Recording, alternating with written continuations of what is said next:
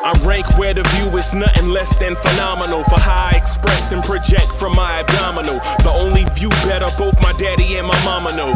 No living parents, my sons give me balance. My wife is my serenity, this mic is my identity. The world is foul enough, that's why I write without obscenities. Provoking danger with broken language and spoken anguish. Begging to get hurt, why would you ask to go through changes? Yes, Lord, life's a chessboard, master the angles.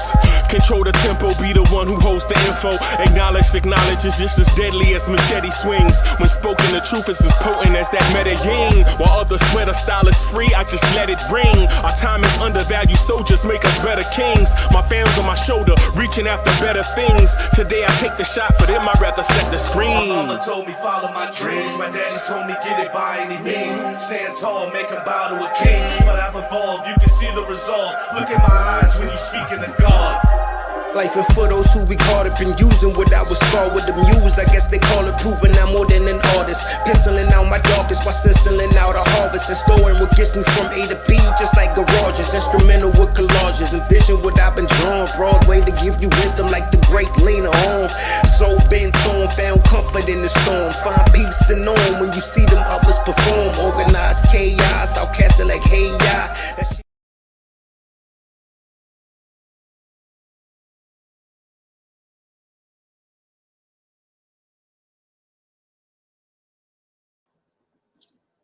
Yo, what's good, party people in the place to be? It's your man, Uncle Freezy. Welcome to the Knicks Morning Drive. Let's get some things out of the way real quick.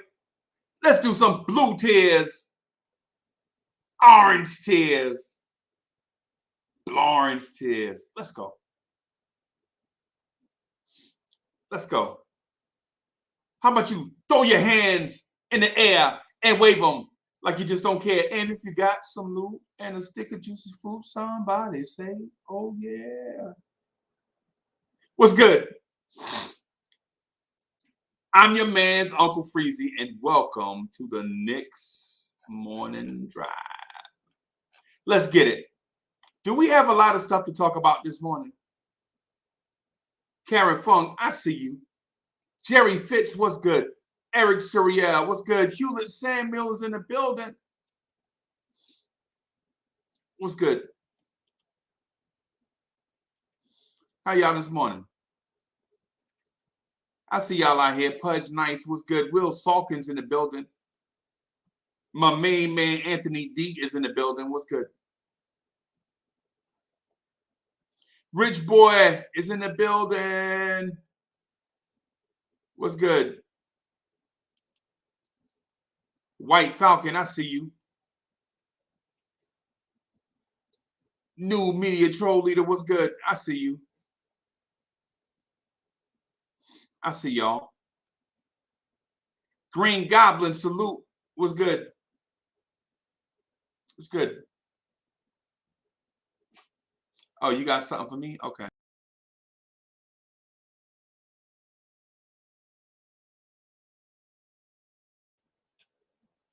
What's good? Dripmore is in the building. What's good? What's good? Luke Skywalker Vision's in the building. What's good? Paris Duggar, what's good?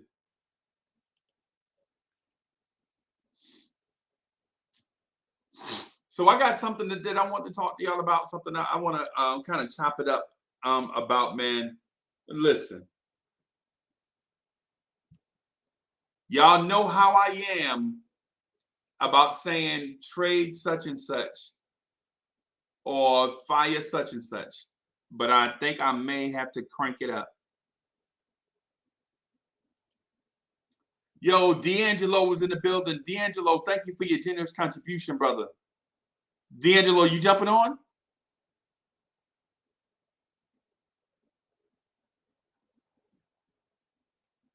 Thank you for your generous contribution, D'Angelo, man. You know, we always appreciate you, bro. You know what I'm saying? Supporting the show. Man, we love your takes, bro. We love having you on. D'Angelo was part of the family. And he might have the best intro.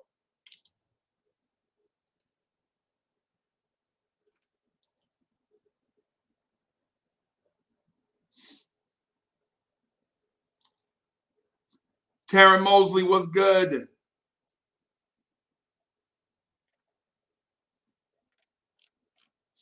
So y'all know how I feel about these things, man, these topics. You know what I'm saying? Y'all know how I feel about, you know what I'm saying, trade such and such, fire such and such, man. Y'all know how I feel about people's livelihood and their bread and all that stuff. You know, I don't really like getting into that stuff, but it might be time to have that conversation with our guy. It might be time to have that conversation. Right? It might be time to have that conversation about Tom Thibodeau.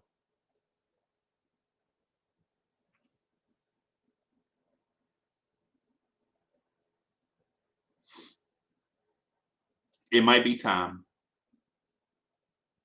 Right? I don't like counting people bread. I don't like, you know what I'm saying, putting fortune or misfortune on certain people. But it may be time to put Tom Thibodeau on the clock.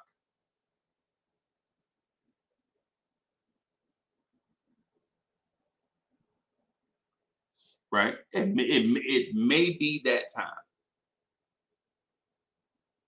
Okay? There's been, Knicks fans have been telling me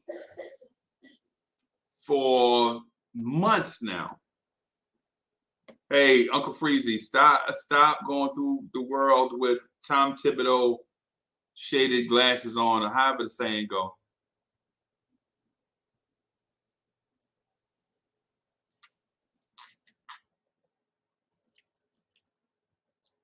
Smart minds are out here saying, hey, did you see such and such type rotations? Did you see such and such in-game adjustments or lack thereof? Did you see such and such game? Did you see such and such advantage that we didn't take care of or that we didn't take advantage of? And I'm always like, listen, if you're gonna order the meal, you got to let the chef cook it the way the chef wants to cook it. Right? If you want such and such type of meal, let me throw my bad, man. Listen, man, we hadn't been rocking on schedule like we have been wanting to for the past few days. So I'm gonna throw the link in the chat. And then that way we can kind of get back to what we normally do. And I apologize for that, man. You know how it is.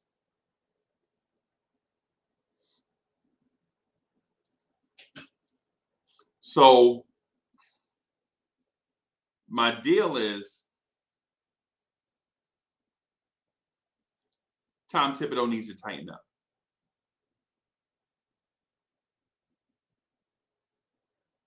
You have never, ever heard me criticize Tibbs like that, because you don't become the two-time coach of the year. You don't, coach the league MVP. You don't do certain things if you're not a great basketball coach.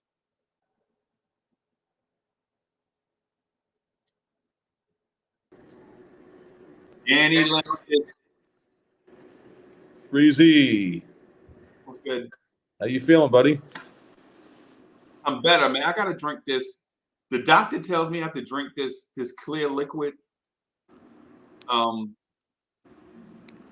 He says, he's like, yo, Uncle Freezy, for the most part, is free.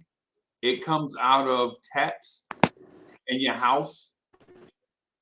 And so I'm like, what is this foreign substance? And so he told basically most people call it water. You have to drink a lot of it, man. Yeah. Stay hydrated. So you need a lot of electrolytes too, like Gatorade Yeah. and stuff like that. bro. I'm so Gatorated out, bro. I can just. I hear you. The zero sugar one is Oh, not God. really that tasty. Yeah, the zero sugar one is not that tasty. Oh, good. Yo, Karen Fung, I see you connected or not connected. So Karen Fung is trying to jump in, but the device won't connect for some reason. So, but we'll see if we can. Hey, so Karen is saying it's showing your devices not connected.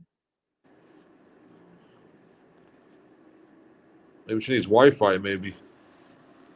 Yeah, and it keeps disappearing. So we'll see. We'll see. We'll see. But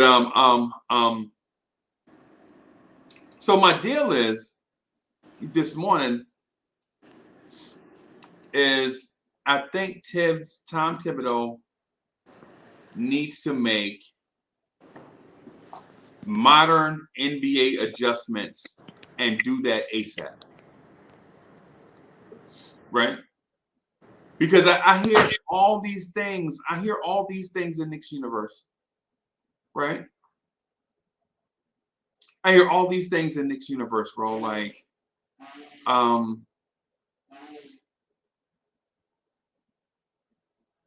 let me do a thing real quick. All right. Where are they? There we go.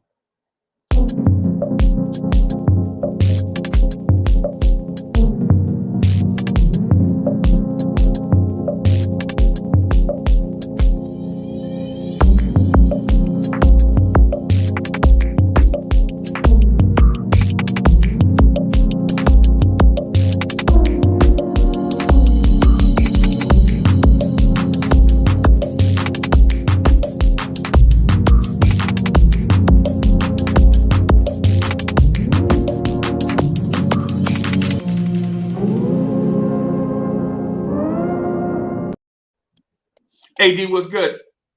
It's the snake charmer in the hizzy for shizzy. There he is. What's going on? Good morning, Uncle Freezy, Danny Landis, Nick Nation.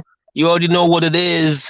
Sunday mornings, 11 a.m., the realest morning show. Take the ride with me and Freezy, old school Knicks. Bam. Anthony D, salute, buddy. Salute, Danny. Good morning. Hey, Sam just jumped in. Let me get Sam ready. Where's Sam Grandison at? There he is.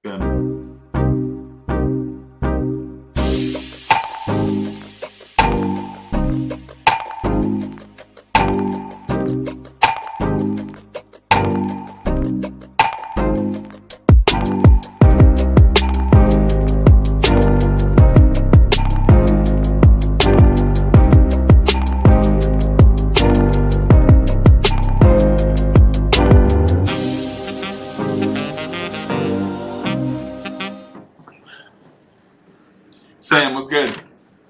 What's good? Salute. How y'all doing? How y'all feeling? Sam, good morning. I promise you, Sam got the coolest intro that there is.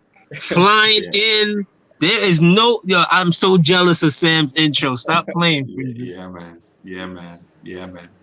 Hey, Sam. So how you feel about the tips thing, man? How do you feel about? You know what I've been preaching for the past couple of months. Remember, I told y'all Tibbs has a trend with every team he goes to, and we're just in that phase now where it's like it's on the back end of Tibbs on his way out. I don't know how soon it is, but I would say like probably after next season, Tibbs is going. That's all I'm gonna say for right now. Really? Yeah. If things keep going like this, now if it changes, I'll change my stance. But if it keeps going like this, I say he's out next year. So my deal is with not just with Tibbs, but changing coaches. I don't feel, I'm not a fan of the changing of coaches all the time. You know what I'm saying? Because to be honest with you, we're overdue for a coaching change right now based on the way we hire and fire coaches. You know what I'm saying? We hire and fire a coach every year and a half. And then every 2 years we bring in a new front office. You know what I'm saying? So we're on that schedule, and I don't want to be on that stupid schedule, bro. Yeah, I know. But it's hard to find coaches, but like you know, Freezy, at some point it's got to give with these guys in this rotation. I don't know. My frustration with Tibbs is this. We had 3 teams laid out for us to fillet and grill, right? And for some reason, our coach, in his stubbornness, would not go in for the kill on those teams because he wanted to stick to his proven formula, right? You remember the Pelicans team that had a point guard kill us, Jose Alvarado? Remember that? Yep. Georgia Tech killer, Jose Alvarado. Yeah. That, in my opinion, that game was laid out for us to win by 10, headed, and I'm talking about, cruising to a 10-point win, and our stubbornness to make changes in game kept that team around. Right. The same thing with the I think it was the Timberwolves. Was it the Timberwolves? You talking about recent? Then yeah. You talking about recent games? Yeah. Same thing with the Timberwolves. It's really been the past couple of games. Honestly, if we've been honest, it's been like the past 5 games. Right when before the Pelicans, we lost to the Timberwolves, that close one, and then before that, we let Miles Bridges have a show. Yeah. Well, that game, he came out. He was better than us. Yeah, he just had a show that night. Yeah. But the Timberwolves game, we pitter-pattered around. We sister kissed the Timberwolves all, you know what I'm saying, for the whole game. But when they made adjustments to their spot, well, basically, I felt like we could have put our foot on the gas. Right.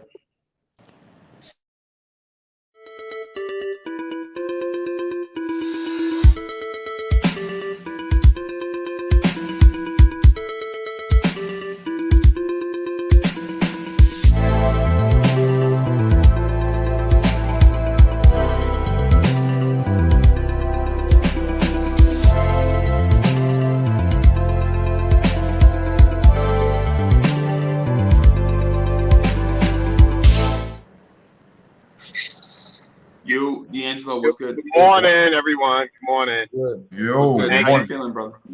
Good morning. Hanging in there. Sorry to interrupt. Go ahead, Freeze. You were saying something. I felt like we had a bunch of teams on the ropes, right, ready for us to throw our haymaker. We reserved the haymaker. We saved it, and then at the end of the game, we didn't have punches left. You know what I'm saying, to finish teams off. Yep. The Timberwolves game is one. The Pelicans game is one. The Cavs game that we lost in Cleveland is another. Yep. Right? They went to their reserve big men for desperate. Oh my God. Ed Davis and Kevin Love, they were desperate, looking for offense. And instead of us bringing in our young horses to push the pedal, you know what I'm saying, to put the pedal to the metal and make those old men run. That's right. We instead were like, oh, you think you can go old? Watch this. Yep. Think about it. All he had to do, I mean, like you said, he could have put the young legs in there. I wasn't understanding it. And then on top of that, the only young buck who it seems like he's gonna put in is Grimes. And Grimes even had to prove himself, really, for him to even be in that fourth quarter. Because think about it, he had to bench Fournier. If it wasn't for that, Grimes probably wouldn't even sniff the fourth quarter like that. Right. That's right. Right.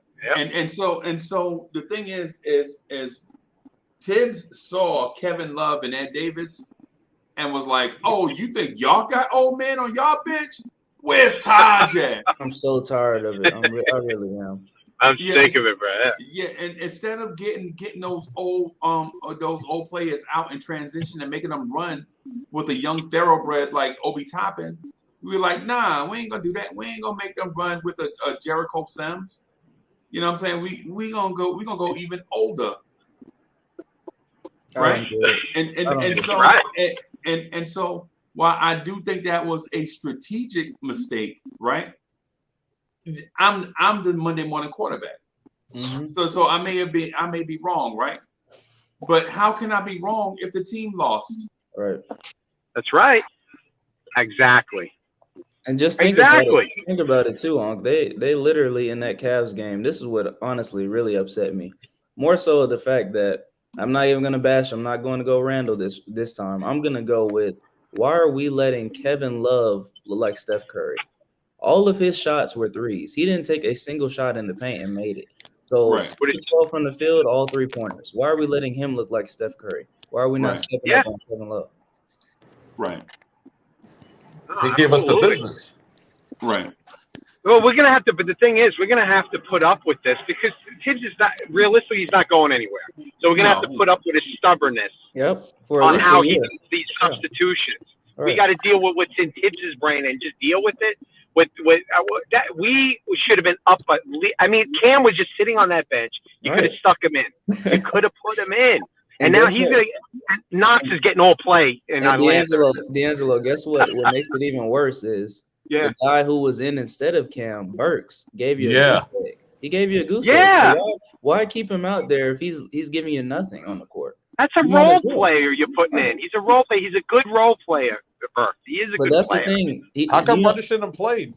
Right. You're right, Danny. And the thing about it is, what I wasn't understanding was you yanked Fournier for Grimes. Why couldn't you do the same thing with Burks? If you already yanked Fournier, go ahead and yank Burks for Cam. What are we doing? Right. What are we doing? And so the thing is, I don't know if my age narrative was missed, but you kept old legs in there with Alec Burks, right? Instead of bringing fresh legs in, right? Fresh young legs in with Cam Reddish. Don't get it.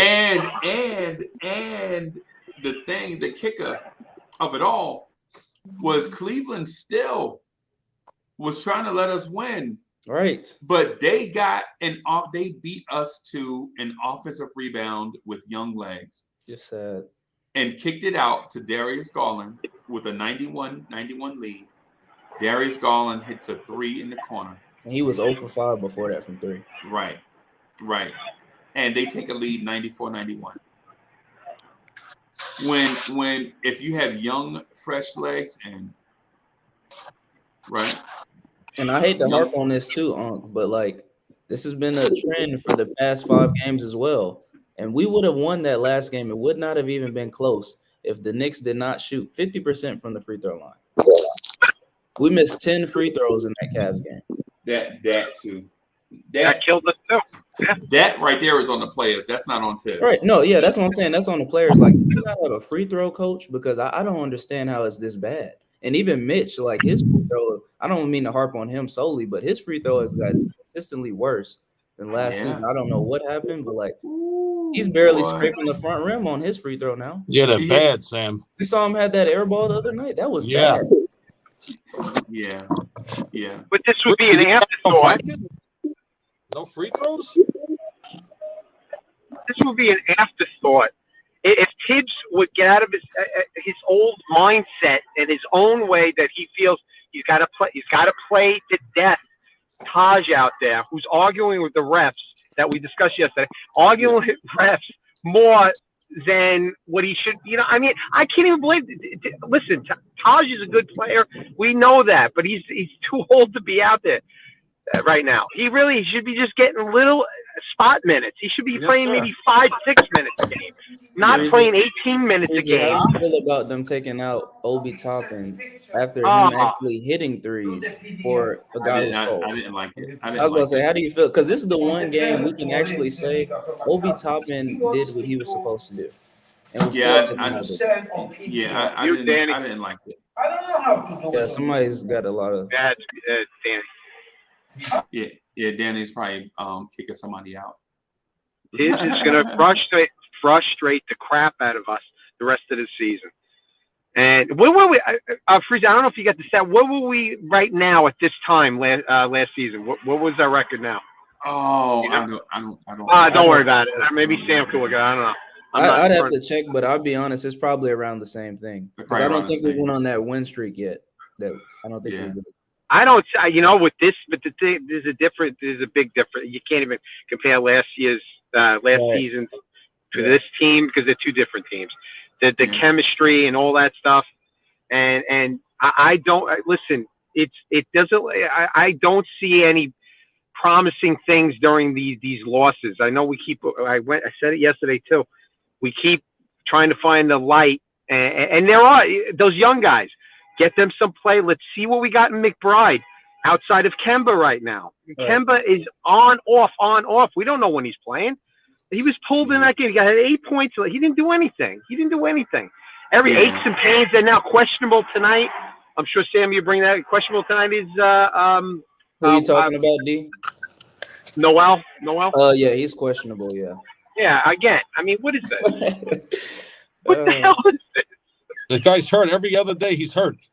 It's the same thing too, D'Angelo. It's the knee with him. I don't know what type of knee injury it is, but that's what it is. Yeah. He's got no meat on him. That guy. I mean, you can push him around. He's going to break. You know. Right. That's what it is, Angelo. He's too skinny. Yeah. Do you think he'll play tonight too? I doubt it. I'd be if he does play. He's not gonna get heavy minutes because they're saying it right now as him and Mitch are questionable, and Kemba's off. Kemba should be good to go, but Mitch and Sam, what's wrong with Mitch? His ankle. Ankle sprain. He had the ankle injury. Yeah, he stepped on my man's He stepped on Noel's game. Foot. No, it was on the other team. No, the Clippers game. He stepped on I think it was Kennard or somebody. He sprained it. So these guys he'll probably he'll be questionable tonight. I don't know if he's going. Yeah, I think we would have had more wins than losses if Tibbs wasn't so stubborn. With his I really feel that. I mean, you could see that. My God, a novice could see that what he does with his he has a set rotation in his mind, and he does not break off of that. He won't. At a 65-year-old age, he's showing it now. But he's just stubbornness. He's sorry, I don't throw his age out there, but he's too stubborn, and it's friggin' frustrating me every game. We're watching it. That game, you're watching Love go off, as you pointed out, Sam. Come on. Yeah.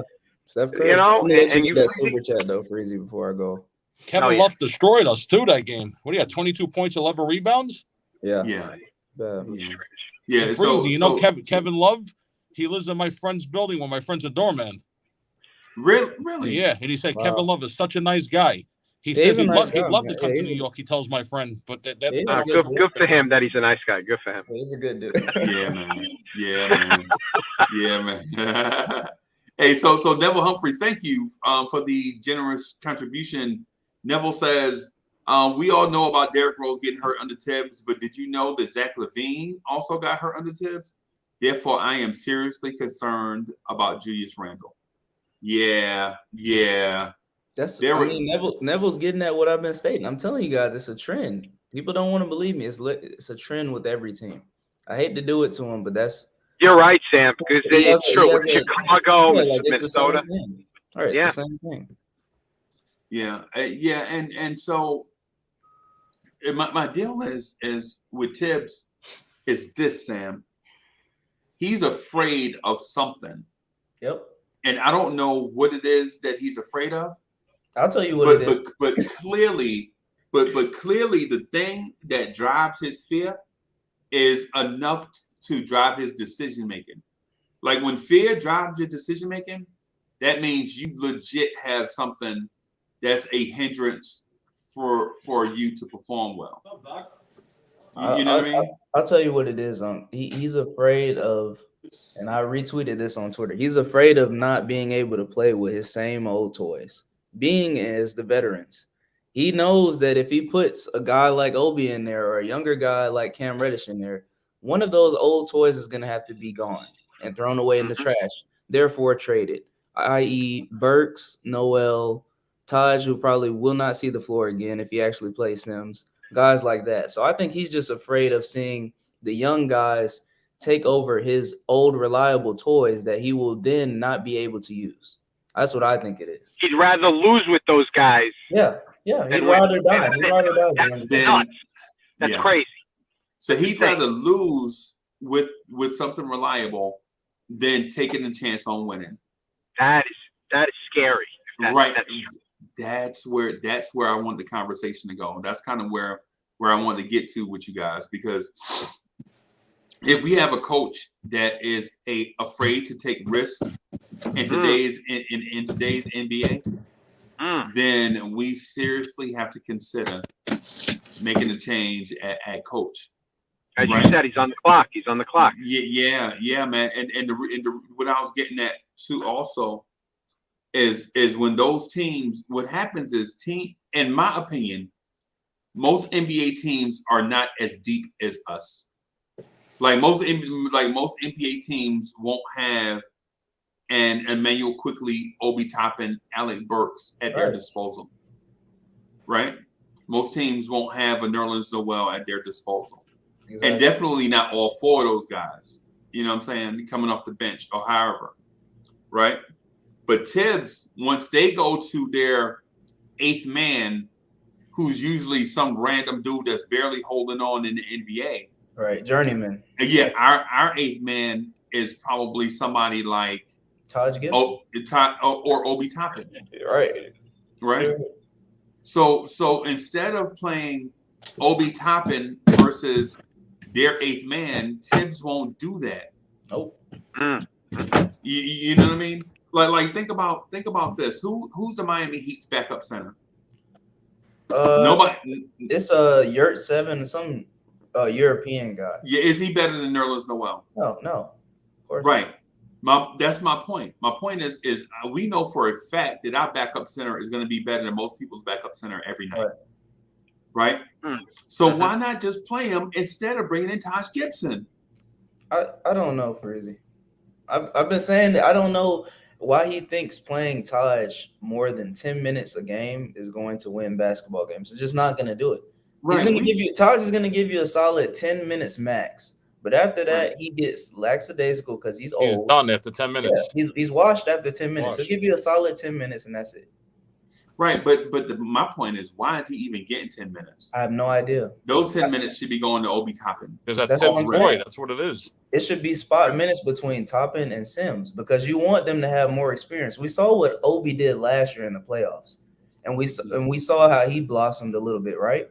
You don't give Sims any minutes during the regular season, but then you throw him in like how you threw Frank in when you have no option in the playoffs. We don't want to see that. Because when you throw a guy in there with no experience in those situations, what happens? They get cooked. And that's what I don't want to see from Sims, because then we'll all be shooting him down, saying that Sims sucks when really he hasn't got any burn. I don't think we should. But you know what I'm saying? Like he hasn't got any burn all season, and then he's just gonna throw him in there when he has Mitch Noel hurt, and then Taj probably fouls out. Then he has to throw Sims in there. Yeah. Right. Right. With expectations too. You know what I'm saying? And so to me, it's not right, bro. I think this thing with Tibbs, man, is yeah, you gotta even tonight, right? The Miami Heat are a great team. Right. The Miami Heat are a great team. Yeah, we got a problem. Do you think they're deeper than the Knicks though? No. No, they're not. They're no. And remember, that was our calling card, really. This offseason, that was supposed to be our calling card going into the season. We have a deep roster. We have multiple lineup adjustments we can make. But yet, we're still staying packed on those 8 guys. So we won't even see how deep our roster truly is because we're not going to play different people. Right. So, yeah, that's one of the things that I'm getting at, man, is I don't believe that Tibbs – I think he's capable of making adjustments. I think he's scared to make adjustments. That's what scared? I'm getting at. Really? Scared, yeah. Yeah, because he is one. It's okay. I'll give you an example. Right, it's the difference between Bill Parcells and Bill Belichick. Right. Bill and I hate to keep doing football, but Bill Parcells and Mike Ditka in my mind are the same person, the same coach. It's the same. They come from the same style. They have the same mindset. Like, hey, listen, our defense is gonna come out here first, right? We're gonna set the tone with our defense. We're gonna run the ball, and we're gonna force the other team into mistakes, right? And Bill Belichick is like, not only am I better at that than Bill Parcells and Mike Ditka, but what I would do here, Coach, is good point. Is if this team has a bad pass defense and a great run defense, why run the football against them when we can go 5 wide and play to their weaknesses? Right. And I remember back in the days, like people used to say, well, Bill Belichick had 5 receivers on the field. Who was Troy Brown? Who was Tom Brady? Is not Joe Montana. Remember that used to be the thing. Like Tom Brady is not Joe. But now in 2022, you don't even hear Joe Montana's name in the greatest quarterbacks of all time conversation no more. Right. Because a coach in Bill Belichick, who did have a discipline, also had the ability to adjust to what the other team's weaknesses were, and not only take advantage of it, but exploit it. Right? Preach. Yep. And so when you look at the Tom Thibodeau, Bill Parcells, Mike Ditka style of coach, right? Bill Parcells would never have gone 5 wide, right? Never. I watched him, man. I'm old enough to watch him say, "Listen, we're not putting 5 wide. I would rather put 2 small running backs out here that can catch. Give me Dave Meggett and another small running back. I would rather do that." Right. He couldn't compromise, and that's probably why the Giants don't have 4 or 5 Super Bowls from that era. They have 2, and they were fortunate for that one against Buffalo, right? Right. Thibodeau, on the other hand, the coach shows his weakness to Tibbs, and Tibbs won't make the adjustment. Like the Cleveland game, they put Ed Davis and Kevin Love on the floor at the same I can't believe it. time. I can't believe it. And Tibbs did not put a running lineup on the floor. Tibbs did not risk rim protection. Now think about what I'm saying. Tibbs did not risk his rim protection for the sake of scoring points at the other end. Now tell me, what low post moves does Ed Davis have? He has nothing. He's literally just a rebounder. He has nothing. Is Kevin Love a low post scorer at this stage? No way. No, right? So why would you go old man for old man instead of bringing in a lineup that can run? You know what, Freezy? It's because he's stuck in that Chicago Bulls mindset, and he's thinking Taj can still bang down there for whatever reason.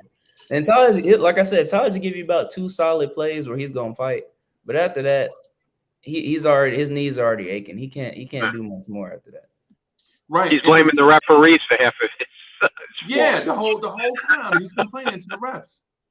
Oh. You know what I mean? And so my point, the point that I'm getting at with Tibbs is not that we see this once in a while. It's we see this often. There's a clear pattern. Yeah. That when teams show their weakness, Tibbs will not. He will. Sam, you ever played a video game and you daze somebody on the game and it's like finish them, Right? and you Like really you're, go in there, yeah. yeah. And so Tibbs never goes in for the finisher, bro. Right. Never. It's like Freezy. It's like somebody's literally coming out in a run commit, and you have Hail Mary, and he just doesn't lob it up. He's like, okay, I'm gonna hold it and take the sack. Right. Yeah. Yeah. He sees the team, like he sees the team adjusting, and it's like he just misses the adjustments, and it's still gonna go like blindly in there and just run the same lineup. Right. Run they're blitzing in the A gap, and we want to run the fullback in the A gap. Right. That's just what it is. It's the man. Listen, it's the reason why Joe Gibbs was able to win Super Bowls during that same era, because Joe Gibbs would be like, okay, we're gonna play this style of football. Y'all not gonna adjust. I don't even care. Because think about that. Joe Gibbs won Super Bowls with like 3 different quarterbacks, I think. Mm-hmm. Right. So it wasn't like a certain. All it was they want to do this, and they're gonna give us this, and we're gonna take it. Right. You know what I'm saying? Yeah. The thing with Miami tonight, Miami's going to come out and trap. Yep. Right. Miami's going to come out and trap, right, Sam? Yep. And so when teams trap, the 3-pointer in the corners are always open. Now when we come out tonight, guess who we're going to have in those corners? You know who? Your big men that can't shoot threes are going to be in those corners. And we won't be able to take advantage of those corner threes, right? And then when we force the 3, they're going to miss, and Miami's going to get out and run the other way in transition. Yep. Right? Instead of, before the game, just making them just, hey, y'all want to do that? Y'all want to trap? Y'all want to play a college-style defense in the NBA? What we'll do is make the adjustment beforehand. We're going to come out small. Exactly. Right. We're gonna come out with a Randall, Toppin, RJ. So probably Fournier and Burks is probably what it'll go with. Yeah, and he shouldn't. And I think that the lineup probably should be more of a. You probably have to start quickly. Yeah, that's what I was gonna say that, Freezy. That's what I want to see actually moving forward. I'm actually pretty sick and tired of the Burks experiment at this point. Just go ahead and throw quickly there. I know he has his transgressions, but it's like Burks, we know what he is, and that's just not him. He's not a starter, and he's not a starting point guard at that. Like I said, it's better for Burks to come off the bench. He's more in the flow of things with the bench, and he's better than most bench guys in the league, which is why he gets his points off like he does. And then think about it. He always shoots better in a shorter like clip. When he's out here shooting like 15 shots a game, he's not shooting good. Burks needs a solid, probably I'd say 6 to 7 shots, half of those threes, and he's giving you a good game unless he just has it hot. Right. And here's the other thing too that I would suggest. Right. So Evan Fournier is not really a guard. Right. He's more of a wingman. Exactly. Swingman, right? So he's not a combo guard like a Bradley Beal, right? Like can play the 1 or the 2, right? So when teams trap, Fournier is not going to be a ball handler. Yeah, can't dribble. Yep. Right. He's not going to be able to make, not at this stage in his career. Maybe 5, 6, 7 years ago, maybe. Yep, maybe. But at this stage of his career, he's not going to be that person. So what you would do with a Evan Fournier is move him off the ball, off the ball, right? Like I would prefer for Evan Fournier to take those corner threes. Yeah. You know what I'm saying? Like the second, like he gets that shot off the secondary pass, and he gets those looks. Exactly. Right. But if you know this already, so you know that you might have to have two ball handling guards in there, right? So now what do? Do you bring in? Do you have a quickly RJ situation? Do you have who else could we use? And the thing about it is, Freezy, I hate to say this, but because he's not on the injury report, and I don't want to see this, but expect to see Kemba possibly starting tonight. I'm just saying that's what I if he doesn't put Burks Probably. if he doesn't put Burks there, it's Kemba, because I just feel like he's gonna go with that. He probably is. He played like half the game the last. Right. So What his did knee should be okay. What did Kemba give you last game, D'Angelo? I forget. I don't think it was 8 much. points. Yeah. 8 points. That was it. The rest of the stat line, I don't even think he had 2 assists or something. Didn't I even think that was matter. it. Yeah.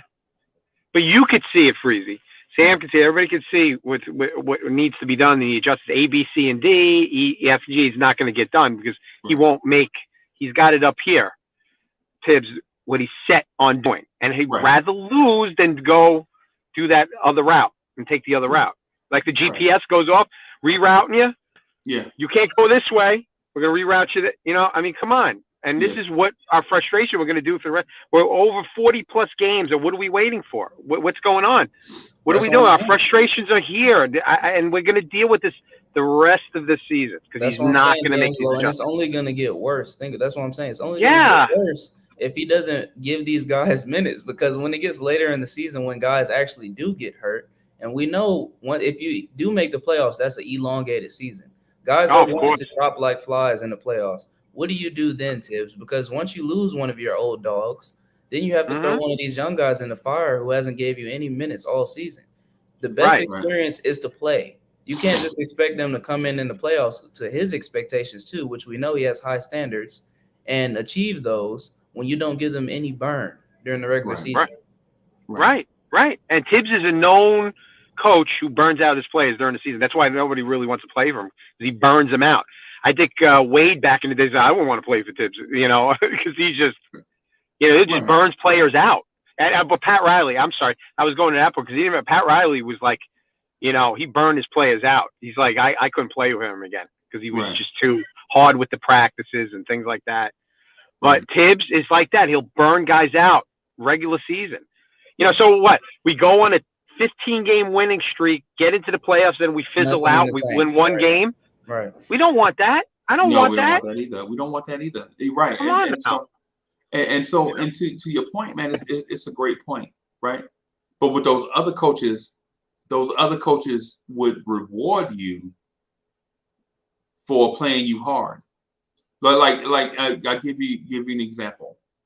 George Karl used to play people to death, right? You remember the old Seattle Sonics, the Sean Kemp, Gary Payton, Seattle Sonics, Vincent Askew, and all that. Hey, my uncle's Vincent Askew too. That's like one of my dad's best friends from high school. Wow. Yeah, George Karl used to play those dudes to death. But you know what George Karl used to say? Man, listen, I'm gonna run y'all to death, but you can pad your stats. You know what I'm saying? Right. So I remember games where Seattle would be up on teams by 20, right? And I'm like, and people are like, man, he only playing 9 players. He up by 20, he only playing 9 players. And like, so what? And Seattle was like, man, we don't care. We having fun. We getting up and down the floor running. You know what I'm saying? We know if we play defense hard on this other end of the floor, I get to show off my highlight dunk at the other end. Mm-hmm. You know what I'm saying? And so when you incentivize people, there's a certain thing, but Tibbs don't incentivize. We don't. There's no incentive. The incentive can't just be winning because everybody wants to win. You know what the incentive is? Yes. You know what the incentive is? I was about to say he does have an incentive. What he's doing is he's going back to the good old, I'm going to reward you for what you did with me with the Bulls. And that's what we're seeing why he's playing Taj. Right. Because I don't that's the only incentive I've seen Tibbs give out all year. And besides him actually playing Grimes now, but it still feels as though to me, Grimes has to play well to force him to bench Evan some of these games because it doesn't look like he's willing to do it and give. That's a ridiculous style of coaching like that. Right. He's got his favorites like that, and you're gonna, like as we said, you're gonna lose games more than you're gonna win with that mentality. Right. Come on. I mean, come on, Tibbs. Right. Yeah. And so like tonight, Miami's gonna trap. They know Miami knows we're down a bunch of guards. All right, they know. Right? Miami knows that. We know that. Oh, They're yeah. gonna come out and trap us because we've been struggling shooting the three. Yep. Oh, yeah. Right?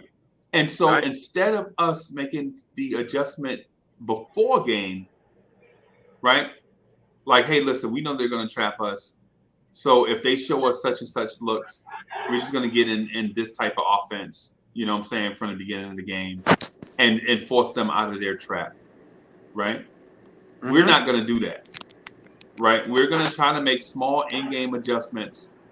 You know what I'm saying? Like maybe if RJ slides to the corner, then if RJ's knocking down that corner three, then we can stay in it. Why? What are we doing? Why would that be an in-game adjustment? Why are you taking RJ off the ball and putting them in the corner? You know what I'm saying? I mean, come on, yeah. Crazy.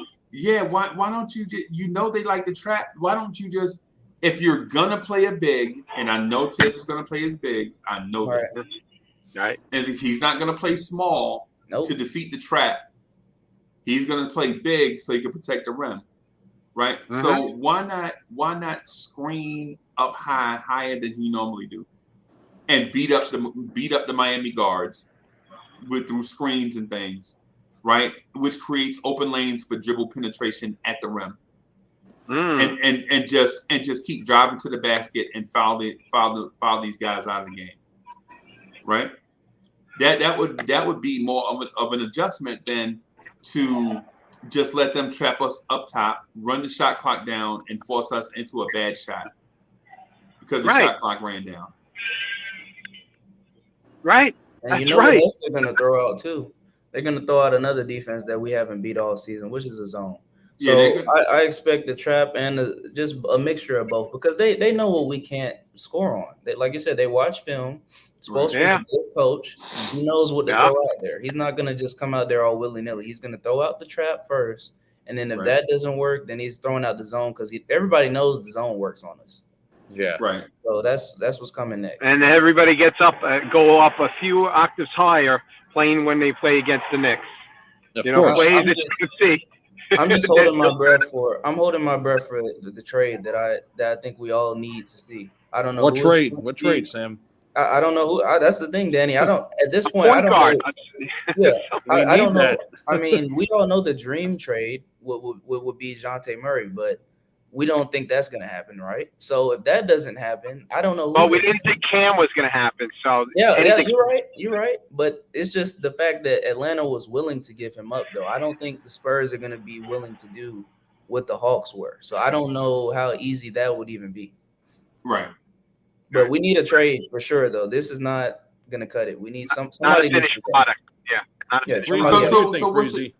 So what's that area? What's the most clear area of concern? It has to be a point because think about it. We complained all, and this is another thing I don't understand about Tibbs. I just want to get on this real quick.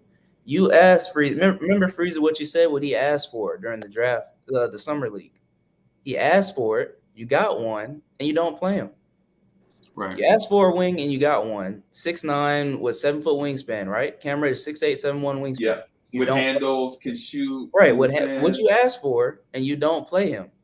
So that's what I don't understand with Tibbs. This is one of the guys that you've been asking for as far as player profile, and you still don't play the guy.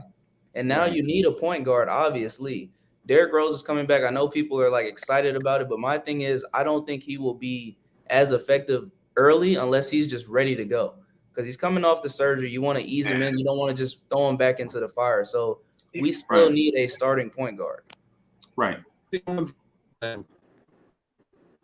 What, Danny? Hey, you're breaking up, bro. When is Derrick Rose coming back? We don't know. It's uncertain. But he comes back at 50%. Rose is not going to be a factor when he comes back. That's my thing. Like when he comes back, you're going to have to ease him in there because he's still coming off of surgery. We have to understand that. Even though he'll be like cleared to play, he's still coming off of surgery. You can't just throw him back in there and play him what Tibbs wants to do, which is 25 to 30. Yeah, that's right. Tibbs will use a Phillips head screwdriver for flathead. Yeah, the way he doesn't care. Yeah. That's what he does. You got tools in the drawer. There's some tools, keep them sharp too. I mean, what are we doing, Tibbs? Come on, man. And I hate to go against. He's our coach. But now we got to be frustrated with Tibbs because we just seen Cam sit on the bench and Sims, McBride, whatever. We would have got I know we would have got probably a win outside of the free throws. I think it would have just brought a different energy on the court that last game that we could have won and pulled that game out. D'Angelo, you know what I've been clowning G-Man, trolling G-Man for the past about Obi. But this is the one game that Obi deserved to be in there. He deserved it. I agree. We can't say, Obi shooting is 20 from 3. No, he was shooting 75% from 3. And what did you do? You took him out of the game. You still took him out. Yeah, you still took him out of the game. What else do you want him to do at that point? Oh, man. Yeah. He did more than the highlight dunk, Freezy, and he still got benched. Yeah. I'll be cursing at the TV tonight as well as I cursed the last one. I mean, this is horrible. Tibbs is what Tibbs is, and we got to accept that. That's unfortunate. He ain't going to change. He is not going to change his way. So he should be on the clock, as you said, Freezy, earlier on. He got to be on the clock. He should be. Somebody should be talking to Tibbs right now. Accountable. Accountability. Like Tibbs. The other night, you had 2 old big men on the floor at the same time for the opposing team. And not only did you not try to get out and run, you played to their style, and it lost you the game. Right? Think about this. So they had 2 old big men on the floor. And so Cleveland played to their strengths. They played the pick and roll with Kevin Love up top because they know Kevin Love is not a fluid athlete anymore. All right. Right? So Kevin Love just set a hard screen, kept his position, received a pass from the guard that penetrated, and Kevin Love knocked down threes. You know what I'm saying? So instead of taking that same brittle big man and making him run up and down the floor, you acquiesce to what he did good. Right. And then you wind up losing the game by 2. When all you had to do was, old big man, listen, old physical big man, like Kevin Love used to be a young physical big man. Yeah. Right? A paint demon. Kevin Love was never Anthony Davis. Right. Kevin Love was Kevin Love in his prime. Kevin Love was a double machine with upside shooting 3. Yeah. You know what I'm saying? He was never Giannis. Right? So the thing is, now that Kevin Love is an old big man, you can't expect Kevin Love to go back to his former days of being Giannis when he was never that. Exactly. You know what I'm saying? Kevin Love was a young bruising big man that turned into an old bruising big man. And so what you want to do with those type players is get them out of their element. Yes. You know what I'm saying? But Tibbs didn't do that. Tibbs acquiesced. Tibbs was like, "Oh, y'all want to bruise? Y'all want to bring in some old bruisers? I got an old bruiser." No, Tibbs. No, an ancient bruiser at that. Not old. That's why that analogy that you brought up about Belichick and Parcells, it makes makes Belichick a better coach in that area because he can adapt and adaptability and all that stuff. Yeah. And just the way Tibbs is just set in his way, and we got to accept it and choke it down like a food that we don't want to eat. Yeah. And so to that point, when during Bill Parcells, Mike Ditka, during their time, you know what I'm saying? Everybody thought that these were like some of the greatest coaches of all time until a coach like them evolved. Yeah. Right. And so Belichick evolved from those guys, and now you don't even hear those guys' names anymore. It's true. Yeah. You know what I'm saying? And so it's the same thing. It's the same thing that's going on with Tibbs right now. Tibbs, if you want people to remember who you are, you better evolve, because if not, you are going to be the answer to a trivia question. Right.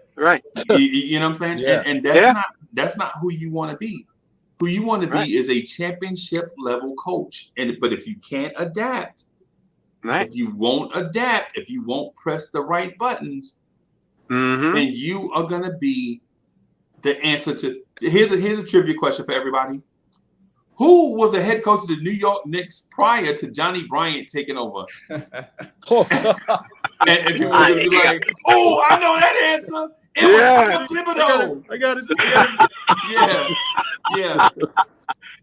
Tibbs is that mentality. Go. I have a beeper still. I'm gonna go find a payphone to make that call. Right. Exactly. And so. And Belichick was smart enough, not to cut you off, but Belichick was smart enough to harness. If they hit me from this angle, I'm gonna do that. A, B, and C, and you're gonna adapt to that. And Tibbs doesn't know how to do that because if he goes at that, he's too scared, as you pointed out. Yeah, too scared. Afraid. Yep. He's afraid to do it to see. Oh, what's gonna? No, I can't do that. I can't. So he'll fight himself in his own mind, and we see that because he just. Oh no, Taj is my guy. I'll play him 40 minutes, 48 minutes. I don't care what anybody says. Oh, we had a tough. He played good. He played real hard. He'll make all these excuses during the press conference. Yeah. Right. Yeah, you see that, and he's like, these are my guys. Randall had a good night. He did it. You did a good job. Blah blah blah. Meanwhile, Randall looks confused sometimes when he has the ball, and I'm not to start getting on Randall's case, but his demeanor out there, and he's in his case, and Randall knows that too. By the way, he knows that he can get away whatever it is because he doesn't get yelled at like with Tibbs. He always gives him carte blanche to do whatever it is. Right. On the court, he could do anything. He's like a little kid. He's like looking back to daddy and seeing what's going on. You know what I mean? It's just you see that. But that adaptability, that was a great, with Belichick and Parcells, that whole mentality. I would say to this too, D'Angelo. I will say it to this also. I think Tibbs.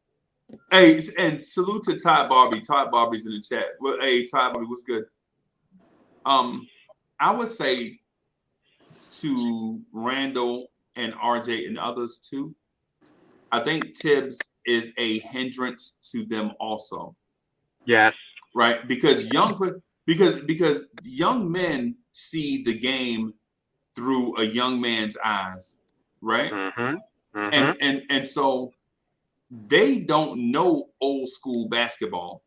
They had to be taught that from an old school coach, right? Because these guys came up playing the current way basketball is being played. So Tibbs had to force old school basketball on them, draw the double team, read and react, make the right pass, blah, blah, blah. New school basketball is take your man off the dribble right away. And if you can't, look for the three-pointer. Right? And everybody knows NBA today's basketball is 3 points and threes and dunks, right? Threes and dunks. If you can't dunk it, shoot the three. That's today's NBA basketball, right? Tibbs wants to get the best of both worlds, but in the old school way. Hold the basketball, force the double team to come, right? Kick out to the open man. If the three's not there, then because think about this. When's the last time you saw our offense create an organic dunk? Right? Just not off an offensive rebound, not off a fast break. I'm talking about in the half court, a guard breaks down the defense and gets somebody else a dunk in half court. How often do you see that per game? Don't. No. You don't see that, right? No, you don't. Because our old school coach doesn't coach that new school type basketball. Even in stretches. Even in stretches. I saw Cam Reddish play 5 minutes the other night, right? I saw Cam Reddish catch a ball, get a rebound because they wasn't passing. They wasn't passing to him. Remember when he got in the game? Right. Good point. So he grabbed a defensive rebound on the other end. He pushed it up. Yeah. He was ISO'd on his wing. He just went right by his guy and did a layup at the basket. Effortlessly. Right. And then he was taken out of the game and we hadn't seen him since. Never seen him since. Haven't seen him since. That's right. We have not seen him since. That's crazy. Right. We don't need to say Cam can't be Theo Penson on the sideline just staring, watching things happen and cheerleading. Hey, come on, stop. Right.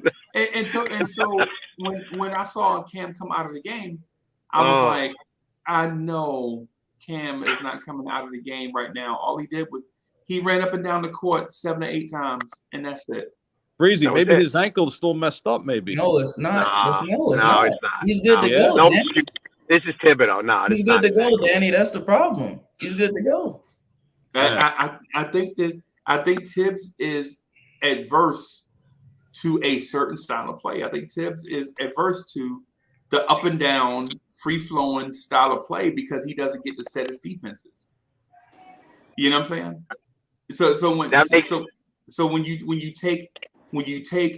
you're Obi Toppin and you constantly zoom up and down the floor, zoom. It's not what Tibbs is wanting to do. He's afraid of that. He's afraid of that. Element. Yeah. So it's like, so Tibbs is like, well, the only way I can control it is to not play him. Yeah. That's it.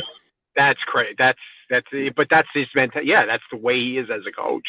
Yeah. And this is what we're gonna have to eat and just deal with. I mean, this is why you look at Bryant on the sidelines. You say, what if he was in there, or what things would he do as a head coach? The thing is, and that's a gamble because you don't know, because they're gonna go through the growing pains as a young. If that's what the franchise sees as him on the sidelines, as his replacement, as Tibbs' replacement. Yeah. Johnny Bryant, we don't know that, but it's not going to happen this year. We all know Tibbs ain't going anywhere this year. And D'Angelo, you want to know what's so ironic is, it's so ironic to me because Kevin Knox has played more than Cam Reddish after the trade. Even though I will say this because, like I said, know it's driving me crazy. I got the pass and I look at those games. Because, like I said, I'm from Atlanta. I watch the Hawks games. Kevin Knox is dog water still, but the problem is he's getting more minutes than Cam Reddish. Yes. Wow. How is that? And then we're gonna make, and then like Cam comes to the Knicks, and now we're gonna get, and he's gonna get sour if he doesn't play him, and he just gets. We don't see Cam tonight. He's gonna start getting really, it's gonna get. And I don't blame him because he should be playing. Yeah, just think about it, D'Angelo. He just wants an opportunity. That's really what Cam said in his interview.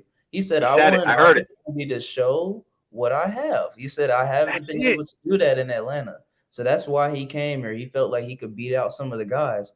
But how are you supposed to beat somebody out playing 5 minutes? Yeah, what the hell are you going to show? How would you be able to beat somebody out? So we got CWC. Yeah. I'm gonna bring CWC in real quick.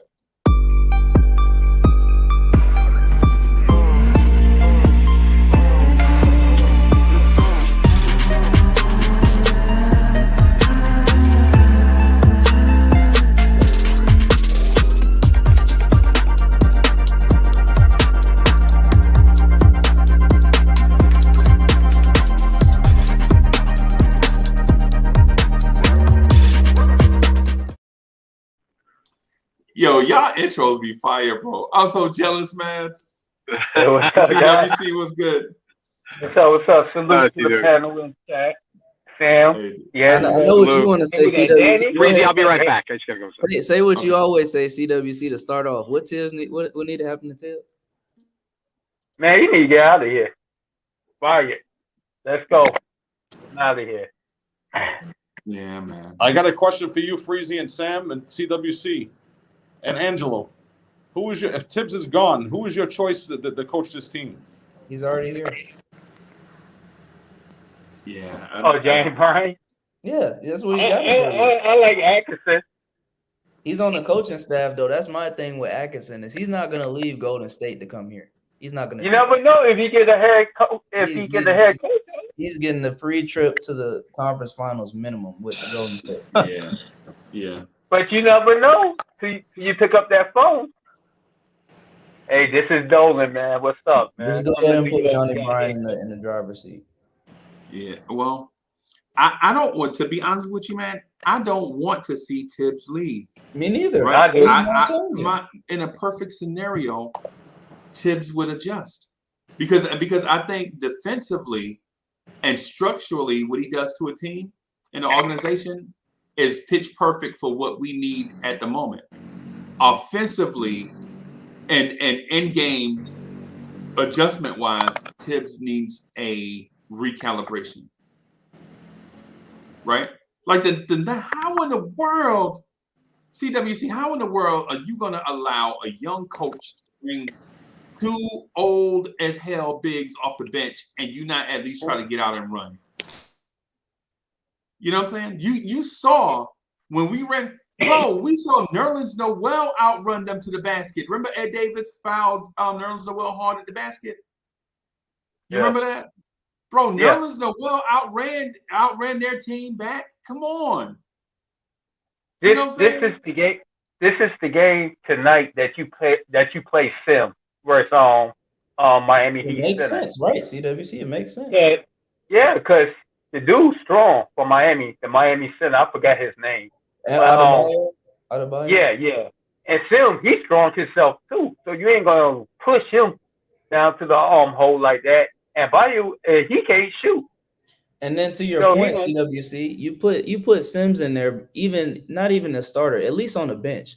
Miami has Dwayne Dedman and Omer Yet7. Those are their backup bigs. You telling me Sims can't do work on those guys? Yeah. Or at least hold his own. Right. I'd rather see him bang than Taj. Yeah. Well, what are we doing? Right. I feel you. I feel you. I definitely feel you on that. And people say Sims is raw, right? I get that. But I've at least seen some things out of Sims that I like. He has the drop step and he has some type of, starter package for a post game. When it comes to Taj, yes, Taj, he has a couple of old tricks, but he's not that same player, so they don't work. They don't work anymore. So the best Taj can do for you now is set a hard pick, roll, and then get a tip out on a rebound or come hard with a rebound and pass it out. He has no post game anymore because he is old. He's washed. Right. In his younger days, he had the mid-range shot. He does not have that anymore. Yes, he did make a couple of threes this year, I understand, but his shot is not like that. Yeah. So, hey, who's going to guard Butler? Fournier? It's got to be RJ. Yeah. RJ or Grimes. And who's going to guard Hero? I guess Fournier going to guard Hero. That's the problem, CWC, that I have is when we know that we have these type of matchups, you have to sit up here and play Grimes a little bit more tonight. You have to. Yeah, well, Hero's not a starter, right? Yeah, but that's why I'm hoping. Yeah. That's my thing, Freezy. That's why I'm hoping if they don't start him, then I'm good with it. Because they already aren't going to have Lowry tonight. So that's why I say, go ahead and put Quickly there. But I feel like he's still going to throw Burks in at point guard or Kemba, like I said, or Kemba Walker, either one. Yeah. I really like those vets, man. Golly. And I'm not sleep on Yurt7. I know he's had a couple of good games. I'm just saying to the people in the chat, I'm just saying that Sims can bang with them. I'd rather see Sims down there than Taj Gibson. That's all I'm saying. Hey, and so Ty Barber says, what does Taj do aside from set good screens? I don't think he sets good screens anymore, bro. He's getting called for the illegal screens now. All the time. Yeah. That's why he got thrown out the one game. Yeah. All the time. The dude is like, yeah. The thing I like about Todd, he a good defender and he a good communication on the court. He could communicate with his players on the court. Right. So that's what I like about him. You know what, Taj? This is what I think Taj is in the best comparison. Like that Nas exhaust that you get if you drag racing, and they give you like a speed burst for 5 seconds, and then just gas out, and you got to recharge. That's Taj Gibson. He'll give you 5 seconds of good play, then he's gassed out. Then you got to bench him until he come back and recharge for another 5 second good run. Throw back and pass.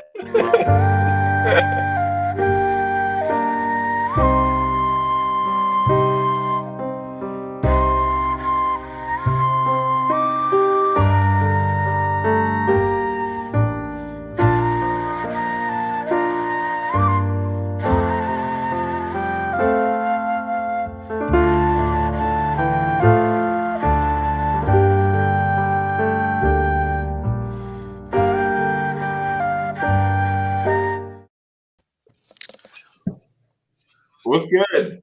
Hey, What's up, Corner? How's everybody Corner doing? Stone. Hey, what's up, Frank? what's good? What's good, Frank? I'm good, man. Hey, it's good I'm to see you, good. boss. I'm good. I'm good. Unemployed, but good. So, Oh man. yeah. But Prayers it's all up, good. prayers up, Kev. Yeah. Yeah. It'll be all right. It'll be all right. Just remain positive. That's all we can do. That's all we can do. Absolutely. Absolutely. That's all. Hey, we can Kev, do. how you like Yeah. that Cleveland game? What you think about that Cleveland game? The Cavs. There's something about this team this year that on paper looks better than last year's team. On paper. On paper. But with that being said, I truly believe that this team is missing heart, because even though we got not swept, but we only won one game against against the Hawks last year in the playoffs. Me personally, I had a belief in that team. This team now, I have no belief. I truly don't. And you would never hear that from me, because I'm always like the quote unquote optimist. And I'm just not seeing that right now. And I'm not just blaming the players, I'm blaming the coach as well. Because there's no way where I trade a player who I never play, who's fallen out of my rotation, and a pick for a player that's probably 10 times better and probably better than one of the starters on our starting five, and don't play him at all. I have a problem with that. I have a great problem with that. So with that being said, this team is missing something. This team is missing the hunger and desire. I don't know if it's because last year, until the playoffs, there was, fans being allowed in the stands, and they were able to play, somewhat freely. I don't know. They just have no type of desire. I think a couple of players, probably have that desire, but still they're not playing up to the ability that they had last year.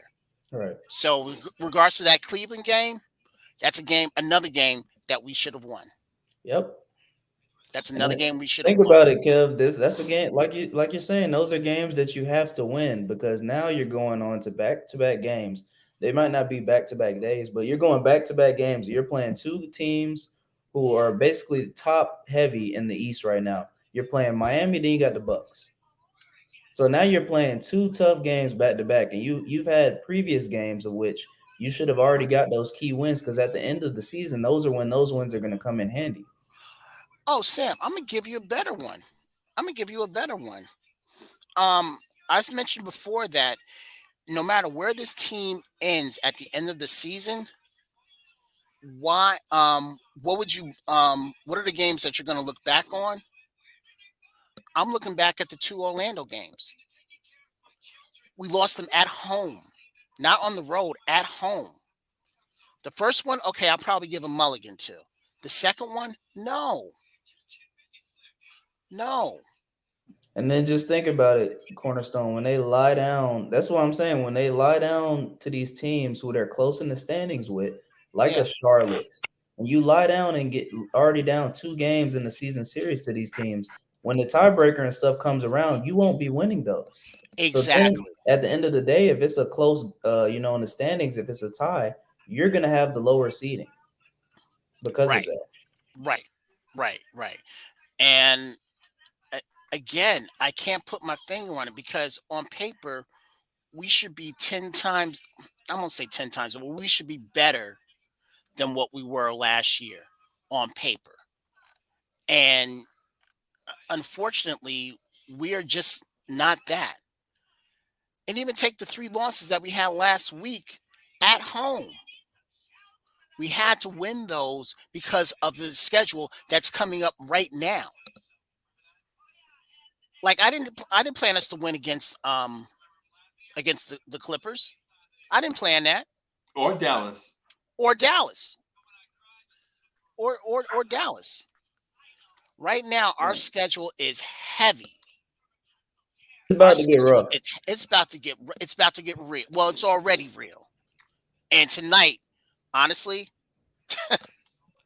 again, because I'm the optimist, I think we're gonna get waxed tonight. And the two guys, hey, what's up, D'Angelo? The two guys that I think are gonna light us up, Robertson and Hero. I think those two guys are going to light us up. Robinson, you talking about Duncan Robinson? Yeah, I'm talking about Duncan Robinson. Who did I say? Yeah, Robinson and Hero. I know you meant though. Okay, yeah, because defensively, Grimes can't cover both of them. Yep. Grimes can't cover both of them. Hey, what's up, G Money? I saw you yesterday. Slacking, man. I haven't seen you in ages, man. Yeah, I ain't seen G Money. Yeah, man. How you guys doing? What's going on, G Money? Good, man. I'm doing great, man. It's good to see you, man. Good to see you too, man. I think the last time we talked was in July, I think.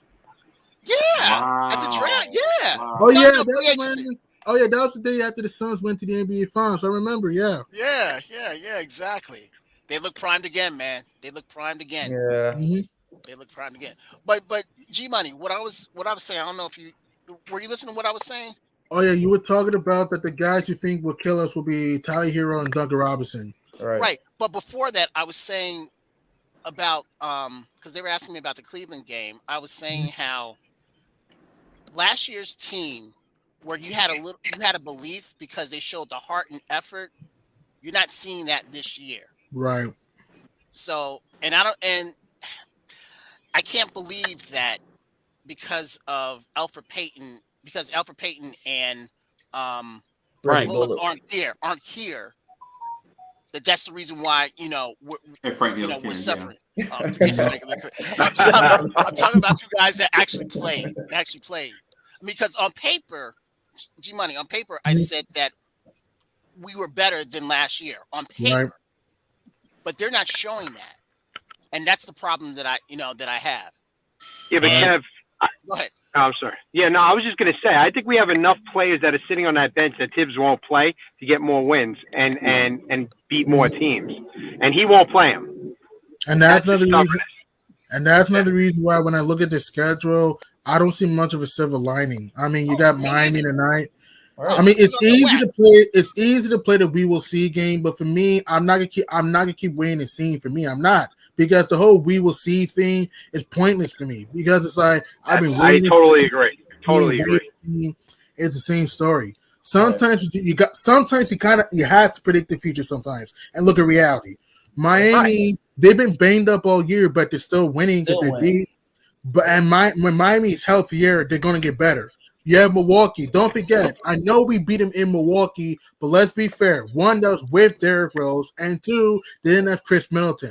Now Chris Middleton is back, and they had that game back in their mind. You really think the Bucks would come out slow this time? No, Milwaukee's going to come in with more fire at home. Then you're home against Sacramento. Who knows? The Kings are a dumpster fire, but no, we lost to the Magic twice, so who knows? Then you're home against the Grizzlies. That's my problem, yes. Home against the Grizzlies. I don't think we'll win that game, because even if Ja didn't play, Memphis is still a deep team. And if Ja plays in that game, you still got Desmond Bane, Zaire Williams, Steven Adams who got offensive rebound. Brandon Clark is still Dylan Brooks. Dylan Brooks won't play. I don't think he's not going to play because he's hurt. Right. He won't play because he's hurt. But you still have a deep team. They got to go against the Lakers. I know the Lakers have been up and down all year due to lack of depth, up and down interior defense. But who knows? Probably AD will be inspired in that game. Maybe LeBron will have it pull up a show. Maybe Carmelo Anthony will pull up a show. Westbrook might do something. I don't know. I know we're not beating the Jazz. I know Mitchell is hurt right now, but he'll probably come back for that game. We're not beating the Jazz. Then we have the Nuggets. We haven't won a game there since 2006. So we haven't won a game there since 2006. And then we got to go to Golden State. I understand Klay Thompson's banged up, but he's due for a breakout game at some point. Yeah. That might be the game for him. And also Steph Curry. I know Steph Curry has been a slump as of late, but he is due for attacking the basket, can hit threes. And even I know Draymond Green's out for a while, but he might come back for that game. So it's like the only win I see is really Sacramento and maybe LA, and even then I cannot guarantee those wins. So where's the silver lining here?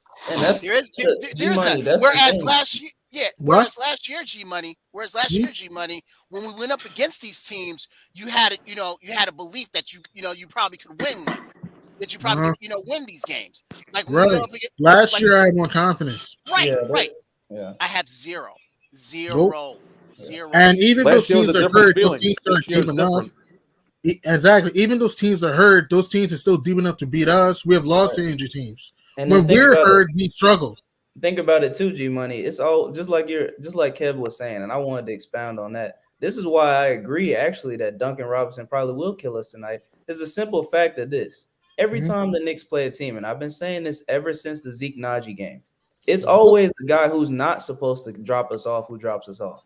So who's it going to be? And we're on national TV. Oh, right. So who's it going to be tonight? Because in the past games, it's maybe been Max Strus, Malik Monk, Zeke Naji, been guys like that who don't even score. It might even be Wayne Ellington. Who knows? Yeah. For the Lakers, Might be Wayne Ellington.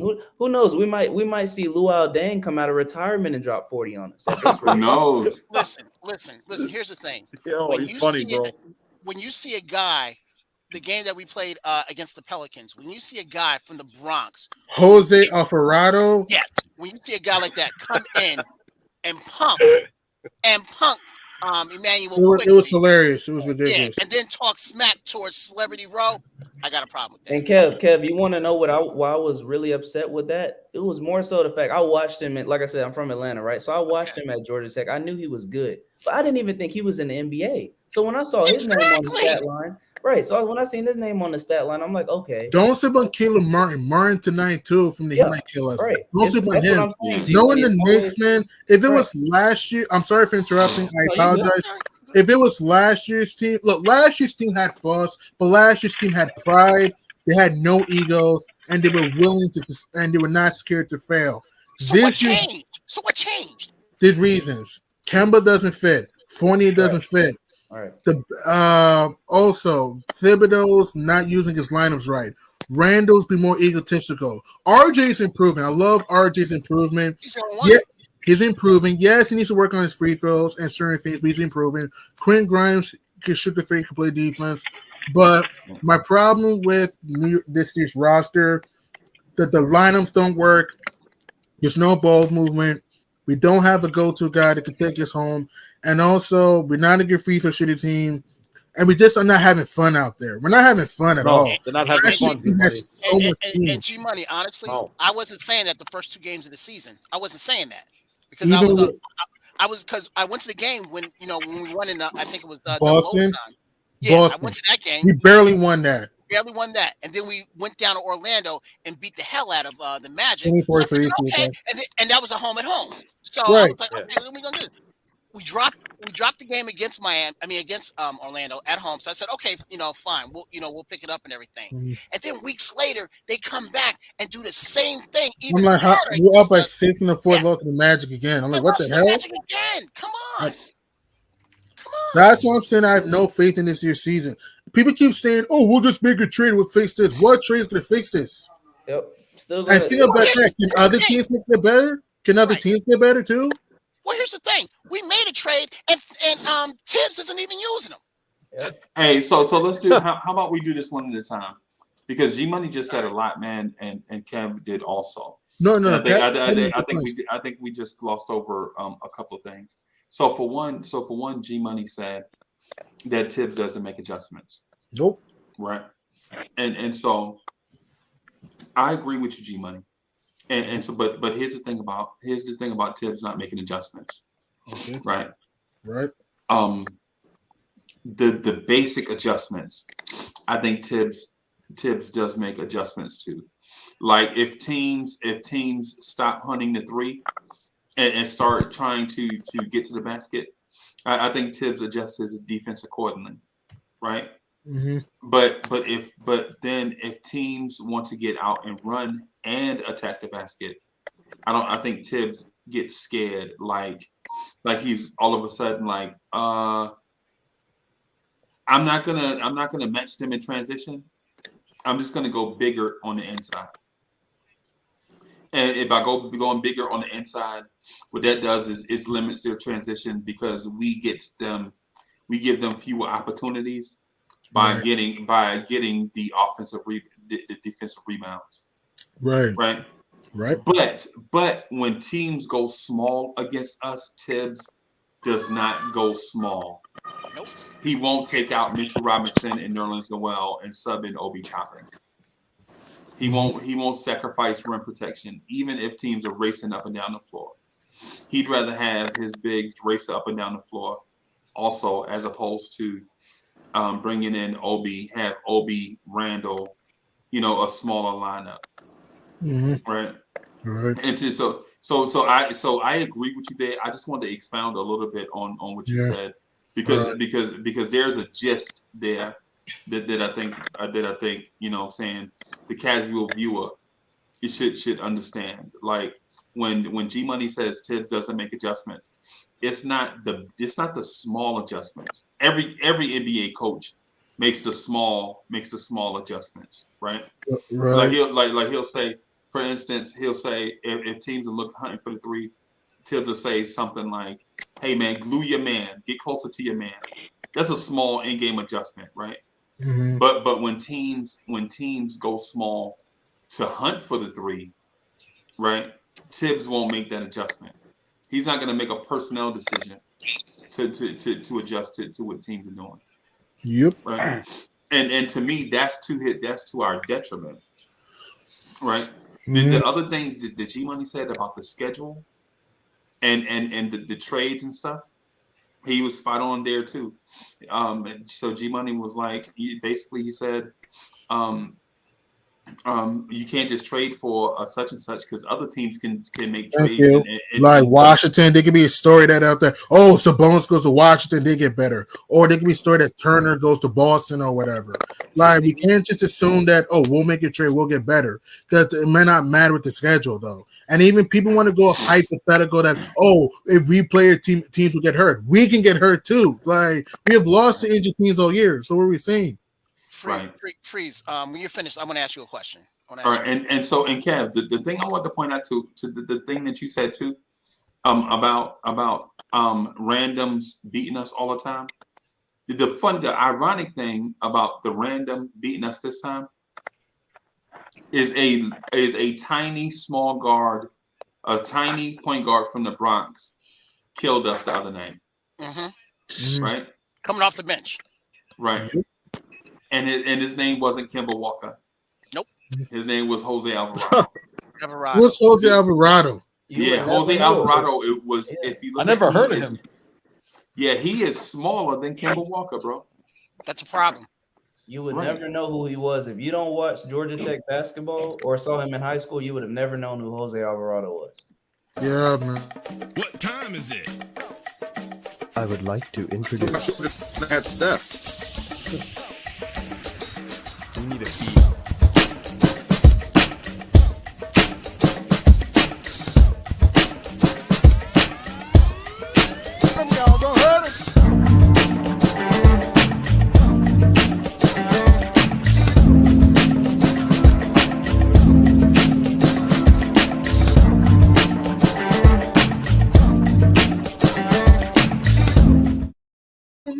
Oh, sorry.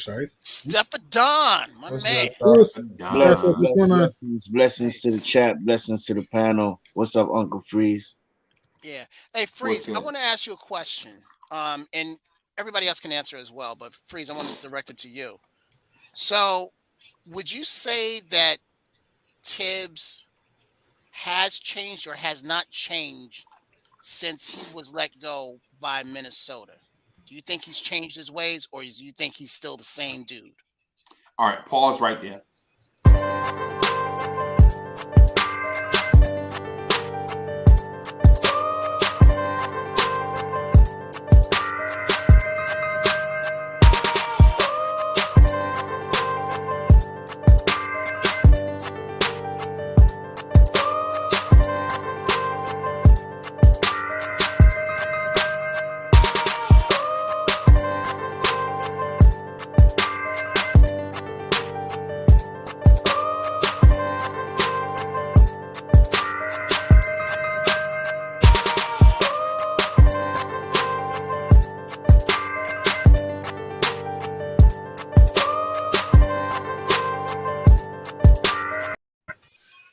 Teammates is balling. What is What's going good, y'all? on, brother? How you doing? Balling. I'm good, bro.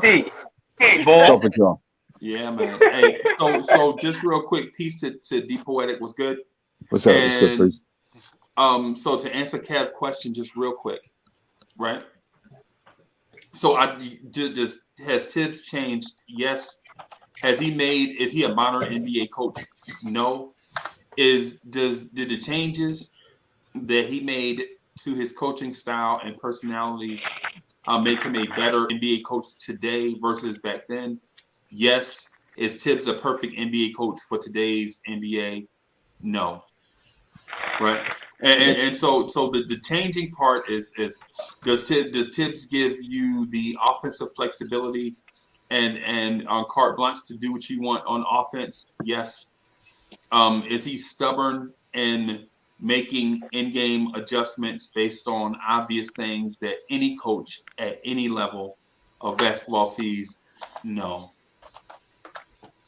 Like any high school coach, any high school level coach and above can point out some things that Tibbs should make adjustments on, and sometimes he just doesn't do it.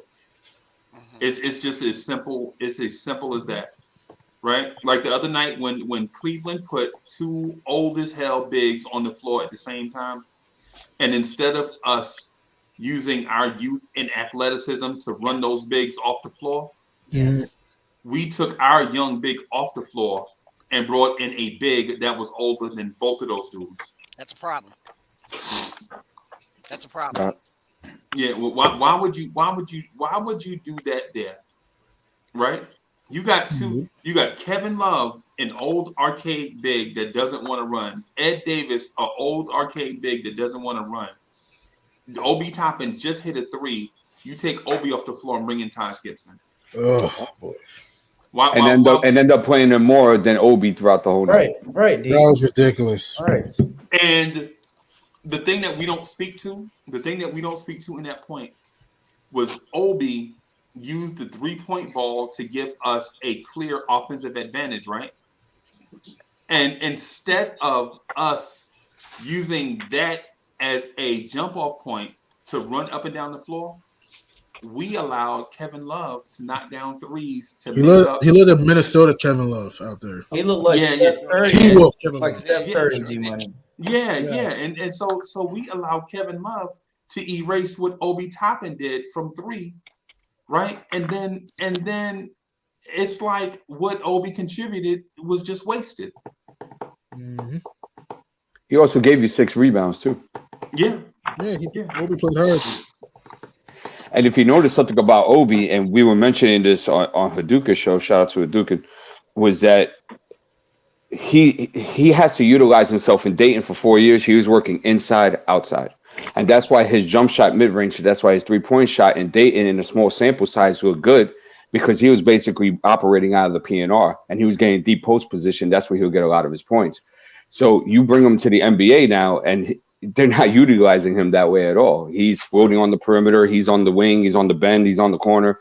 And it's just not how he was used in college for 4 years. That's not what made him the player of the year in college basketball. So what did he do? He got the ball, right? What was his first move? He attacked the closeout, 2 dribbles, got to the bucket, right? Got him going. Now all of a sudden, and now he hits a 3. Now he's starting to feel real good about himself. He hits another 3. He sits. Second half, Grimes throws him a beautiful pocket pass, which I would use Grimes more in that pocket, in that pick and roll area, because his pocket passing, I think, is the best on the team. And Obi goes ahead, gets a layup. He hits a 3, plays a couple minutes, grabs some rebounds, out the game. So it's moronic by Fez. That was moronic. But it's just that my point to say all that was that you have to build to the advantages and strengths of your player and what they could provide to you, no matter how many minutes you play them. And I think Tibbs just has a really big problem doing that. You know what I'm saying? Like if IQ has to play now, IQ has ran a better floor game in the last 2 games, and I'll give him credit for it. But he still didn't run a floor game for 2 years in Kentucky. So why would I have him run a floor game instead of utilizing what I can use him for? He's a 2. He's not a 1. You know, if I'm sorry, I thought you were finished. Keep going. Okay, almost done. Yeah. So now, for example, right, If I see Burks and Evan are having a disappearing night, and I'll even put Kemba in that too, because Kemba was really nowhere to be found either. Absolutely. Why would I not utilize my newly acquired 6'8", 7'1" wingspan that's a possible 3-level scorer with a ball handle that will play some defense and give me some rebounds? At least 8 minutes, at least 10 minutes, just to see what happens. And especially it was on a back-to-back. So you played him for 5 minutes on the first game of the back-to-back, but you played him 0 on the second half of the back-to-back.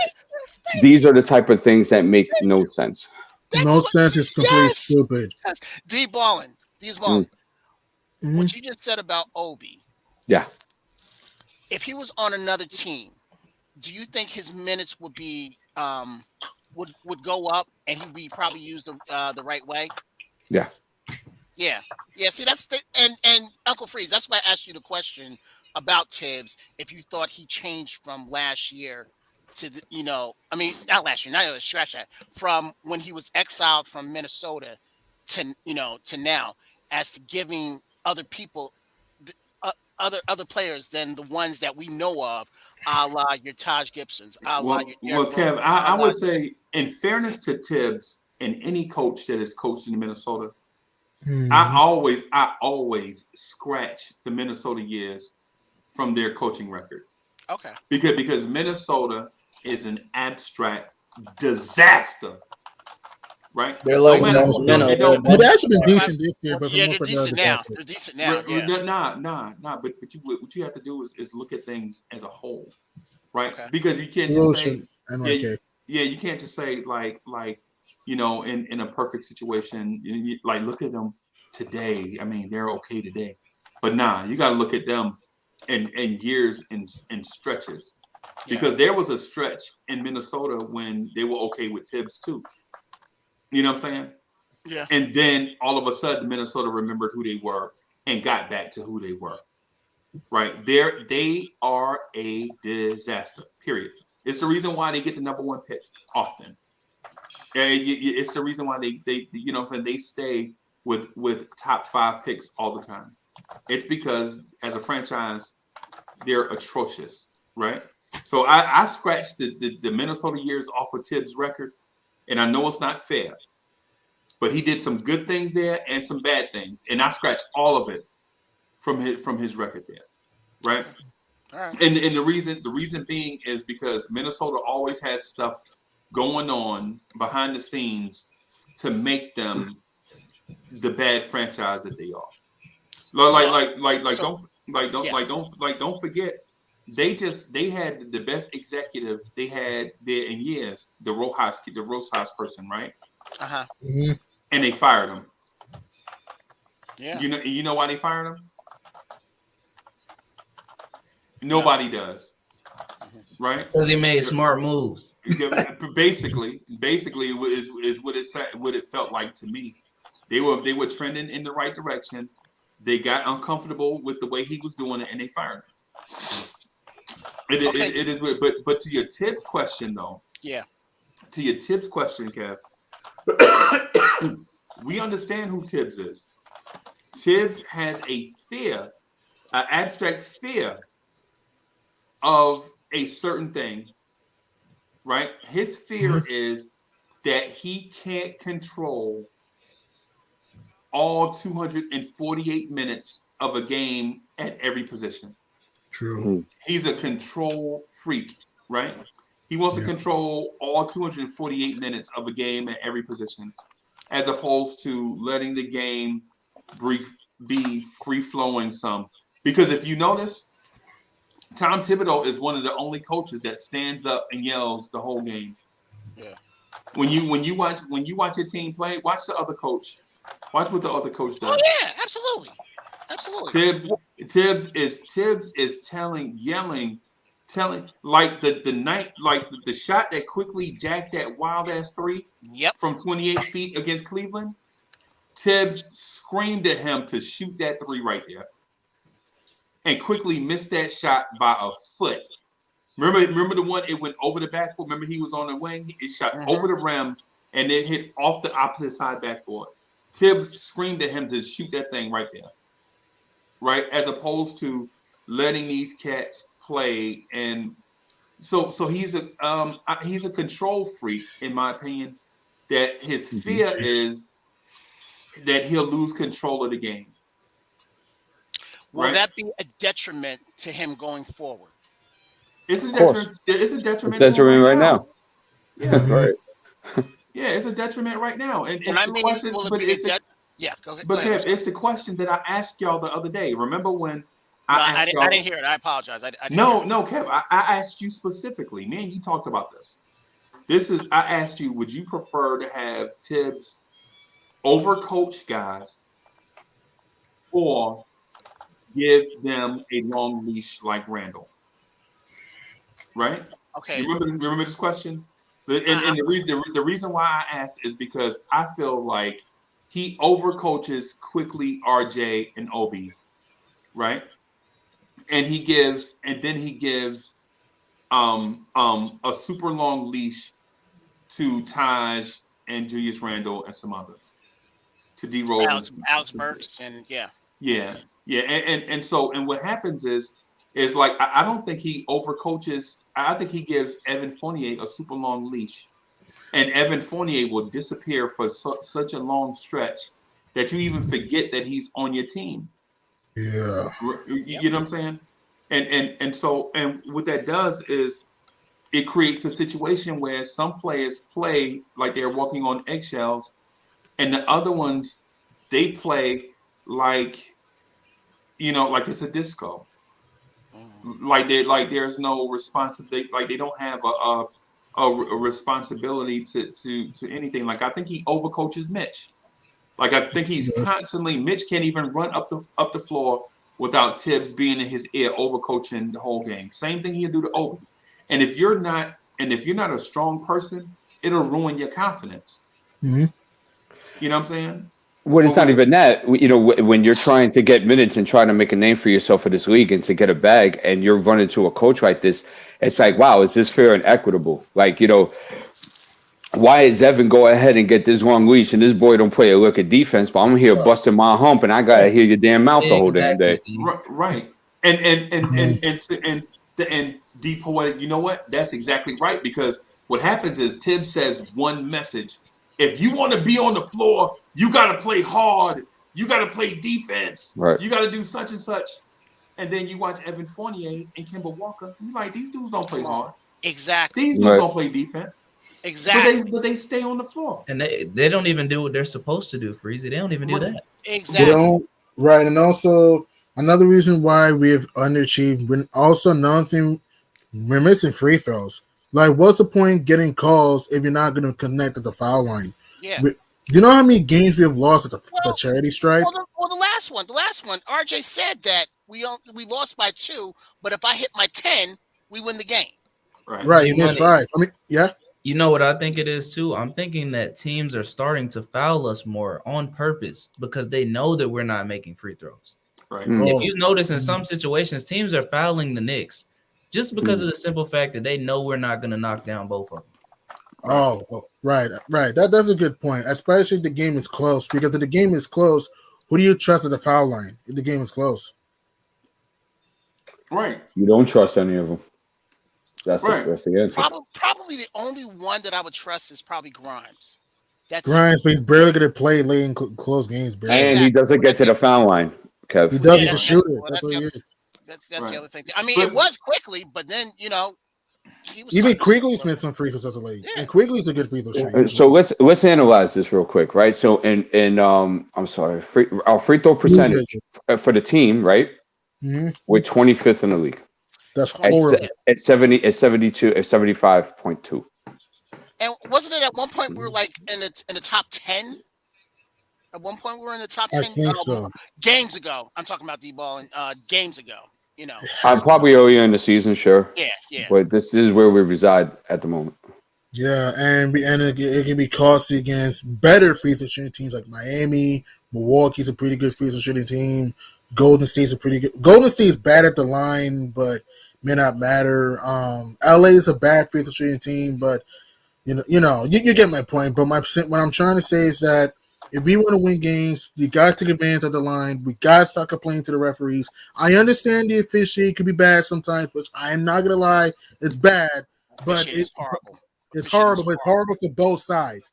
Like that I cast, disagree. bad on both sides. It was. There were times in which Randall was pushing off on Rondo. It was bad on both sides. Let's be honest. So Okay, so that game fine, but the 3 games before we won against the Clippers was horrible against us. It really against Charlotte, against Minnesota, and against Charlotte won. We just gotta play the Charlotte. We just gotta play Minnesota. I understand it. Like Russell did push up RJ, but at the same time, if Rand would have just made that free throw, the first free throw would have been tied, and who knows. Right. I don't blame referees for losses such as me, because you should not put yourself in that moment though. Because I see but there are some refs that have it in for us. I really believe that. I mean, that's true. I mean, yeah, but I'm just saying that I don't blame referees, because I've seen games in which teams were getting screwed out of officiating, but teams have found a way to overcome it. That's what I'm trying to say. You gotta find a way sometimes. It's not like officiating is gonna literally go against you every single possession. It's not like they're gonna do that. Right, that's not the design. But we don't get the calls. We're supposed to get. Yeah, and but you know what though? We don't put ourselves in positions to get calls. Right. So the thing I think is going on with Tibbs is, I think that the game is passing Tibbs by right in front of his face. It's like, you ever heard the expression "your life passing right before your eyes"? I think that's what I think. So I'm gonna say this, and it'll probably be breaking news, right? Hey, Danny B, what's good? Hey, Danny B is in the building. Hey, Danny B, we saw you up on the jumbotron at the game, balling. Danny B, what's good? That's my brother right there. What's good? Dang, Freezy, I was gonna drop the news, but you got me. I'm gonna let you have it. What? Seriously? Is it breaking news? Yeah, bro. Hey, Mitch will start. That's what I was about to say. Oh, my fault. Good, G man. No, I was saying y'all can have it. Well, okay. Everybody's passing the ball. No, I had a different breaking news than that. You got the starting lineup? Oh no, I just know that Mitch is gonna salute D up there. Salute Pretty sure Kemba's good. I think the starting 5 will be Kemba. I think Fournier, RJ, Randall, Mitch. That's where the starting 5. I'm pretty sure. Mitch comes back tonight. Yeah. Okay. He was missed. Yeah, but to be fair with the cat, then at Jared Allen, so it goes both ways. Yeah, that's cool. I was just saying that Mitch is still missed. Yeah, he's saying he's expected to go, but I mean you know how it is with Tibbs. I hope that Mitch starts because of that. I really don't want to see Noel start. Yeah, Noel. I think Mitch is going to start. Noel starts on Bam. We're getting blown out. If Mitch starts on Bam, then we might be competitive. Right, I agree. They'll start Taj. Oh gosh, no. Oh, if we start Taj, we're gonna be done by 25 at the half. What else is new with Tibbs? What else? Hey, D'Angelo, if I see that, I'm just gonna click off the game. I can't do it. I mean, Noel played well against the Cavs. No, I'm talking about Taj. If we see Taj, No, because it was mentioned that we would get blown out if Noel started. And Noel's out. And G Noel's Money, not even. Yeah, G Money. That official I was talking about, Ed Malloy. That's the one. Ed Malloy. Oh, has always. Yeah, Noel is hurt, G Money. So you probably will see Mitch and Taj tonight. They haven't said that. They still said that Noel was questionable. So now that he's given the go on Mitch, he would have given the go on Noel as well. So I'm pretty sure he's not playing. All right. Okay. Go ahead. So the breaking news thing that I had is the game. I think the game is passing Tom Thibodeau by right in front of his face. Yeah, and he already did. Yeah, and he can't make the adjustment to today's game, and I think he knows it. And so I think one trick pony. Yeah, I think what he's doing is, instead of being open to the new changes of the game, I think he's doubling down on the old school fundamentals of the game. Right? Like I think he's doubling, instead of saying, let's get out and run and try to get us some easy baskets. so that we can play defense from a position of strength. I think he's saying, no, let's not do that. Let's double down on rim protection in a 3-point shooting era. And the game will the game. Tell me if you heard this before. The game will tell you what move is next. You know what I'm saying? I think that's what Tibbs is doing, like doubling down on rim protection and defense, which that is a part of the game. Right. Which right? game? I'm sorry. Go ahead. And you've seen the defense actually get better over the last few weeks because teams don't necessarily score at the rim on us like that. True. But at the same time, all you need to do to lose is lose by 1. Losing by 12 and losing by 1 is the same thing. Yes. Pretty much. It's A loss is a loss. It's a loss. Yeah. It's a loss. It's a loss. That's it. Yeah. That's it. No matter if it bounces in, you get thrashed, you lost the game. Which was the game that we both are Robinson and Taj had fouled out, and instead of putting in like an The Wolves game. The Wolves game, right? when he went super small and then That was stupid. That was moronic dumb. disrespect. That Yeah, was it was idiotic. dumb.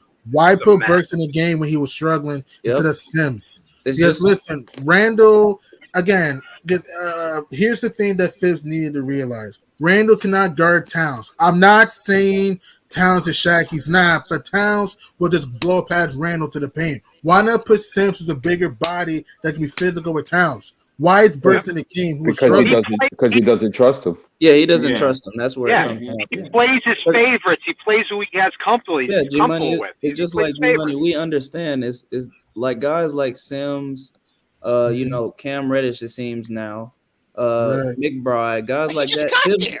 Tibbs does not trust to put them in those type of situations. He's gonna go with old reliable, which is why I'm saying, you know, we need to trade away some of his old used toys. Yes, I agree. And in theory, Jericho Sims and Julius Randle are about the same size. Right. True. Right. Yeah. And I know Jericho Sims looks huge, right? Mm-hmm. But that just goes to let you know how big a man that Julius Randle is, bro. And Julius Randle at 6'9", 250, and Jericho Sims at 6'10", 250, in theory, are about the same size. Mm-hmm. Yeah. Sims just has bigger bounce. That's all. He has the vertical on Randall. Yeah. And he's emotionless. He's emotionless. You don't know which way he's going. Well, hey, D'Angelo, he hasn't even played enough for us to know if he's got emotions. I know. Yeah. I'm sick of it. And it was mentioned before too. I think G Money mentioned it about what trade can we do that will make us better. There's a lot of trades that we could do that can make us a better basketball product on the court from a night to night basis. I don't know though. What you think, D? What you think? Well, y'all already know my Simmons spiel. So Man, don't steal my Ben Simmons trade. That's mine, Freezy. What the hell are you talking about? No, don't. No, not the You can not have the Ben. I particular. don't. Sorry. Not to Yeah, trade that's fine. particular. That's a personal perspective. That's no problem. I'm not talking about the particulars of the trade. I'm talking about the swap itself. But like, because I felt like even this time last year we should have traded for Ben Simmons, and I felt like if we'd have traded for Ben Simmons last year at this time, I think we'd have been contenders for the Eastern Conference Finals. Contenders for. Now I'm not saying that we'd have cruised there. I'm not saying that teams better look out for the Knicks all of a sudden. What I'm saying is if we got Ben Simmons and we played up to the capability of the players on the roster, there was a chance we could have made the Eastern Conference Finals as opposed to the Atlanta Hawks. That's what I was getting at. So you would have traded. So you would have traded Randall at the deadline and gotten Ben Simmons for that. Personally, I wish during the all season. I wish we got Malcolm Brogdon during the all season. Malcolm Brogdon during the all season would have been nice for me, or maybe a Brunson if we can, or something like that. Again, I'm not a big Ben Simmons guy. That's just me.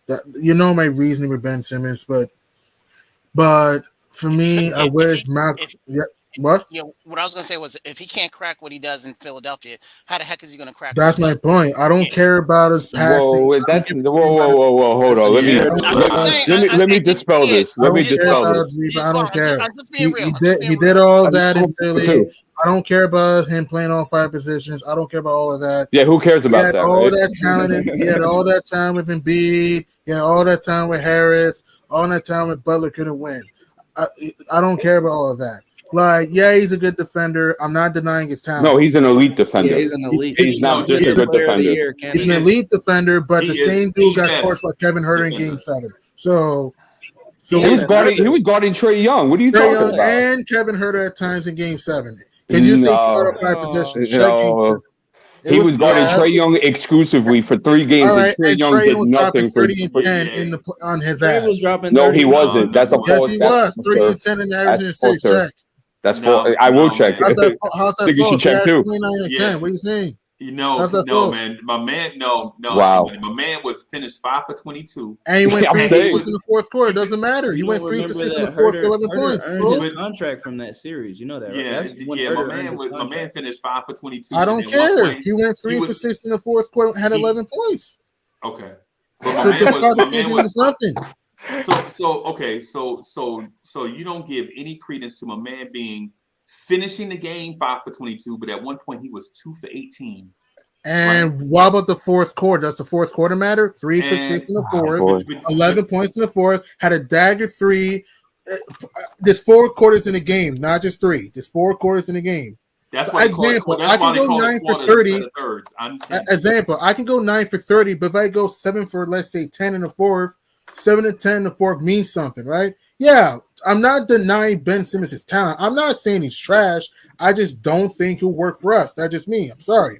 Right. You're saying mentally, though. Mentally, yeah. And mentally, I'm sorry. Well, but G Money, what you also didn't speak to is this, because you spoke to completion and incompletion, right? You spoke to that. You said, okay, whoop-de-doo, he held them to 2 for 18. And he finished 5 for 22. And I get that. And he went 3 for 6 in the fourth quarter. But 11 points in the fourth. Trae Young. Eight games in his house. Don't forget about that. I got you. You already said that 4 times. What I'm saying is this. What you didn't also speak to is that there are 4 other players on the floor for each team. Right? You didn't speak to that. You didn't. I meant they showed Harris play bad and B play bad at times. You did not mention how Ben Simmons' defense offset what he didn't give Philly offensively, but nobody else on Philly, while Ben Simmons was holding down their best player, nobody else on Philly stepped up offensively to blow that team out. You didn't mention that. And I think that's one of the things. I never said it was on Simmons. I never said it was only on him. I admit Embiid at times didn't show up in the fourth. I admit Embiid at times didn't show up in the fourth. Harris played bad. It was inconsistent, I should say. The bench was bad in that series. Doc Rivers didn't make proper adjustments. I'm just saying that in my belief, if Ben Simmons had a decent, not great, a decent jump shot and was mentally tougher, then I would want Ben Simmons. Yeah, he has a good talent, but he's been in the league for 4 years now, and the fact that he's still averaging 17 points per game, I'm sorry, I don't want Ben Simmons, who is still eating. Yeah, I'm sorry. No, go ahead, D'Angelo. You were saying something. I'm just gonna say no. I was just gonna say the Sixers handled Simmons wrong. Doc didn't go to bat for him. The teammates didn't go to bat for him during that game. Okay, I don't know the way they handled me. They did. Okay, G Money, can I ask this question? I want to ask. I want to hear Uncle Freeze and D Ball and even D'Angelo on this. We got time, bro. Okay, so all right. So let me ask. So we've seen. Y'all gonna make me go get some hot chocolate. I'm gonna go get some hot chocolate. I'm already in the kitchen. If we had Ben Simmons, I'd start watching a Knicks game. Yeah, man. Yeah, D's Wallen. All right, so we've seen what happened with Randall with the media and how he is with Mark Berman. Do you think that if Simmons was here, he could handle the media pressure, and even against a guy like Mark Berman? Because we've seen we've seen Randall shy away from when things are bad, he's shying away from it. Mm-hmm. They're sending the droid, and I'm calling the droid RJ Barrett, to the firing squad. So that's what I'm asking. Do you think Simmons could handle that? Because that's what I question. I don't question his ability. I don't question his ability at all for one bit. He's a good player, but just not for us. I I just questioned the mental part. That's it. And the fact that the fact. I mean, he kind of asked me the question, bro. So Sorry, man. can I answer it? So, my thing with that, and I'll get back to you, G Money, because there was a lot of things that have to be mulled over. Is that that when you know the fan base, right, is fickle and hypocritical by nature. So what I mean by that is that winning cures all ills.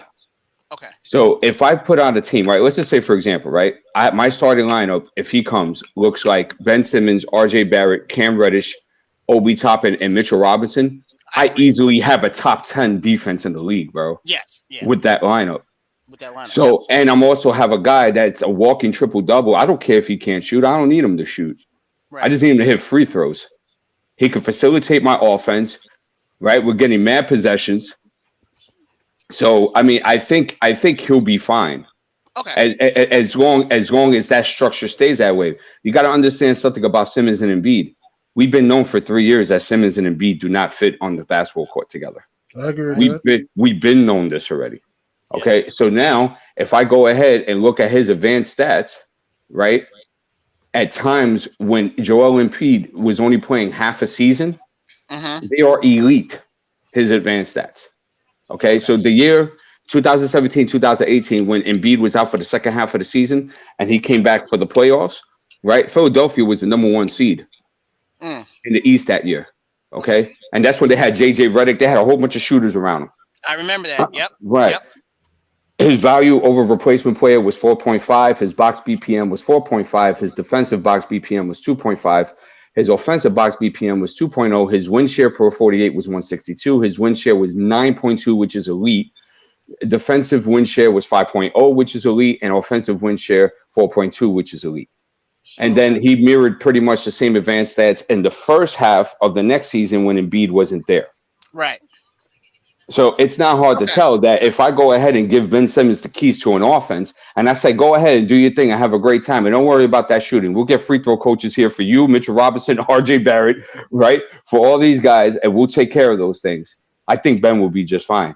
And we always ask for elite players. We always ask for point guards, right? We got two of them in the same thing. And y'all fickle about that because he can't shoot. Me that's not what Tibbs wants. That's a Tibbs player. First of all, I would keep him very far away from Tom Thibodeau. I'm just saying, though. If we play against the Lakers, he could guard Anthony Davis. If I play against the Hawks, he could guard Trae Young. And that's not counting me still having Barrett, Reddish, Grimes, Mitchell defending, background, Noel backing up. I still have all these defensive pieces and these switch abilities that I could do. So I think he makes a lot of sense. Okay, so in terms of roster flexibility. Oh yeah, and as far as winning, and as far as looking for an identity, and as far as getting the point guard play we've been wanting, and getting guys with elite twos that we need, I think it fixes a lot of holes. So if we're winning, so if I'm understanding you, if we're winning, he wouldn't really have a problem with the media. Nah, he'd be fine, bro. Okay. Nah, he'd be fine. So even if things kind of went south, we lose a few games, you don't think he would shy away from from the media criticism? No, I mean, he's always faced the media. True. Right. But he's always. We have a guy on the team that didn't go for 2 weeks. Right. Yeah, exactly. But see, that's the Philadelphia media. I'm talking about the New York media. That's what I'm. Hey, Philadelphia. Philadelphia is a rough area too, bro. With that, yeah. Okay. Yeah, right. Okay. I feel you. And remember, Philadelphia is kind of like South Jersey. If you know any people from South Jersey, yeah. So, but anyway, my point to what D Poetic is saying, and what I've been getting at, bro, is this: if you want Tibbs if you want to get the best out of Tom Thibodeau, you give him Ben Simmons.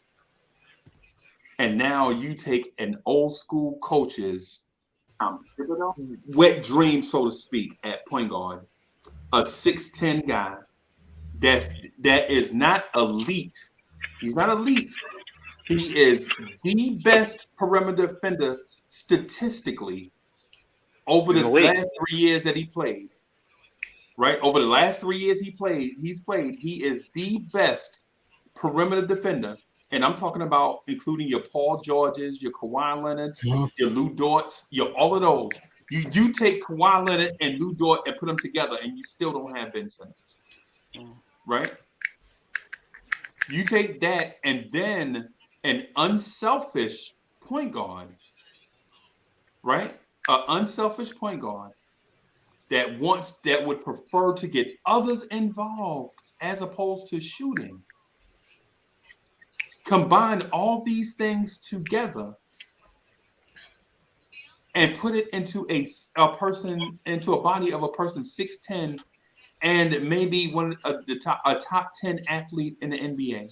Put all that in one body and then give it to Tibbs, and then ask Tibbs what he can do with that, and then see what you get. Because we have guys that want to shoot, right? I mean, right now Tibbs is legit trying to make a point guard out of a dude named Emmanuel Quickly, right? Oh, please. Can you imagine if you like, hey, yeah, let's scrap this, right? And just let Quickly do what he does best, and that's shoot the ball.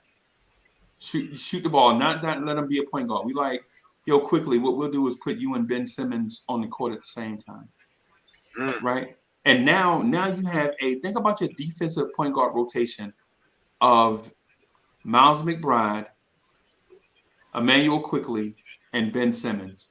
The other team point guard gets 0 breaks the whole game. Yeah. There is no, well, I'll get mine when Kemba comes in the game. You don't have any of that anymore. So who you guys gonna give up for him? I was about to say that. So this was a package that I had available. So what I would do is that February 3rd, I will call Daryl Morey and I say, hey, bud, how you doing today? I got a deal for you. Okay, this is what I'll do. I'll give you Julius Randle. I'll give you Evan Fournier. I'll give you Emmanuel Quickly. I'll give you 2023 Dallas's pick. I'll give you 2027's first round pick.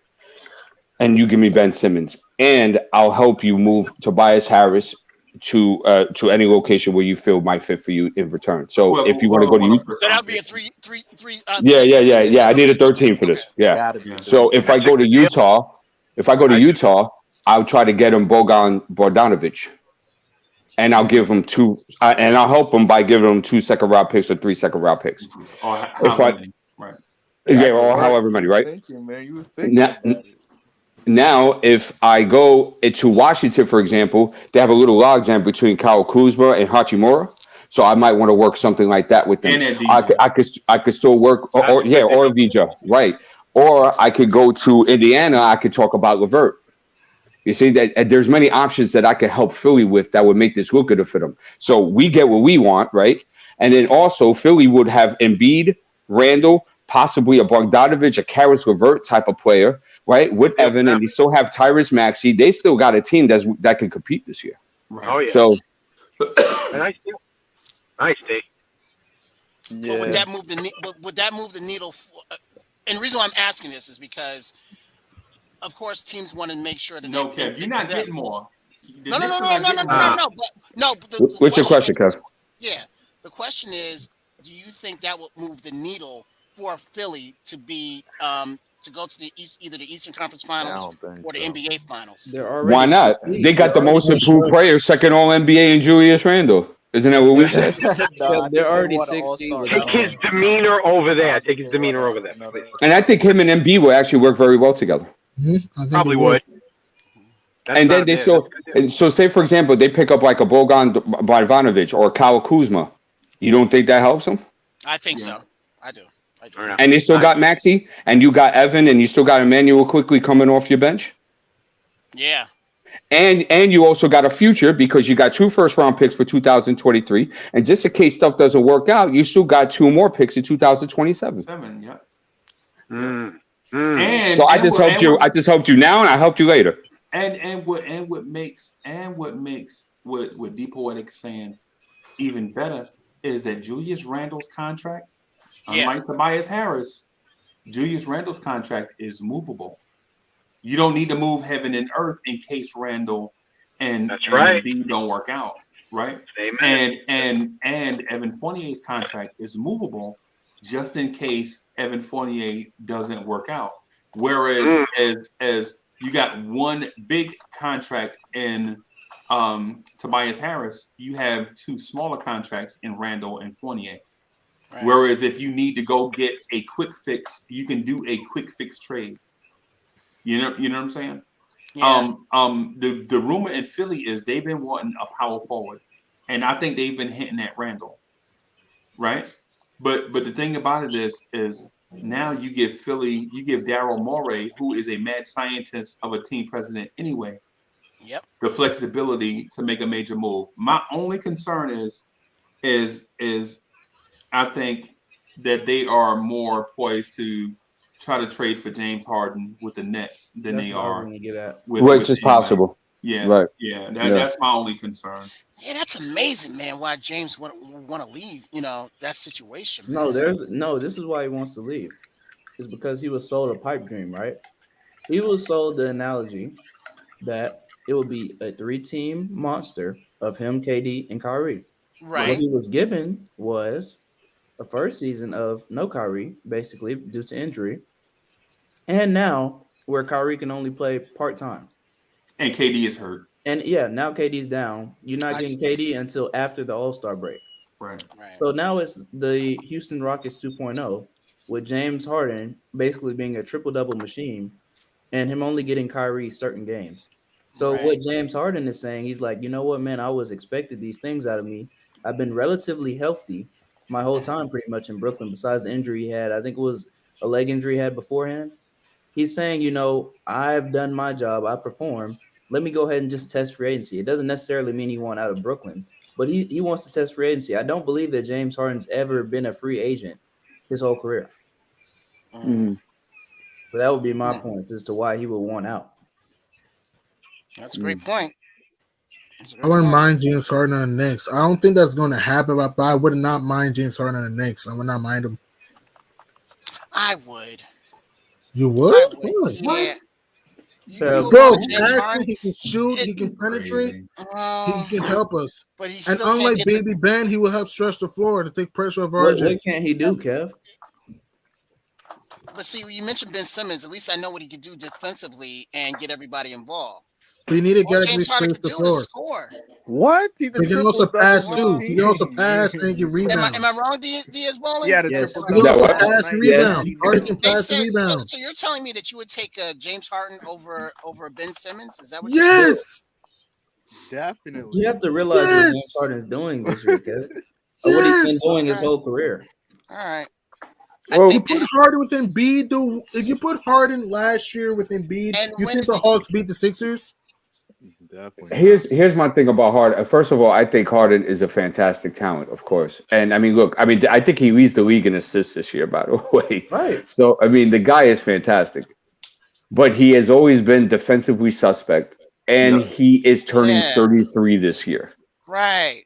And he's a big guy for his position.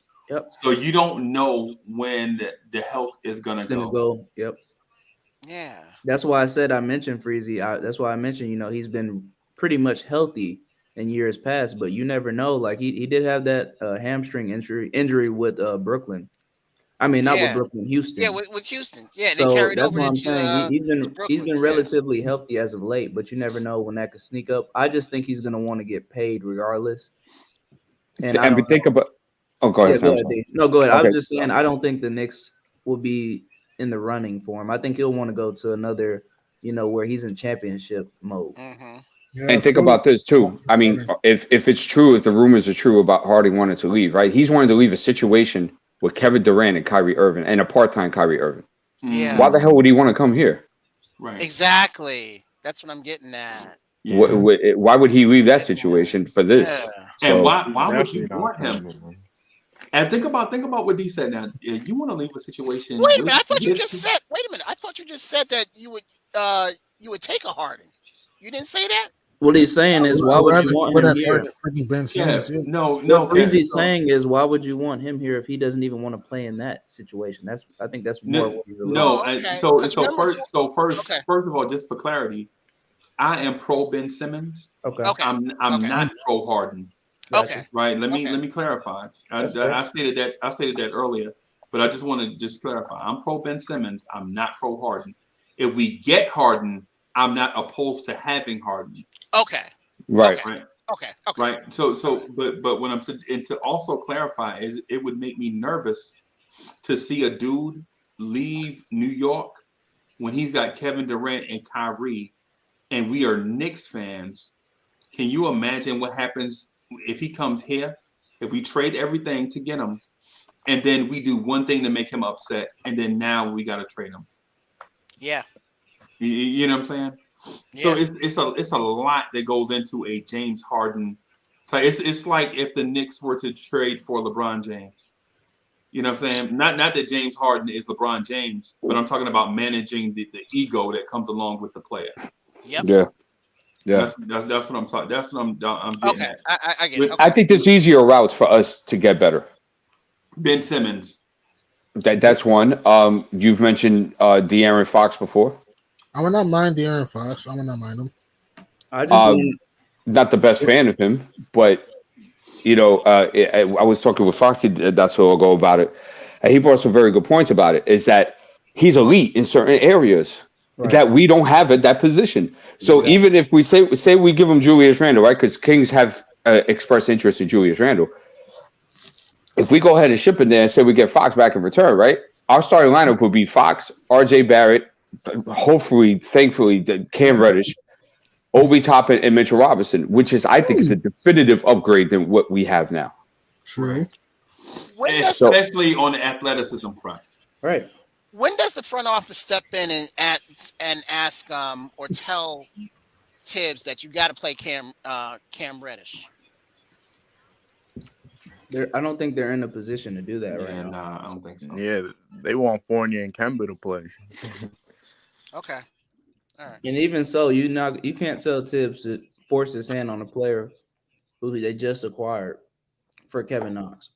And one of the things you negotiate as an NBA head coach is you can let the front office can say, hey, listen, we're not budging on a certain style of play.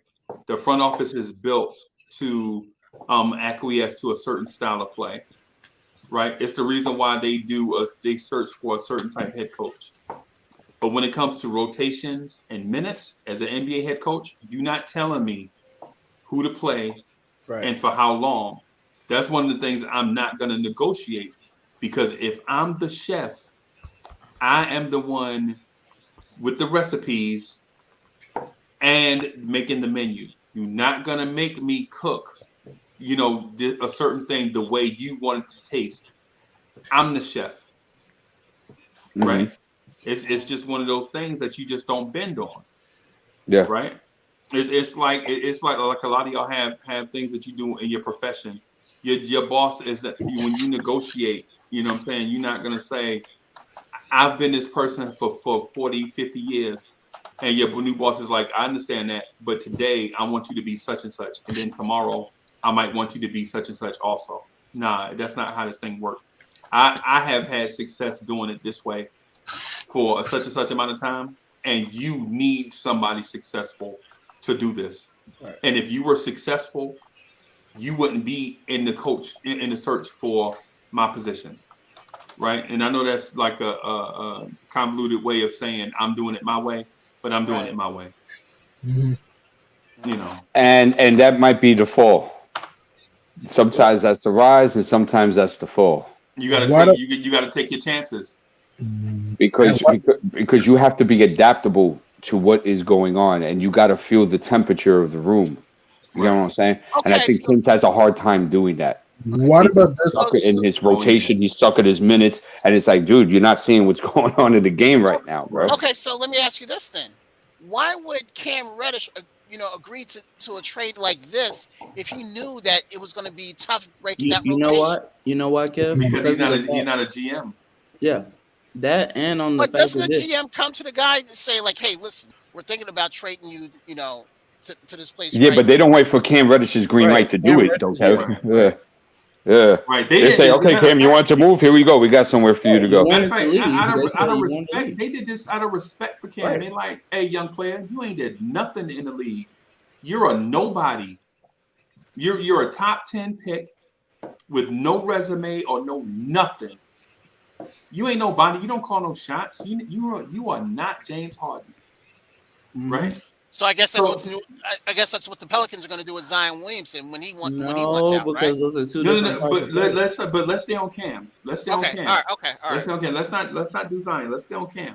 Cam Reddish has done nothing in the league. He don't call shots. Right. The fact that Atlanta was at least respectful and open enough to talk to that young fella about his status with the team. his discontent with the team, right? Because Travis Schlenk and them didn't have to do anything with Cam Reddish. Right. They could have sat Cam Reddish on the bench and let him ride, and they didn't. But they didn't. They didn't. Yeah. Now, well, not even that. It was kind of. I'll be real quick, Freezy, and then you get back to it. That he's getting 20 minutes a night in Atlanta. That is logjam on that perimeter. Right. But he couldn't get no minutes the other night. In New York, that does not have a Kevin Huerter or a DeAndre Hunter or Trae Young or yeah. And he can't get minutes in New York. That's what I'm saying. Like Tom Thibodeau, you on the clock, bro. Yeah. Yeah, exactly. I agree. Exactly. Okay. Yeah. What about this player? I doubt this, but what about DeJounte Murray, if that was possible? I love him. Murray, I love him. I'd rather get him than freaking Ben Simmons. Yeah. Well, Murray's a nice piece too. Yeah. I would like DeJounte Murray. He would be the dream trade for this season, G Money. That would be the dream trade. Would be I don't think that's going to happen because I don't think the Spurs will give him up. But I'm just thinking occasionally he can hit a mid-range shot, and here and there he's not a great shooter, but he can hit a free here and there sometimes. He's a good passer. And he'll take it to the hole too. And he's a good defender. Yeah. Well, and the thing is that you have to ask is that what do we have that the Spurs would be interested in? Yeah, I'm not saying we'll get him. That's not what I'm saying. I'm not saying we'll get him. I'm just saying that I'd rather, personally for me, I'd rather have him than Ben because, Ben can play defense and all that. But in my opinion, today's game, you're going to need guys that can stretch the floor because even if you play Obi, Cam, RJ, we don't know if they're going to become good shooters. Since in today's game, teams are going to clog the paint. So that's what I'm trying to say. So what I'm saying is I want a point guard that can at least stretch the floor in today's game. So I'd rather, DeJounte Murray is not a great shooter, but I was just going to say he's not the best. Yeah, he's not a great shooter, but at least he can. Personally, he's a better shooter than Ben, in my opinion. He's not a great shooter. That's not what I'm saying, but at least he's a better shooter than Ben. Yeah, he's a walk back Ben. Because think about this. What does DeJounte Murray do better than Ben Simmons? I mean, you can. Well, he got size for the position. Chill on that, Kev. Chill on. He's a better mid-range shooter. I would give him a better free throw shooter. That's better 3-point shooter. You can say. If think about this, if Philadelphia called San Antonio about DeJounte Murray, okay, do you think that they would take DeJounte Murray for Ben Simmons straight up? Absolutely. Nope. I think they would. I think they would. If you put DeJounte Murray with Embiid, they would have been in Atlanta last year, no doubt. They would have been in Atlanta last year because Murray can also. Yeti would have been in Atlanta. Oh, Yeti would have. Yeti would have. Yeti would have. He could also stretch the floor too. Yeti would have. Because look, I'm not denying Ben's talent, but also Ben also took like 3 shots in the fourth quarter. Murray can be aggressive when he wants to be, though. Ben's not aggressive. If we're being honest, though. Murray can be aggressive when he wants to be. It's factual evidence. I don't care that Ben dropped 40 against the Jazz. I don't care. I don't give a damn about that. That's regular season stuff. But if you put Murray with Embiid, come on, Murray can give you 20 to 25 when he wanted to. He can't, though. Look, this is what I'm saying. This is why I said no to the question, Freezy. It's mainly just because of the money for me. That's how I'm looking at it. But if we're talking money aside, they probably, but it's not something that I think would be an option for them. Yeah, the only reason why DeJounte Murray didn't get the contract that he deserved is because his contract extension came up when he was coming off an injury. Exactly. Yeah, it is the injury. Yeah, that's the only reason why San Antonio got that nice contract with Murray, right? But nobody No GM in his right mind is gonna say, "I would prefer DeJounte Murray over Ben Simmons." I Yeah, would. no way. No, You no, would prefer Jonte Murray over Ben Simmons, G-Money. no. Yep. That okay. All right. He's entitled to his perspective, I guess. I like them both. Crazy. I like them both. Don't matter. Hey, Keyshawn, who you taking now? Who you taking now? Yeah, if you had to choose one. I said, out of the two. Yeah, if you had to choose one, right? That's what I'm saying. Honestly, I'm not the biggest fan of Ben right now. So I would take DeJounte Murray because he's going upwards in trajectory. Oh man, and willing to get He's better. got great stats. I mean, I could see No, I'm where not you said. denying I'm not saying he's trash. I just like Simmons like skill Like set. if we're in a win now situation, I'll definitely take Ben Simmons like right now. I'm just saying that when Ben Simmons had a team, they were first in the Eastern Conference, bro. And how far did it go? It doesn't matter. What is does DeAndre? matter. What is DeAndre? What is Jonte? Does It not does matter matter. because what has Murray done? Yeah, what is Murray done? What team he had around him in San Antonio? That What don't team matter. around him? What team did It Ben does. have him around Philly before Embiid came back? What you It was You don't remember when Embiid You was have hurt? Reddick, Covington. You have Reddick, Covington. Okay. Sorry, we're not bums. Role players. Yeah, those are all role players, bro. They're not scrubs. They're I not know, scrubs. Neither is White.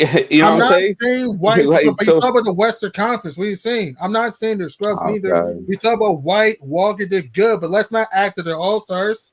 What are you saying? Neither are Neither. the guys on Jeez, Philly. bro. It sounds biased. The argument. How's it It's not. biased? It's biased because your same argument could be applied for the Spurs. So that's why it's biased. You know where The Murray's only argument. Okay, the only thing I can say DeJounte when it comes to coaching is that DeJounte the better coach than Ben. I'll give you that. Greg Popovich is a better coach than Doc Rivers and Brett Brown. I'll give you that.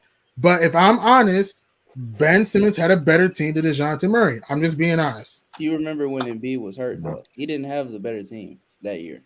Yeah, that's crazy. When he was by himself and they still were top seed and they made the playoffs. Yeah, they were better. They Right. were better People were without arguing that. Joel Embiid. People were arguing that year. That's Yeah. all I'm saying.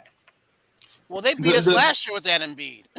Yeah, but okay, so But Kev, to your point, the point is it's a philosophy in Philly.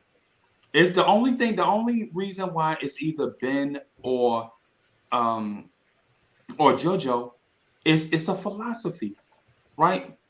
You only get Joel Embiid are once in a lifetime type player, right? A big man that can defend and score.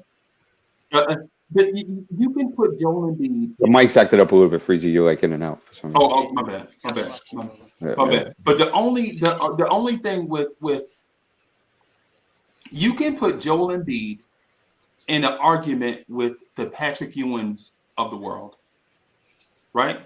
You could legit compare Joel Embiid's career to Patrick Ewing's career. How? Right? How not? Look at their numbers. You got a phone right there in front of you. Put their numbers up side by side. Can you put Mitchell Robinson's numbers and Pat Ewing's numbers up side by side? Heck no.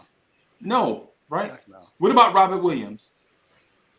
No. No. But Joel Embiid, you can put his numbers up alongside the greats that ever played the game. Right? And once you get a Joel Embiid, you have to take advantage of his window because they don't just walk into your gym that often. Think about this. If Mitchell Robinson had turned out to Joel Embiid, would any of the conversations we have today be different? Yes, all of them. The conversations that we would be having today would be totally different because a Joel Embiid is a unicorn. Joel Embiid is like one of the players that rarely comes along. Listen, Joel Embiid was drafted third, right? Memphis took a dude named Hasheem Thabeet second. Right? Yeah. Anybody remember Hasheem Thabeet? I remember. No, not well, really. yeah, no, he was not that good. The B who? Yeah, exactly. He was not that good. He was not that good. Exactly. So So people take chances on big men all the time, and they don't pan out. So when you get a great one, bro, you have to take advantage of that player's entire career. It's the only reason why there's a Ben Simmons conversation, right? Because if Joel Embiid was just a random big, Ben Simmons would not even be on a trade scenario, bro. You have to take advantage of Joel Embiid's career. How come years ago when you had Penny and Shaq, they went with Shaq more than they went? I mean, went with Penny more than they went with Shaq. I don't remember a team doing that. Yeah. Well, he went to the Lakers. Yeah, he left. Right, but if I'm Orlando, I would have tried my hardest to, I mean, you can try all you want. If a player wants out. But Kev, you know what? So to the point that I'm making, Shaquille O'Neal is not born every day. Right. The reason why Shaq left and went to the Lakers is not because the Lakers just automatically just showed up like, oh yeah, we'll take one if y'all don't want. What's up, Ron? How you? Man, how you doing? Hey, man, how you doing, man? It's good to see you. What's going on, Ron? I'm getting back in the swing of things. What's going on, fellas? What's up, Freezy? It's great to see you, man. Love you, man. Love you, man. Gotta show my respect to the Blorange Tears network. You know what I mean? Shout out to Freezy. Hey, y'all ain't subscribed. Hey, what you waiting on? You're late to the party. You know what I mean? Corner store, Kev, not the corner store. Yes, sir. My man, yes, G sir. Money, it's been a long time, man. It's been a long time. D's balling. What's up, going Ron? on How with you, your brother? partner? And my man Sam Granderson. I see you up there, partner. What's going on, Ron? I see my man. Is that D'Angelo? Yes, it is. Yeah, that's D'Angelo. What's going on? And is that Keyshawn? Yes, it is. Hey, y'all gotta forgive me. I ain't got my glasses on. You know what I mean? When you're stacking a little older, you Hey, vision sound pretty good to me, man. We're at that, we're at that age, right? Yeah, man. We're at that age, Ron. We're at that age. Hey, Freezer, I was listening to y'all earlier, man. But yeah, you know what I mean? I'm getting back in the swing of things, man. You know what I mean? But yeah, man. What caught my attention when you asked the question about a trade? I'm telling y'all what I'm on right now. People who heard me, if you hadn't had a chance to check out CT Live, I jumped on his show. It was just an impromptu thing, and I was talking about the state of the Knicks. But I'm gonna tell you a trade, and Freezer, this was one that me and you didn't see eye to eye on. But I'm here now, man. I'm really here now. When I really think about this dude, I'm telling you, the trade that will spark the New York Knicks turn to moving away, because I'm at the point where I'm not enamored with going to the playoffs. We've been there, we've done that. I'm not trying to just get to the playoff and get bounced. Yeah. I'm trying to get this thing where we're no longer a slow team, where we can have sustainable winning. We got these youths, and just like I said on CT show, man, we have not committed to a full rebuild since Patrick Ewing left.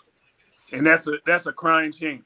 You talking 25 years, close to? You know what I mean? So at this point, this is the trade I'm looking at. And Freezer, I might shock you when I say this, because I've been an advocate to say no, don't touch this guy. Right. But if I'm in the front office of New York, I'm calling Philadelphia fast, quick. Of course, bro. Of course. I'm going. Hey, I'm 100% all in. Go get Ben Simmons.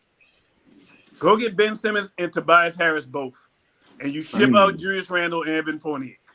Right. Send both of them guys. If you got to get a 3-team trade, because remember the reports was Philly was looking for like a top 20 player, top 25 player at the time. Julius was before he started, but who knows? He could possibly get back, and he really ain't that far off on his numbers. But Julius Randle time in New York, we're not going to win with that style of basketball. Right. ISO basketball is only good. It's supposed to be done when you up against the shot clock. Right. It's not supposed to be your focal point of your offense. And that offense that we ran for that shot that RJ got stuck shooting of the 30-footer, the 20-footer, yeah. 25-footer, yeah. We had enough time for RJ to get to the basket. It's true if Julius would have handed the ball to him sooner. Right away. Right. Julius Randle pound that ball, and gave it to RJ. RJ was stuck. Even if he would have tried to get to the basket, he might have got a shot clock violation because the guy that was guarding him wasn't no slouch neither. Keep this in mind too, Ron, that he also gave him one gap to work with. He gave him no room to go ahead and drive on Rondo on top of that. Yeah, there was no spacing. So you look at that, and this is what I like about that move. Even if you don't get a Tobias Harris, just trading Julius for Ben Simmons, what that will do, because we got to find out what this guy eventually anyway. We got to find out what we got in Obi Toppin. These little spot minutes for Obi. This guy, not good enough. Let this sink in, fellas. This guy was the 8th overall pick in the first round. I don't think we really focusing on that. Player of the year, your Ron. resources on the first round pick being the 8th overall pick in that draft. And we all know Obi is a guy that flourishes in the open floor. Ben Simmons, why it ain't working in Philly, it's not an open floor offense. They run a slow down offense. That's perfect for Julius Randle. Move him over there. Philly get what they want. The New York Knicks get better. Not only that, that perimeter defense where we suffer at, that's done with. Yeah, we're a top 10 defense in the league, bro. Exactly. Absolutely. And you can still, if Tom want to play, me personally, I want to see Deuce McBride in the starting lineup. That's where I'm at. Thank you. But if he's still stuck on Quickly, you can have Quickly play off of Ben Simmons. Where he's best at just shooting, where he don't have to make decisions. Because Quickly gets into this thing too. Yeah, he may make a great pass here and there, but if you watch it, he dribbles the ball too much, a la Julius Randle. It gets you in trouble when you dribble too much and you're not passing the ball. Freezer, you know this. When you learn, the first thing you learn when you playing basketball is a team game. The ball is supposed to move. It's all about predicated on ball movement. It's not that stagnant stuff. The New York Knicks will no longer be the 29th ranked pace team in the league. No, we'll be up and down. Fast team. And this is what I thought about, fellas, and I said this the other night. When I look at Ben Simmons' game, you know what I see? You know who I see?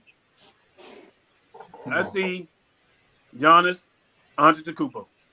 Ben Simmons scores around the basket, going to the basket. The ability to pass the ball, the ability to play defense. The only thing is Ben need to work on his shot. And sometimes free throw shooting. And jump shooting. And you can fix that. We don't need him to shoot jump shots if he comes here, bro. Exactly. I just need him to hit free throws, bro.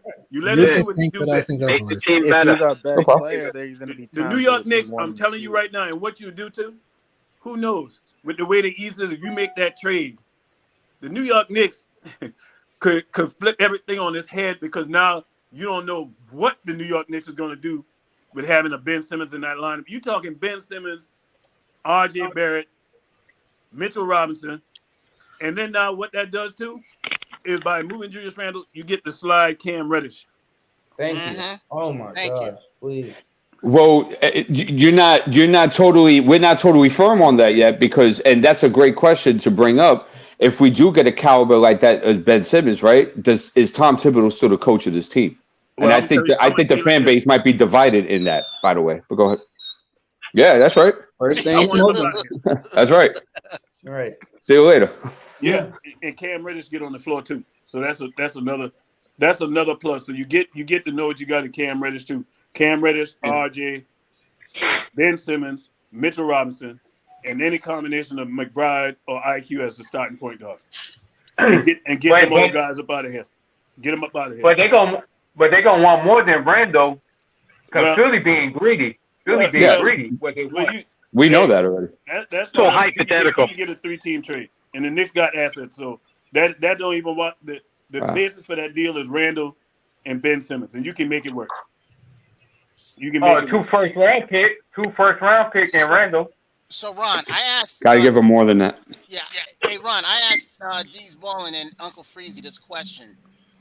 Do you think Ben Simmons can handle the media pressure in New York? Well, it's a saying. They say experience is your best teacher. He didn't went through that in Philly. I think that guy right now just want to play ball, man. That guy wants to play ball. Can you imagine you sitting on the bench in street clothes? You can't get on the court because the team that really got you really don't want you, holding you hostage. Basically, that's what Philly doing right now. They're holding him hostage. Right. You know what I mean? That guy want to play ball, man. You Yeah, see and LSU Ben Simmons in New York. yeah, I guarantee it, because he'll be in an open floor office. He don't fit in Philly, man. We all know that. right. That's a bad marriage. Hey, Ron, and let me ask y'all this: does anybody here feel like Philadelphia did Ben Simmons a service during his career, or do you feel as if Philly has done Ben Simmons a disservice? Disservice.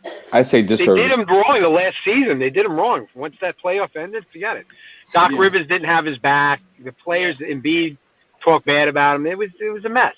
And if y'all see that, do you think other people see the same thing? Of course. And then before that, they're talking about trading Ben Simmons for Harden.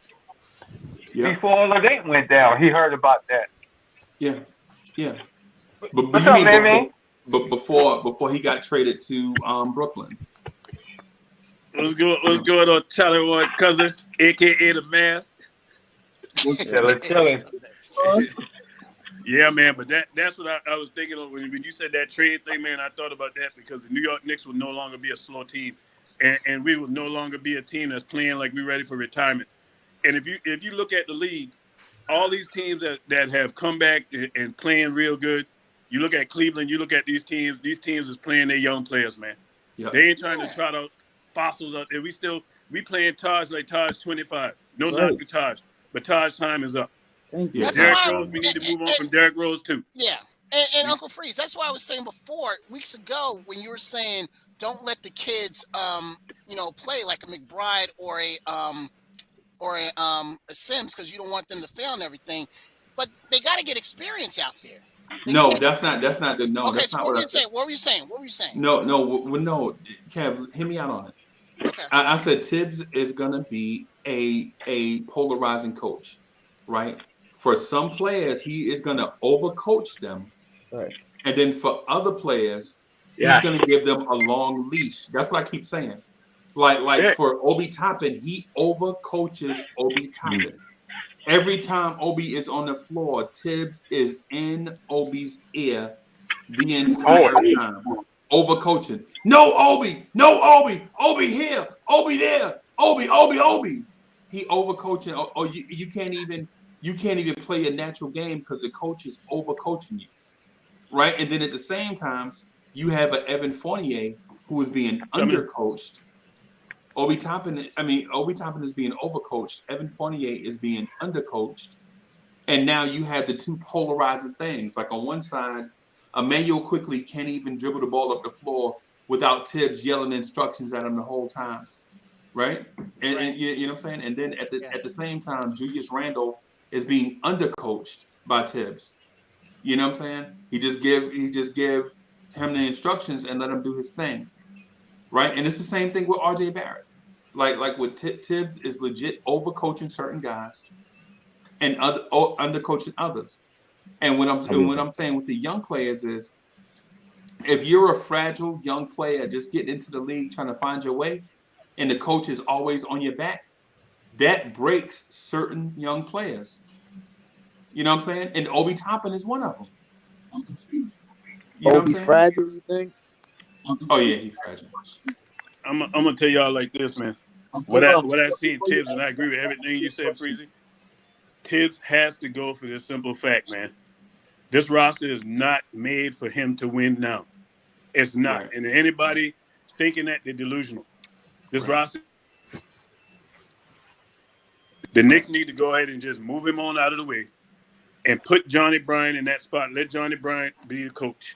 Because Johnny Bryant, if you watch him on the sidelines, and I pay real close attention to body language and everything, Johnny Bryant gives everybody their due when they're playing good, and he gets on people when they're not playing right. Tibbs is not fully transparent with these players, man, and he's very biased when it comes toward Julius Randle. RJ, he called RJ out on that last shot. Yep. But Julius Randle, you don't talk with Julius Randle loafing on defense all season long, except for a few games here and there.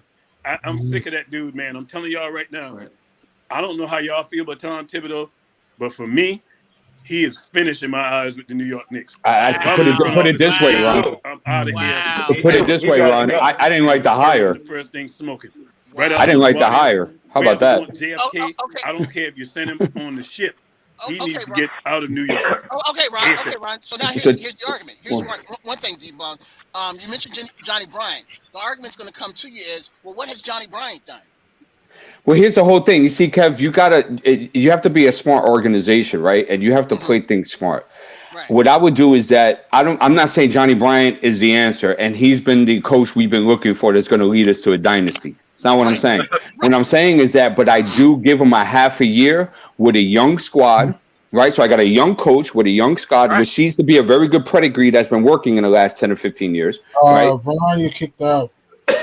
Ron, come back in, man. So when I put that there, I want to see how that works. I want to see how that progresses. I want to see how players are doing. So if it doesn't work, I'm still looking for a good young coach. You see? That's it. He's going to go through his growing pains as a young coach. But I don't see why Johnny Bryant wouldn't work if you have an elite talent like a Ben Simmons or a De'Aaron Fox at your backcourt. I don't see why that wouldn't work. De'Aaron Fox and his team would be nice to me. Man, every guy that became a coach, to become a good coach, they had to get their start somewhere. Right, had to. You know what I mean? Right.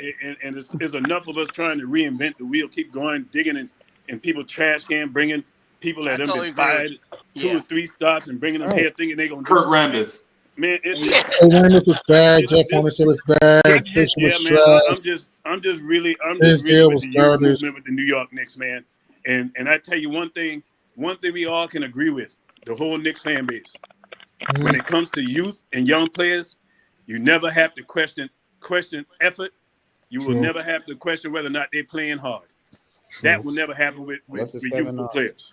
Hey Ron, let me ask you a quick question. We get rid of I'm with the trade with you with the whole Randall get Ben Simmons. All right, fine. But we put Obi in that slot. Are we getting at least 10 points, 10 rebounds, 5 It assists? doesn't have to do what Randall does. You don't even know, though. Sam and D'Angelo. I tell you this, Thibodeau. What you will get to know and knowledge about who this player is, whether or not you need to keep him or move on from him, is going to be more valuable than anything he can give you points wise this year. Right. Because that's the one thing that has happened. The same thing that happened with Kevin Knox, and we all joked about it, and Kevin Knox this and Kevin Knox, me included. But in fairness to him, that guy didn't get a full share of fair deal. You know what I mean? You make all rookie first team, and then the following year, you sitting on the bench, you lose your starting position. Nah, that don't happen in no other organization but the New York Knicks. And this, and you know, I had a phrase talking about front office malpractice. Mm-hmm. We can add another one too. It's coaching malpractice too. Okay. You know what I mean? Okay. So you look at, and this is another knock to Tibbs. Coaching malpractice 101.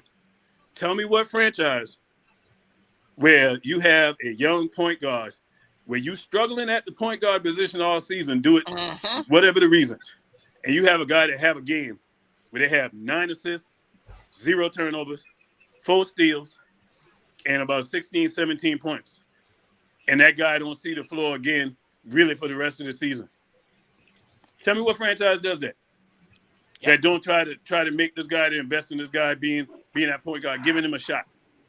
That's what I was trying to say. Only Tom Thibodeau in New York. And if you want to continue with that history, the next game, he played pretty good against OKC, right? I thought he did a great job at SGA, right? Yeah. So I was like, wow, okay, we're going to see more Deuce. Then we go against Toronto, and he takes him out of the game early. Nobody knows to this day why he did that. He started that game. Nobody knows why to this day why he did that. Right. And Fran VanVleet goes off for 35 points within 3 quarters, doesn't even play the 4th quarter, and we never see Deuce McBride ever again. Ever again. No, 4 minutes at the end of the game he played that game. That's when he put it back in. Right. Garbage time. How is that? That's what this coach does. And you know, you have people say, well, oh, he did it against this team, or he did it in the G League. Like he had that 16 point, 16 assist game. Oh, he did it in the G League. I don't care what league you in. To have 9 assists, 0 turnovers, or 16 assists, that ain't easy. That ain't easy. And I think a lot of times as fans, we get caught up with flashy dribbling from our point guards. I don't care about no flashy dribbling. I want you to be effective. Just like RJ. I don't care about him being flashy. As long as you're effective, That's Well, all that Ron, matters. I'll say this to you, that there is a large gap between G League competition and NBA competition. Huge. So let's keep that in mind. But still, But nine assists and 0 turnovers. Still, I don't care what league you play in. We all know. I mean, that's fine, but there's a large gap. Like the way Deuce turns the corner in the G League, he cannot turn the corner like that in the NBA. But it's So a difference. It's a difference in the talent, of course. But there's a large difference. Turnovers, you ain't doing that in too many leagues. I guarantee you. Go look up the research and tell me the last time a player that young at the point guard position had 9 assists and 0 turnovers in a game. Tell me the list of players that have done that. Well, Tibbs is never going to put him in for us to find out how good he's going to actually be in the NBA. He's not going to get those minutes. Here's my point, Ron. This is what I was going to say, that I'm not adverse to playing him. Absolutely. Like, I think he needs the experience out there. He needs to get his feet wet, right?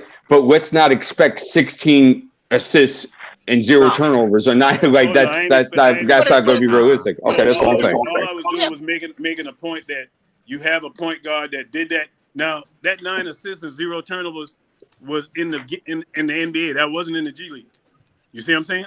Yeah, he's not even getting the game. That was against NBA caliber players. It wasn't the G League. Yeah, and the guy don't see the floor again. He's not even getting the game. So the point that we're making is Deuce McBride is talented enough to do those things in the ideal situation, right? So at the very least, at a minimum, Deuce McBride should be at least getting NBA minutes. Absolutely, he should at least 10. Right, Deuce McBride is definitely an NBA player, but to what extent we don't know yet, because he doesn't get enough minutes to get. Doesn't get any burn. Yeah, so he doesn't get enough minutes to get experience to find out what he can and can't do on an NBA level against certain matchups, right? And B, what he can do on a nightly basis, because he doesn't know what personal skills he has is superior to what he faces against other NBA point guards. That's a good point. So he has to find his way. He has to navigate his way through this thing first to establish himself, is what we're all getting at. Because when Ron said 16 and 16, he's right.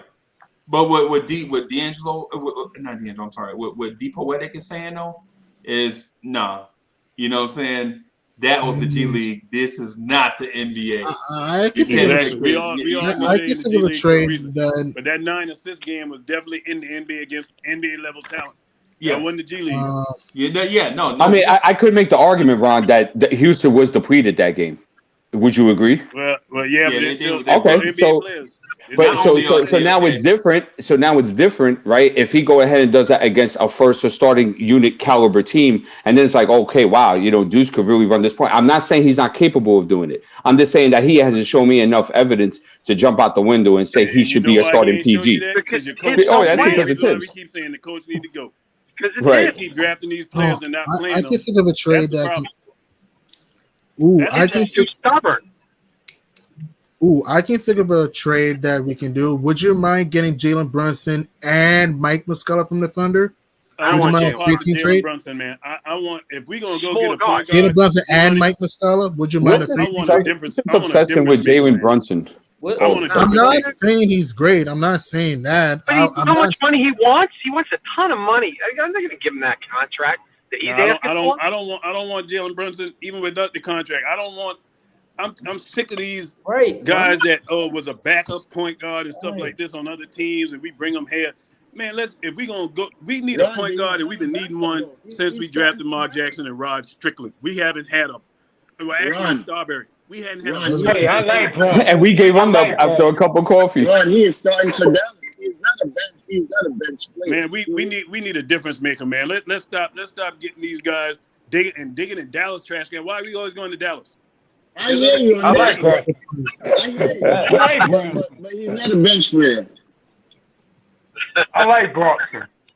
He's great like me. I think Brunson is a good player. I think he's a good player, but he ain't moving the needle. I don't think he's moving the needle like that. Right? Yeah, I want difference makers in here, man. You remember D what I've been saying? Y'all see what he's doing in Dallas. Y'all see what he's doing in Dallas. But D, you know what I've been. He should be doing that in Dallas. Remember what I've Yeah. been preaching, D? For the past Yeah. 2 months, I've been saying, why would we want to pay twice for a Right. guy like Ron saying who is not bona fide and moving the needle for us? You're Yeah. gonna have to give up young guys to get Brunson here. Then No, once again, you have to pay him, and because he's a free agent, you're gonna have to give him whatever he wants. but Sam, on Right. top of that, And you're paying RJ, and you're Right, paying and you're Cam, paying and you're gonna have to pay Mitch. Right. what It's has Cam Brunson Pop. done in Yeah. this league for us And to then you're give him eventually gonna have to 20 make a in the first decision on place? Obi at some point too. Exactly. That's a whole nother reason What why was we that? need to go with the What youth was that movement. Stafford done? What has Jalen Brunson done in this league for us to give him 20 million? Nothing. That's what I'm saying. That's my point. Exactly. Oh, Exactly. I understand he's a good fit. He's a pass first point guard. He might be a good fit for this team, but I am not going to give him no 20 I mil wouldn't. to come Safa, over here. I wouldn't even give him more than 16 mil a year. I feel like even that is even more than that is crazy. And we Yeah, know don't the get bright me lights wrong. in New York does. We done That seen much. I done seen a lot of players come from elsewhere looking good and getting the garden in it. Oops. Like what happened to them? Like the pumpkin pop. Mm-hmm. No, but Ron, I think Jalen could flourish here, but the only problem is, bro, he's just too small, yo. We need somebody with a long span that could guard the perimeter when they switch and save from Evan Fournier. But right now, it's just too small. We need somebody with length. And I'm not Hold opposed on. Man, Brian's small, and he's supposed to be our future point guard, right? But Brian But like Brian has a 6'8" wingspan. Right, he has a wingspan. Yeah, but he's like 6'3". That's the difference. That's the difference right Anybody there. we get in, we got to still deal with Tibbs on the arrangement in his mind on the rotation he wants. Mm-hmm. All right, so it looks like Cam is not fitting into his little scheme of planning on losing games too. How he's been losing, we're not winning. So Let's wait until the trade first to see if anybody's going to move out for him to. let's see. Somebody's But going to be you gotta gone wait for because that. they didn't make that move for Cam just so that's a precursor. That's a Yeah, that's what I'm precursor to saying. Zion, man. Somebody's going. Yeah, somebody. No, here we go with the Zion talk. It's the truth. It's the I like truth. Zion, but Zion's not in Blind shape. man can see it. I like Zion, but Zion's not in shape. You could ball. You could ball. What Yeah, makes I'm you think saying. Zion's not in shape? I don't know about Zion. But I I tell y'all like this. Zion, but he's not in shape now. He is in shape. I'm gonna tell you, He I lost think the he lost a little bit of love for the game down there in New Orleans, man. You talking 3 coaches in 3 years? Don't that sound familiar? Yeah, they haven't. And we're talking about disservice. They gave Zion a disservice. What have they done for Zion? That's a good point. Nothing. Exactly. Really. Yeah. 3 coaches in 3 years, man. Alvin Gentry, Sam Sam. Embiid, and now this Willie new Green. guy. Yeah, Willie 3 coaches Green. in 3 Willie years. Green. And two different front offices. They've been trash every year. Yeah. Hey. So for those of y'all, I know we're having the point guard conversation. I put together a video, man. I don't know if y'all saw this already. Don't make me cry. Yeah. Oh, you gonna cry? You gonna cry? But it's an impromptu. It's an impromptu cry. When you see the names on this list, y'all gonna be like, He's going to the "Go get cemetery. Ben Simmons and get it over with, please." I'm gonna show y'all. Look, this is the rookie. What is this list? I'm He's apologizing. going to the cemetery, Kev. He's going to the This is the rookie Knicks point guards over the years. Digging up old bones.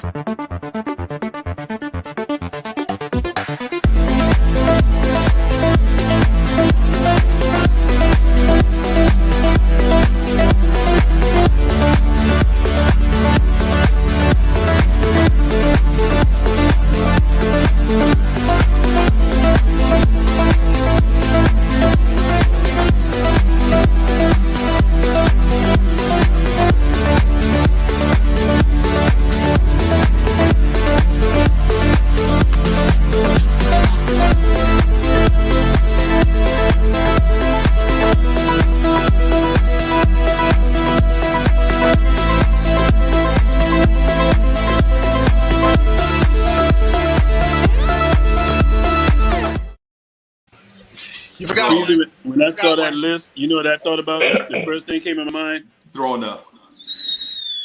This is a captain speaking. You They forgot got one. money flying them guys up out of here. You forgot Kemba, Freezy. No, Knicks rookie point guards. This is Knicks rookie point guards. What about the guy, okay. What about the other guard Yeah. that we drafted that's overseas right now, who we haven't seen yet? Rookabitis. You can see him on YouTube. He's got full games. Yeah. You can watch him. You won't see him with Tibbs because he ain't a veteran player. Yeah. And so I was just going to say real quick, and this is why I came up with the Ben Simmons trade proposal, because it's like, dude, we don't have elite talent. We need elite talent. I'm right here with you. On this basketball team. We don't. When was the last time we had elite talent on this basketball team besides Carmelo Anthony? Mark Jackson. You talking about all around, right? D-balling. Yeah, for the Stephon Marbury and Carmelo Anthony. That's the last time. Right. You know, before that, and I was talking about this the other day with CT. You know what's funny, man? And this guy name came to my mind. The last major move, and this was like a sign and trade, I believe. But you know, sign and trades are basically sign. You just compensate the team just that they're leaving, but it's really a signing. Latrell Sprewell, let that sink in. Right. And Uncle Latrell, ain't that something? These balling. Latrell Sprewell, think about that, man. We was wearing different uniforms with the little black on the side. Yeah, the piping, the black piping. Yeah. Hey, Freezy, you forgot Charlie Ward too. That was another one that you forgot. Yeah, he was the last draft. He was the last serviceable. And I think Freezy came up with a great idea with the De'Aaron Fox stuff, because even when he doesn't play defense and even when he can't shoot, he still does things at an elite level. He has elite speed. He has elite ball handle. He can get to the rim. He can hit a midi. The guy's averaging 20 and 7. He's having a bad year. Right. Hey, good defense. Hey, D, let me ask you this: Is Tom's offense is it around a 3-point shooting? It's had to be that way this year because we have no dribble penetrators that could get in the lane and cause havoc. Because Tom would prefer somebody to get in the paint. All right. So what I'm saying, if you bring in Darren Fox, he can't even shoot the three. No, yeah, but he can get in the lane. But he can get in the lane. He gets in the lane. I'm not opposed to having him. He's a good penetrator. I understand that, but I just asked you, is Tom Thibodeau's offense around 3-point shooting? And he just said yes. But he just answered. No, I did not say that, Stafford. You're gonna quote me correctly. Yeah. So what did you say then? I'm sorry. What I said was that the reason why it's that way is because we have nobody that can dribble penetrate into the paint. Right. That's what I said. And listen closely to the also the other thing. De'Aaron Fox, while he may not be a great 3-point shooter, he's quick. He is elite at doing the one thing that Tom Thibodeau wants you to do at point guard, and that is get 2 feet into the paint. Right. Drive and kick. So y'all think the offense gonna trade Randall? It could be. I'm gonna tell you like this. That would be great. In business, you have to make hard decisions in business. You can't get sentimental. And we'll get stuck on this thing. Well, this guy was the most improved player. He brought the Knicks back, but we've seen enough body of evidence to know we're not winning the championship with Julius Randle. Anybody think they're winning one with him? You need to throw in your card. You go to a psychiatrist and check your head. Tom, we're not even winning with Tom Thibodeau, much less. Both of them. Yeah. Exactly. If we trade Randall, we gotta get rid of Tibbs. Both of them going. That's fine. I'm That's what I want. Absolutely. Yeah, I'm definitely. But I have another point guard, and I kind of doubt this. Would you trade for SGA? He only making $5 million this year. Absolutely. I would love SGA. SGA on this team, he can pass, he can slash, he's a good shooter. Personally, for me, I understand, and again, I'm not trying to make this a Ben hate video. I understand, Ron, you want Ben. I don't for reasons. I would love SGA because here's the thing, too. SGA will also help our spacing, too. And SGA is a reliable free throw shooter, too, and he's mentally tough. SGA on this team would be nice, though. I would love SGA. I'm not opposed to SGA. That's a good choice. But what the hell do we have that Oklahoma City will be interested in? Question. Great draft question. picks. That's they got draft picks, crazy. They got that. Y'all talking about giving up Randall. Y'all talking about giving up Randall, so they probably want Randall. No, what are they doing with Randall? Hey, hold on. Let me add. But what D Poetic asked it was what do we have that Oklahoma City would want? And every team's motivations are different. And he's clutch too. So Oklahoma City's thing is they can find superstars in a draft. They're good at that. They legit scout first, second year players, they find stars. If you don't believe so, look at Josh Giddey. Mm-hmm. Right? They will find their type of star in the draft. Right? If you don't think so, look at Russell Westbrook. Mm-hmm. Right? So, but here's the thing: what do we have that they would want? Mm-hmm. We don't have the young. We don't have the young Oklahoma City type player. Right? That they want. Right? So young players is out. Maybe the only play, maybe Quentin Grimes is maybe the only one that maybe. I'll get a McBride too, Freezy. But I love Grimes, man. But I'm giving him Grimes, Joe. We're not saying Grimes. There are some things that I'm like, yeah, y'all can take a hike. We're not saying Grimes. Yeah, but what y'all missing though? Am I right, Ron? Go ahead, Freezy. So what you're missing is what motivates teams to do deals. Yeah. Like what would motivate Philadelphia to do a Ben Simmons trade? Well, they would want pieces to put around Joel Embiid so that they can win a championship. Right. So our draft picks are icing on the cake to them. Right. Right. So what would motivate Oklahoma City to trade SGA to us? Our young players are not their type of young players. They like young, raw players with huge upside. Yep. And with huge upside.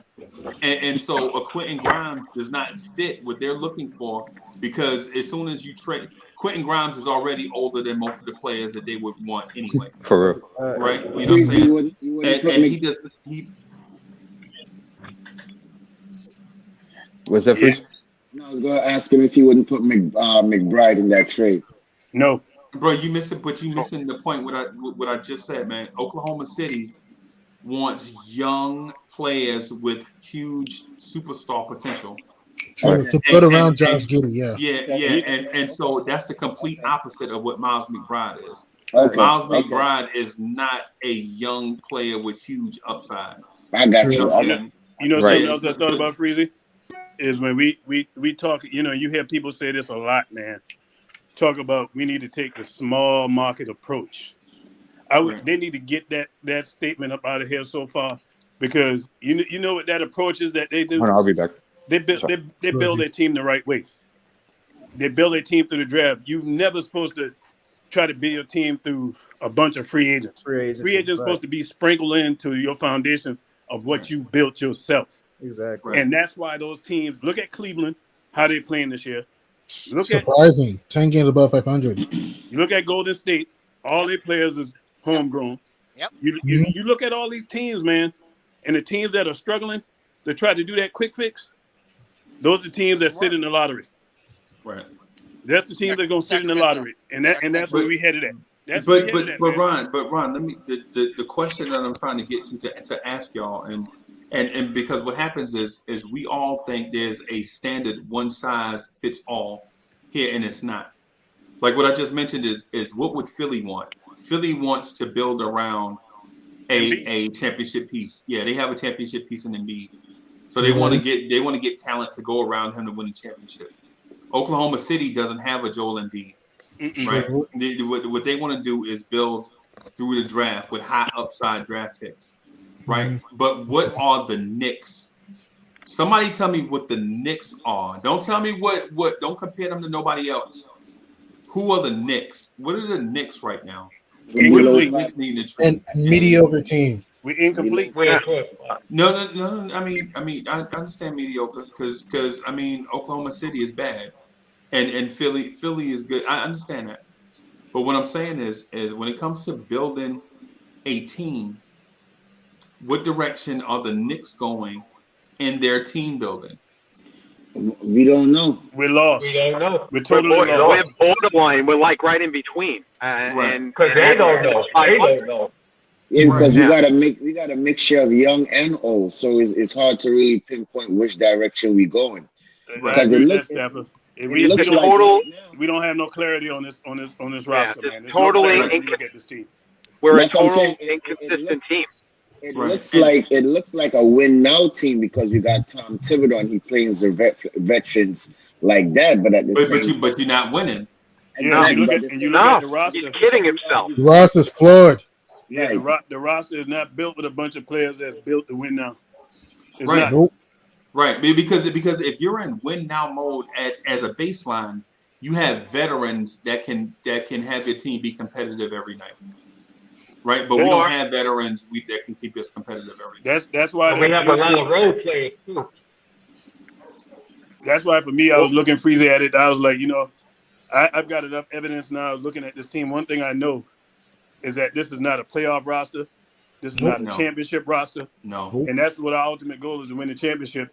So the fastest way to try to get there is just go ahead and keep developing these young players. Let these young players play. Move these guys out of here, because you got to know when to cut your losses in business. You got to know how to make tough decisions. Everybody ain't going to be happy, but you got to do what's best for the organization. Ron, Kimber and Julius, Fournier, them guys need to go. They in the way. They in the way, man. And the coach need to go too. I looked at this team as a playoff team, but not a championship team. They're not even a playoff team. They're not. We get to the playoffs and get thrashed in the first round. We too much on a roller coaster. I see at least a little improvement, at least going to the playoffs, probably getting knocked out first round every couple of years. That's fine. But championship, I didn't see at all. You're not going to make it to the playoff when you're depending on a guy that got arthritic knees, when arthritis only gets worse. And our schedule is horrible. And you got Alex Burks to be the backup point guard to start when this guy is not available. We are not going no playoffs. And Ron, stop that. And Ron, want to hear constructed. Right, and Ron, want to hear our schedule after this? We're at Miami. That's probably gonna be a loss. At Milwaukee, that's probably gonna be a loss. Home against Sacramento, who knows? Home against Memphis, that's probably gonna be a loss. At Lakerland, I understand the Lakers. We might lose that. The Lakers might play inspired at home. At Utah, that's going to be a loss. At Denver, we haven't won this since 2006. Might be a loss. At Golden State, might be a loss. At Portland, think about that. Home against OKC. Home against Brooklyn. Home against Miami. Home against Philly. At Phoenix. We have Utah in there. The Knicks need to be sellers at the draft. I mean, at the deadline. We'll be 5-5. As the narrative has been all day, talking about Tibbs and him evolving to be a player, a coach in this era that we're in. Can he fit in to coach a team like this? Maybe somebody else could coach a team better than Tibbs has been doing with this team. You never know with the right substitutions. If it was another coach, could have been that we got more wins under our sleeve. So I don't know, but we could keep predicting we're going to win this one, lose this one, win this one.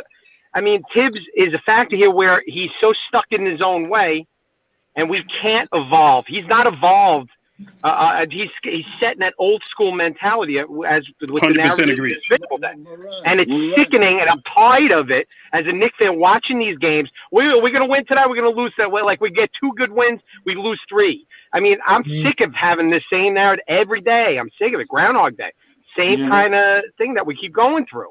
He's playing guys too much. We're playing Taj too many minutes. We're playing the same thing. This is what this coach is doing. And we're not going anywhere. We're stuck in the same place. And that's what's going to be. We're running out of time now. There's no more, we're going to make the playoffs. Finally agree on that. We definitely can agree on that. That's exactly what's going on 100%. He hasn't evolved. Moran, but you couldn't tell me on paper before the season start that you didn't think this team was a playoff team. I'm going to tell you what you couldn't tell me before the season started. This is one thing I said the other night, man, to your point, Stafford. The way we got embarrassed in the playoffs, to lose on our floor, the way Julius Randle played in that playoffs, I said nobody wants to play the New York Knicks next year. Come out and punish people. Oh, the Knicks, they were going to use that as fuel to destroy teams this upcoming season. Well, they did for the first 6 games when we were 5-1. After that, the wheels fell off. Yep. Agreed. We lost to Orlando twice, Toronto without Siakam, Scotty Barnes, Cleveland without Markkanen and Love. We're not going anywhere. We're not going anywhere this season. Ron, it doesn't look like that. And the way Tibbs' coaching style is and his mentality, and Freezy, you pointed at the beginning of this show, and we go revert right back to it. We're just going to be frustrated Knicks fans saying, why didn't Tibbs do that? We see it, but he doesn't because he has his own mentality, his rotation, his substitutions. That's it. He's not going to change it up. Nope. And this is what we're going to get frustrated over every single time we watch a game. And also the players Tonight, have to do this job.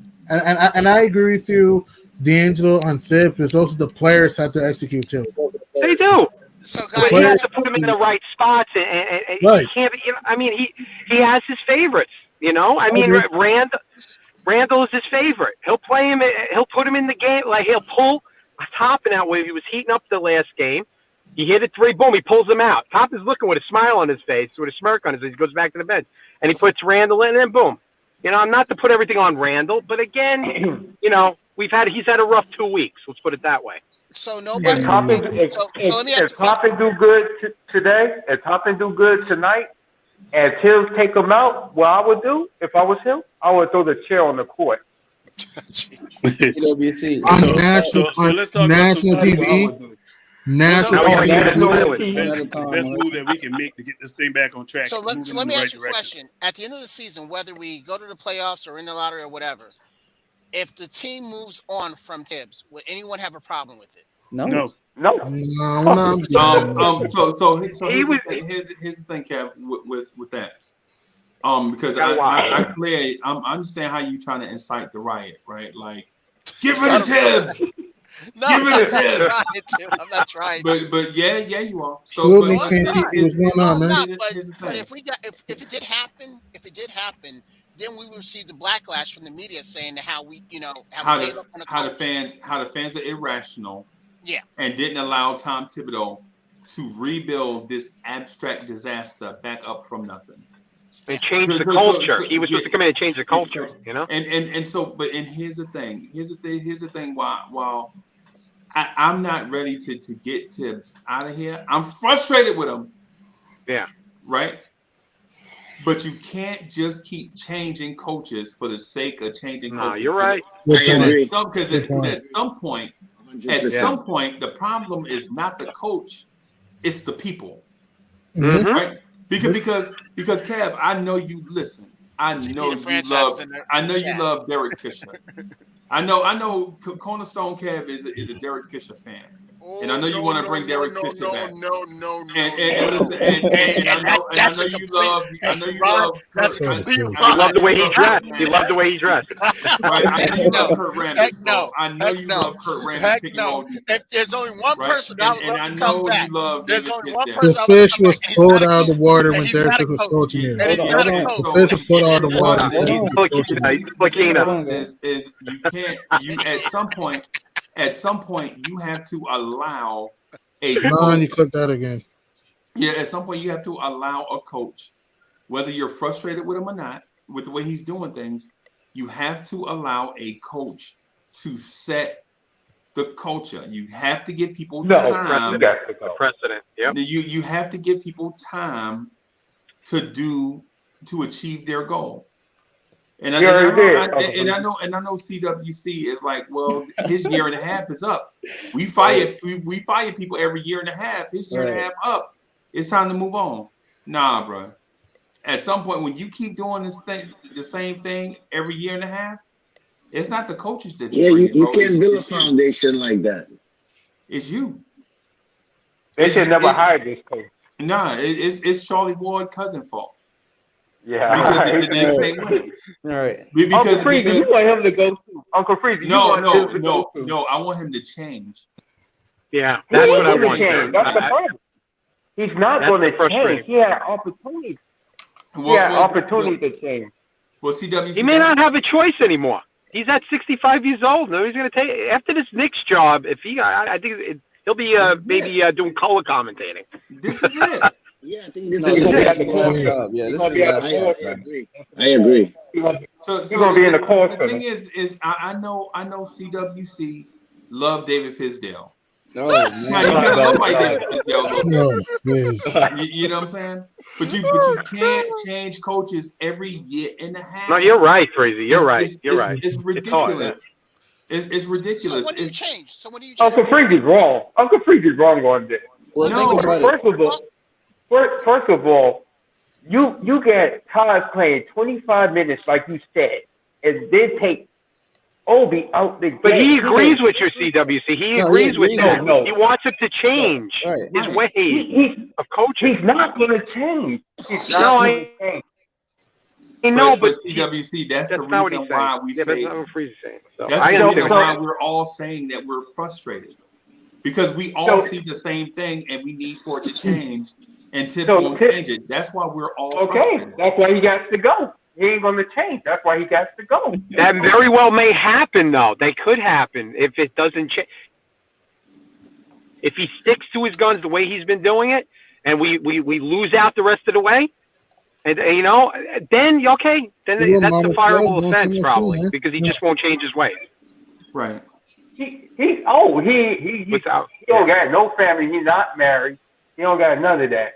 Yeah, but that had nothing to do. Yeah, that had nothing to do with it. That had nothing to do with it. Yes, it does. Yes. Who he yelled at? He yelled at the rookies and the young.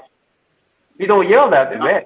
Yeah, but that's the way his coaching style is. But his coaching style is maybe a little outdated. The expiration date ended a while ago with that. It is outdated. He's stuck in the 80s. But CWC, you can't just fire coaches every year and a half, bro. You just can't do that. Don't look good. Sometimes it's the players. Sometimes it's just the players too. That's not in the NBA book. And the front office too. You know what, Freezy? What y'all Freezy said? has a good point. Every year you somebody said we got the wrong coach. Hey. They shouldn't have never hired him because realistically, you brought Leon Rose in here to change the whole what's been going on for years. And Leon Rose came in here and fell in the exact same situation as other front offices have done. Other front office, yeah. He went and got Tom Thibodeau. The minute he done that, everybody in the whole NBA world knew the Knicks trying to win. They are not trying to rebuild. Exactly. You can fire anybody. You can coach from the beginning because you basically wasted a few years of this rebuild. Exactly. You can fire anybody. You can fire anybody. Now we at a point with these young draft picks that we have to. And Jericho Sims not playing. Don't get me started, but that is another travesty. Because that's what I was saying. That's what I was saying. But Cornerstone Cap, think about this. Think about this. So right now it's 1:44. Say at 2:00, the Knicks call a press conference, and James Dolan is at the podium, and everybody's like, "Oh snap! Somebody getting fired." Right? And so Dolan come up and he be like, "Yeah, I tried this thing. It didn't work. I'm firing such and such. I'm promoting Johnny Bryant as the interim head coach. We looking for a new front office." Right? Oh no. In the short term, people were like, "Yeah, man," because I got tired of Obi Toppin not getting no minutes. But then at the same, but listen, Kev, listen. Okay. Listen. So Leon Rose is out, Tibbs is out, and now what happens is the ire is going to go right back towards the owner. Well, he shouldn't have hired them in the first place. Yeah. Well, that's the same thing you said when he replaced the other guys with the new guys. Yeah. You know what I'm saying? That's the same thing you said with Steve Mills and David Fizdale. And then the press has a field day. And then failure to identify the right people to put them in places to succeed is what's been going on with us for years, man. Right. But the thing about it is with James Dolan, it's not for a lack of trying. Absolutely not. You know what I'm saying? Because think about every time he fires one person and hires somebody new, that means he still has to pay the old guy because the people that are leaving are under contract, and he has to negotiate a contract with the new people that are coming in. Exactly. And he's got to give them some time to implement what it is that they think is a successful plan for winning the Knicks a championship. So you're willing to so what you're saying, you're willing to sacrifice Tibbs' contract, bro, however long he's here, you're willing to sacrifice that and then send him off his way. Whereas for whatever long his contract is, we could have done a lot more if he would have put the right people in, on the floor. What I'm saying is be patient. All right. Yeah. No. Ain't no more patient time, man. Y'all see what he doing. Y'all see what he doing. Ain't no more patient time. I have patience with this team. CWC, what has he done? I knew that was coming. Hey, Freezy, I'm gonna tell you all this. the contingency is in place for Tibbs. It's Johnny Bryant. The fact that they made Johnny Bryant the assistant coach when all these other guys on that bench been with Tibbs, got experience. Johnny Bryant being the assistant coach was letting you know that he's the fallback plan. If Tibbs' plan don't work, they can pivot to the young players. But he's not the assistant head coach. He's the associate head coach. That's a huge difference. Yeah. But Kenny Payne is an assistant. Johnny Bryant is the associate head coach, meaning like if Tibbs was to slip on a banana peel, that's Johnny Bryant's job. Period. You know what I'm saying? Because there is no pecking order. We don't even know if Johnny Bryant's the guy too. I mean, let's just say Tibbs got fired, and then he slides in, and then he has an awful year and a half. And then guess what you have to do in a year and a half? Bye-bye. Find another guy. Right? Yeah. You got to bet another guy. No bad track, guys. No bad track. Y'all want Tibbs to stay our head coach? We're not going anywhere with Tibbs, man. Tibbs and Julius is a package deal in my book. Okay. Them two guys, I'm sick of them. Yeah. I'm sick of them. Randall, he being I'm sick of Tibbs' style of coaching because it's outdated. He doesn't want to change his method. That I'm fully adamant about. I'm aggravated the way he coaches and his substitution playing Taj too many minutes. And just I'm sick of the way his style of coaching. This is what the Chicago fans were dealing with there. They were frustrated with him there. They're frustrated. It's just the same narrative with him and his style of coaching. That's my problem with him. I wanted to. Wait, hold on. I wanted to succeed. Of course I do. This is our team. Okay. Of course you want to succeed. But we see things that say, why didn't you do this? Why didn't you do that? And we question it every game during losses. Even during wins, we complain about it. And it's got to change. He's got to change it up for him to be, this is his final hurrah. I think this is it. Oh, yeah. He won't coach after this. No, that's it. It's done. He'll be sitting right next to Jeff Van Gundy and Mark Jackson on TNT. ESPN. So, D'Angelo, basically what you were saying, you're probably agreeing with me that if we're still removing the years that he had in Minnesota, that he really hasn't changed from Chicago. He hadn't. No, he hasn't. So we're in the same thing, and we're in the scenario. He's been here basically a year and a few months here that he's been coached. So you want to give him a fair shake. Let's see how this season plays out. We'll complain about it if we don't make it to the playoffs, or we get to the playoffs and we go out in the first round, win one game, and we have to shut down the streets. That's a sad state of affairs. But then we see what we evaluate next year, because he's not going anywhere this year. You know it. And everybody in the kitchen knows he's not going to get fired next season. If this is the infamous year 2 for Tibbs. Yeah. If you look at his track record in recent history, year 2. Recent history as Minnesota and now us. Exactly. Right. That's right. His act wears thin, and he rubs people the wrong way, and he runs players in the ground. Yep. I mean, think about this. Kemba Walker comes back. I agree. After he had him on the bench, he plays the guys 40 minutes back-to-back 3 games in a row. And next thing you know, the man is out. Exactly. Come on, man. Common sense, man. Hey, there's a saying for a reason. You can't teach an old dog new tricks. Right. Yeah, sometimes you can have an outlier to that. But for the most part, that phrase came up for a reason.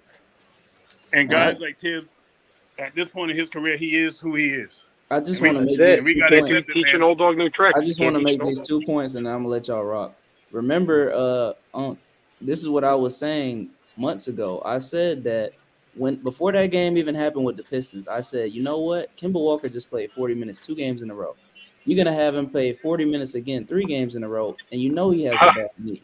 Right, so he knew what the consequences were before he even put him in that game.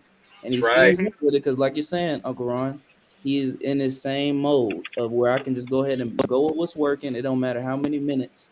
And this is another thing that I've also been preaching. It's the trend. It's the trend that he has on every team, like we're saying. With Chicago, with Minnesota, he gets there. The team overachieves year 1, as they do on every other team he's coached. Then year 2, there's some type of drop-off. And then after that year, it seems as though he loses the team. And then he's out of there. Right. Hey, pause right there.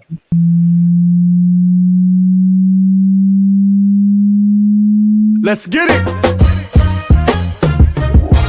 I be spitting with your flows, I'm just podcasting. That's right. On the air every day, I'm just podcasting. You don't know what that mean when I say I'm podcasting. I'm broadcasting these flows with the podcasting. Every day of my life, I'm just podcasting. Share my dreams with you, mean I'm podcasting. You can see my vision through the podcasting. But don't forget J Boogie when I'm broadcasting. I'm podcasting, he's podcasting. I've been spitting this venom since Karate Flicks. When Mr. Sims was sharing nothing but the Knicks. I guess you know by now, I seen some tough years. Now I know the reason why Freezy got them Blorange Tears. Close. Jay Boogie's in the building. What's good? What's going on with the people, man? You could have let that thing play out the man.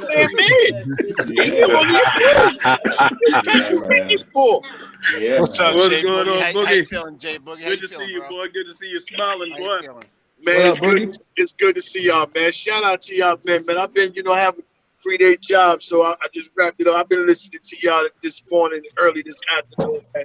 Just wanted to let y'all know, man, because I know, sometimes we forget about telling one another, man, how great of a job y'all people doing, man. Y'all the most respectful people it is in the world. And loyalty, man, that goes a far place in life. A lot of people don't know and understand what loyalty means, you know what I'm saying? And we that each and every day. And not just basketball, just, to one another too, man. So I just wanted to share that with y'all. Shout out to the chat, everybody, you know what I'm saying? Hope everybody staying healthy and safe, man. God bless you, know what I'm saying? Because it was all a dream. I used to read Word Up magazine, but y'all unattach your eyelids and go get the heavy D up in the limousine. reality.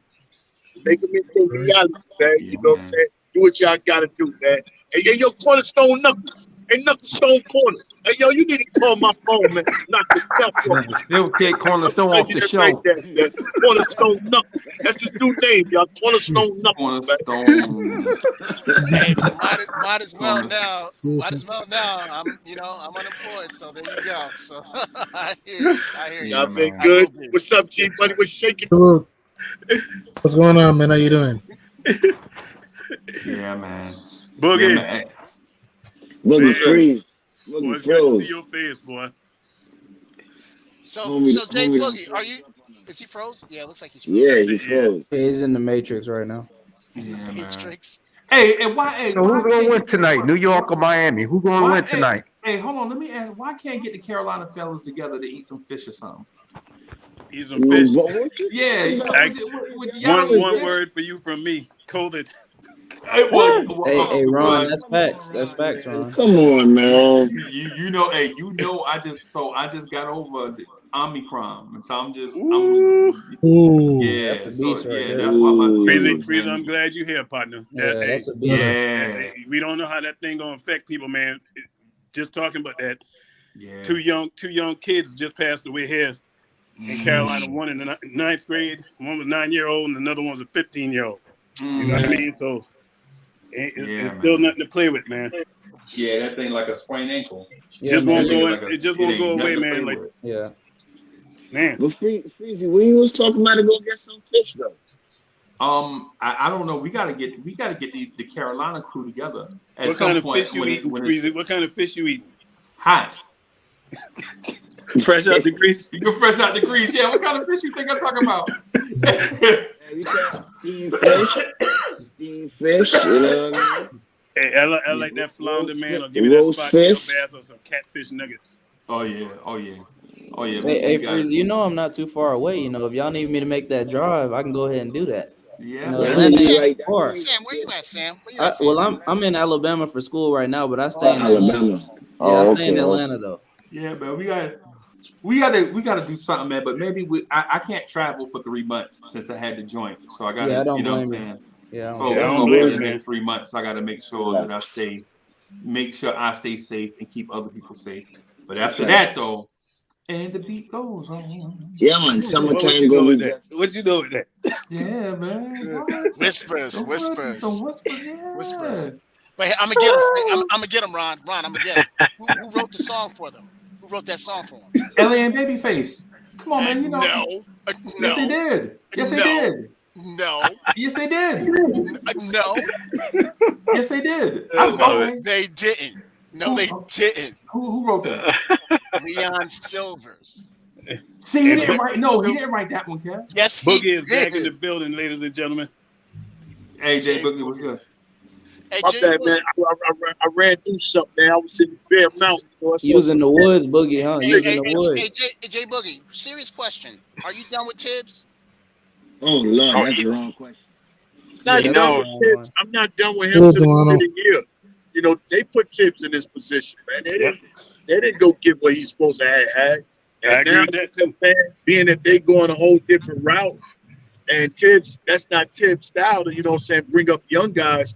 They probably gonna let them, you know, play out the rest of the year, you know what I'm saying, and then make some changes. But it's not Tibbs' fault. To me, it's more the office fault, you know what I'm saying? They didn't make the proper moves, you know what I'm saying, get what they had.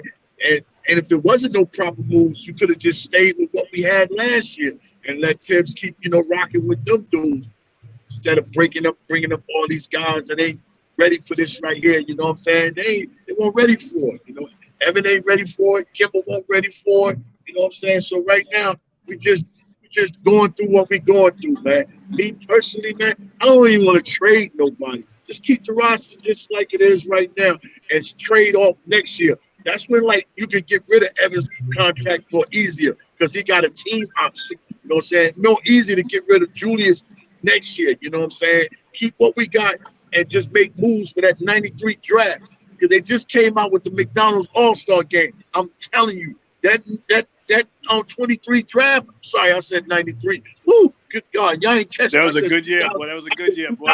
I said 2093. Woo! But listen, yeah, man. That McDonald's All-American game is stacked, man. Hey, Boogie, you made me have a flashback, man. When you said 93, man, I was in upstate New York, a young buck. You know what I mean? 21 years old. Actually 20 years old. You should have seen Cornerstone. Cornerstone was looking like one of them dudes on Cooley High. Oh man! Oh man! We was just talking about Cooley High the other day when they asked about where my man was at, and you knew that was the part right before my man was gonna get beat up. Right. Oh wow! Yeah, you remember that? I turned the movie off every time. Every right at that part, man. I just turned the movie off. Lawrence Hilton. From, Lawrence Hilton Jacob. Yeah. Jacob. Yeah. But Jay Boogie. Don't worry about it. Cornerstone. Don't worry about it. I'm older than all y'all, so you know I was looking like Cornbread Earl and me, and I was Lawrence Fishburne. A lot of people don't know that was Lawrence Fishburne's first movie. You know what I mean? No fish. Hey Jay Boogie, I'm kind of surprised that you hit. I thought you said you was done with the coach. But say what now? I'm surprised that I'm hearing now that you with Coach Thibodeau now. For a while, you were saying you done with him, so it's kind of surprising to me now that you kind of double back. No, I'm not. Stubbornness. I'm not with Coach Tibbs, but it doesn't make sense to bring in another coach right now when the roster is in between. If you decide to go with a young coach, he's still got older guys on the team. Yep. So the way I'm looking at it is, you might as well go ahead, let him finish out the year. That's more respectful. You know what I'm saying? Than to cut somebody in the middle of the year. Trust me, I still want him up out of here because the direction that I want to go, I want to see that direction. You know what I'm saying? Okay. Because we're not getting the proper players to come here. And that's, you know, earlier I texted in the chat, I don't know why we picking and choosing about what guys we want to come, who we don't want. This guy, some want Murray, some don't want Murray, some want Simmons, some don't. But we're not in position to choose because you got to ask yourself, who's come here? Evan Fournier, Julius Randle. So if we got a chance to trade for some of these guys, we need to go ahead and make a move. But, I agree. The coaching, man, let him ride out to the end of the year, man. Yeah, but I'm not going to be here until the end of the year. year. When I say I'm done with him, Boogie, that just means I'm detached from him. Yeah, we mentally I know gone. he'll be gone at the end of the season. For me, I'm 50-50 on Tibbs. I'm 50-50 on Tibbs. I'm 50-50 I'm with Boogie on that, too. He said, you know, you think about it. We have – the only way we getting players here is two plays. Trades and the draft. Trades and drafts, man. Right. And we need to explore that route. That Cam Reddish move, I'm loving that. Right. That's a good move. That's a good I'm move. loving that move. But it don't mean nothing if you don't get the run. Yeah, I agree, Kev. Hey, Kev, I keep telling you, that's a precursor to another move. Right. If That's blind man we can see know that. another trade is coming, Kev. You know who ultimately gonna force his way to NY. It's gonna happen. Book it. It's gonna happen. Hey, did you see the press conference when they asked RJ about that? And what RJ said? RJ said we're gonna just keep that in house, and he smiled. That's what the Knicks going to a youth movement, man. We going to the youth movement. This is enough of this, man. This is the last year you're gonna see with this quick fix trying to snatch players. Thank goodness we don't look like the Lakers. Right. Thank goodness. The Lakers have been inconsistent all year. We are. And they're scrambling. They don't have no assets. The one asset they have is a guy who can't stay healthy. Who want that contract? Who want They Anthony thought they Davis were right Lakers thought they were going to be the smartest team in the league by just getting putting everybody together. Carmelo, everybody. I mean, right, Westbrook. Come on. They're just thought they were not gonna be consistent, smart. man. Where they should have kept Kuzma, they should have kept Caruso, Well, and they should have kept Caldwell Pope. They should have kept Lonzo Ball. They should have kept all the guys they drafted. Cautionary tale. Yo, you should. Man. Yo, you should have saw that Clippers Wizards game. The Wizards were up 35, and the Clippers came back and won that game. You should have saw that game last night. That was unbelievable. That Clippers Wizards game. Yeah. Clippers were down 35 and came back. Wow. Yeah. Hey, Well, Kev, I saw a DSJ game just similar took to you that, out, by the way. and we didn't finish all because we couldn't hit our doggone free throws. Yeah, What, that's what I've been like- saying, huh? I've been saying that. Love you, DSJ. Couldn't hit our Yeah, doggone free throws, man. But hey, Hey, Kev, you should probably turn the camera off after what DSJ just did to you. Yeah, I might saw wanna that. go- I saw that. Yeah, you might want to go into hiding. That chump. No, he didn't. hey, Cornerstone, where your boy Frank Ntilikina Yes. Where your boy Frank Ntilikina at? He is averaging 20 points a game. Hey, 10 Ron, assists. Ron, you missed it. He said he was going to drop 30 on his return to the Garden. Hey, you know what? Hey, while we joking, I was talking about that with Kevin Knox the other day. I said, every player that leaves New York City always had that game. Yeah. That revenge And the Hawks game, are starting man. to soar. Caw-caw! Four straight Kevin wins. Knox messed around, come back and drop 20 on us. Yeah, man. And I want to throw this out there. Did you know Atlanta's only one single game behind New York in the standings, by the way? As bad as they've been playing all season? Yeah, they were 17-25. That's because They won we've been 4 in a playing row. They're bad. 1 game back in New York. That's because they on a win streak and we not. 4-game win streak. Yeah, but I'm at this point with solutions. We know what the problem is. The roster flawed, coaching. What's the single best thing y'all want to see done for the rest? What y'all want to see for the rest of the season from this squad? I want to see Cam and the young guys. That's what I want to see. I want to see Cornerstone Cav not mention my favorite player's name. Every time Cav attaches himself to somebody, something bad happens. Oh, man. Every time Cornerstone Cav attaches his name to something bad happens. Right? So I'm just hoping. I'm just hoping I plead the fifth. that Cav says his new favorite player is Jimmy Butler, so Jimmy Butler can hurt his knee. You know what I'm saying? I don't want to know. Hey, Even if he gets hurt, the heater's still deep enough, man. Again, we've lost to injury teams all year. If you're saying No that, hypotheticals. If you're using that thing, he's not And my he favorite trying player. to get Christian Wood. My favorite player is Hero and Robertson. So They might get hot. Wait, don't sleep on PJ Tucker. Don't sleep on PJ Tucker. This might be the great thing. I heard the Heat. Hey, G-Money, the Heat trying to get Christian Wood. That'll be I good heard news for about them. that. Here's the thing: how are he and Bam fit? That's the I heard thing. that rant. How are he and Bam fit? That's the thing. Hey, Freeze, it's time to ring the bell. Ding, ding. It's time. I'm getting ready to shout out 2 people, see if we can get them in the ring. I think that'll be a good match, man. We need the verses going on, man. We ain't had one in 3 weeks? About 3 weeks. Been a month. Yeah, you need to. I'm calling out, and he left off the panel, and I think this is a good matchup too. I'm calling out Charlie Ward's cousin versus Brother Man Insurance. Cornerstone. Cornerstone. I think that's a good matchup. I think that's easily. No. You will never see me in a matchup at There'll all. be so many bad. Bro, man, insurance. Kev, on the 5th floor. Kev, I gotta go to the upper room and come back to get my. Kev, why I gotta go to the upper room and then come back to get my insurance, Kev? I got to come back and get my insurance money to pay for my own funeral, Kev. I'm switching. Hey, you won't have to because I'm switching companies. So okay. All Hey, right. Cornerstone. Hey, yo, you ever go back and look at your takes? You be having good takes. I think that's a good one for you. Jay Boogie, you don't believe that. You don't. That is a good one, Jay Boogie. Boogie. You don't believe that. That's a good matchup. Stop it, Boogie. Hey, Jay Boogie.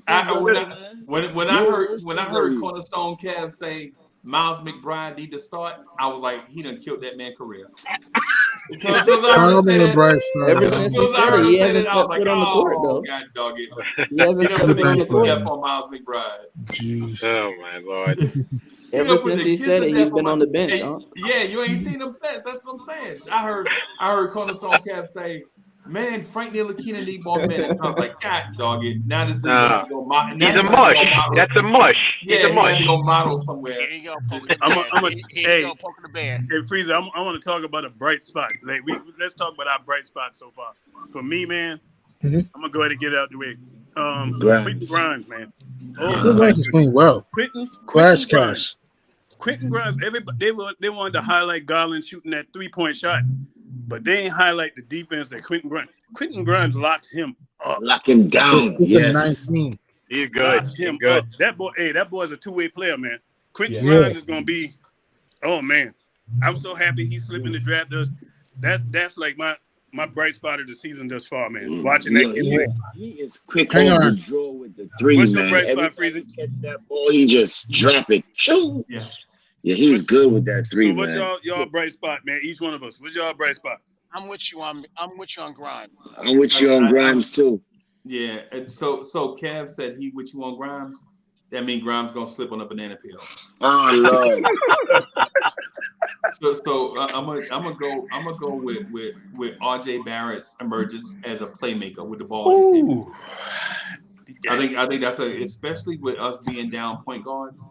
Mm-hmm. I think that's a bright spot for us that RJ Barrett stepped his game up. That's a good one too. And not scoring. I'm talking about like RJ Barrett getting into the paint and hitting off Mitchell Robinson and decision making. Yeah, and making us remember that Mitchell Robinson can be an offensive threat if he ever touched the basketball in the paint. Right. Yep. That's a very good one too. I like it. Yeah, man. That's my so whatever Cornerstone Kev say, I'm gonna go the opposite way because I don't want our players to be slipping on banana peels and all kinds of stuff. All right. Then you know what? I'll say Evan Fournier is my favorite player. Oh, that'll put Grimes right in the starting lineup. So keep an eye out for Fournier now that Kev said that. Or Cam Reddish. That'll put them both in the starting lineup. Yeah. Hey, DSJ, that's a fact. I was a really good player. That is a fact. I'll be the slugger if you need me. Hey, guys, I got to get off, but I just want y'all to know I love y'all, Ron. It was great seeing you, man. Hey, love you, bro. And Kev, you ever heard this song? What'd you say, Freeze? What'd you say? Oh, I was gonna say, you ever heard this song called "Rocksteady" by the Whispers? Yes. Okay. Another one written by Leon Silvers. No, Steady rocking all night long. Yes, exactly. Yeah, that's Ellie and Babyface, bro. No, it's not. Yes, it is. It was off of Solar Records, which was Leon Silvers of the Silvers. Anybody remember the Silvers? I know the Silvers. They like the Jacksons. No, you know what? Honestly, I think only me, you, Ron, Jay Boogie, and Stefan. I think we're the only ones that know about the Silvers. So. No. You can't include me in that. Oh no. Okay. All right. Then it'll be me, Jay Boogie, Ron, and Freeze. That's it. Yeah. Right. Hey, don't be include me with all them old heads. I'm young. Love y'all. Take care, guys. Later, Kev. All right, Kev.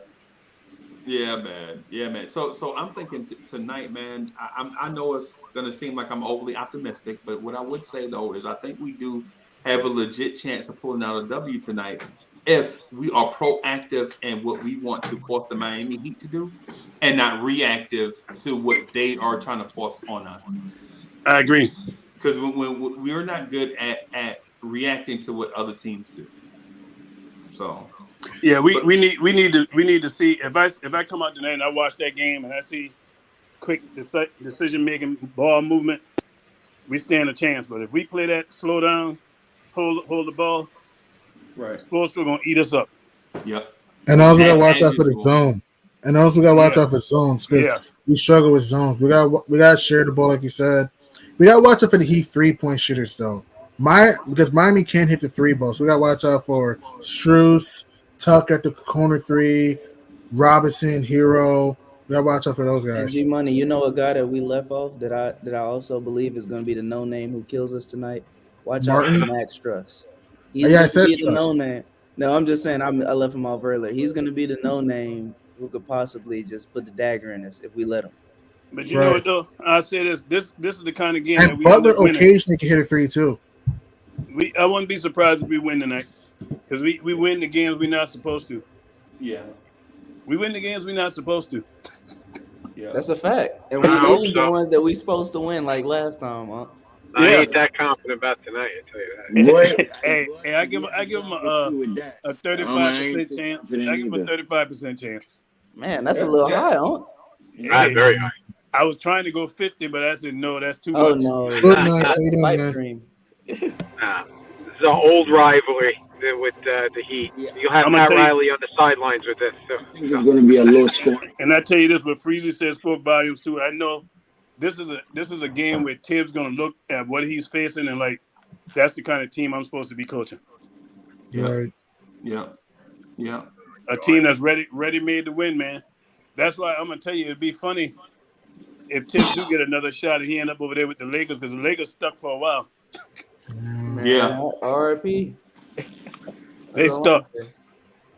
Ain't nobody gonna want to touch that Russell Westbrook deal. I don't know who's gonna trade for that. Yeah, well, there's only I don't one know. team, and if the Rockets don't do it, nobody's doing it. Don't bring Russell Brick over here. Oh no! Oh please, I can't stand him. What do y'all guys think about Kevin Porter Jr.? Because I seen an article talking about a trade. He might come here. I love his game, but my question with him is his mentality. Yeah, you know that's the only question what between them is, man. But there's no denying the talent. That guy is gifted, man. He's good. This is his attitude. Yeah, it's just the attitude. Yeah, and so that fella had been through so much, man, as a kid. Yeah, like with his parents and gang violence and stuff at home, stuff that he's seen as a kid. You know what I'm saying? So you can't really fault him for certain things. Yeah, you would hope that emotionally he could get the help that he need as a person first. You know what I'm saying? And then let his job stuff be second. But as adults, we're taught that we have to work, and his job is basketball. Right. So he has to he has to work while he worked through like some of that emotional stuff that he's seen as a little, you know what I'm saying, as a younger kid. So to be honest with you, I'm rooting for the person first. Yeah, man. And if we don't ever get him as a player, and if he don't ever win a championship or be an all-star, you just hope that he get the help he needs as a person. Yeah, man. I agree 100%. But so far on the basketball side for him, you know who would have been perfect for him? Because I always think about J.R. Smith with this guy. Mike Woodson would have been perfect for him. Yeah. Woody would have been perfect for him. This team sorely missed Mike Woodson on that sideline, I tell you. Yeah, he was the glue. What's Indiana's record right now? It's college record. Do y'all know? He's doing pretty good. Indiana just upset a top team too the other night. I like Mike Woodson a lot. I like him. What's his record in college right now? I'm not sure of the record, but they're actually having a decent season. Stuff. Oh, okay. Yeah. That was the last really good coach the Knicks had. If you think about it, when I'm talking about being able to connect with everybody. Yeah, ain't just the veteran players, and he held people accountable, man. Yeah, Melo started playing some of his best defense ever with Woodson. Yeah. And to answer your question, Indiana, they're 6th in the Big Ten, and they're at a 14-5 record. Okay. That's not bad. That's not bad. Yeah, Whitson doing a good job. Yeah. Yeah, that's not bad at all. Hey, nice. What's good? What's good? What's good? How's everybody doing? Oh man, that's my man from the Springs. What's going on? Nice. Hey, hey, how's everything? How's everything with you guys? How's everything, Ron? Glad to see you coming back from your hiatus. Yeah, man. It's good to be back, man. It's good to be back. It's good to have him back too. Yeah, definitely. Shout out to everybody in the chat. I just gotta say something simple. We gotta bring it back to last season because this season is not working out at all. Like we lost EP, and I know that a lot of people they don't want to hear about this, but EP at least he played defense. Yeah. Right now we are hurt on defense, and I see why, and it's because we all thought that having more offensive player around Julius Randle is not going to hurt us, but not having EP and not having the other cat that went to that, Bullock. Yeah, it is clear that Julius Randle cannot focus on his offense like last season. And that is something that is really hurting us. So right now, I just do not care if we actually trade pretty much everybody,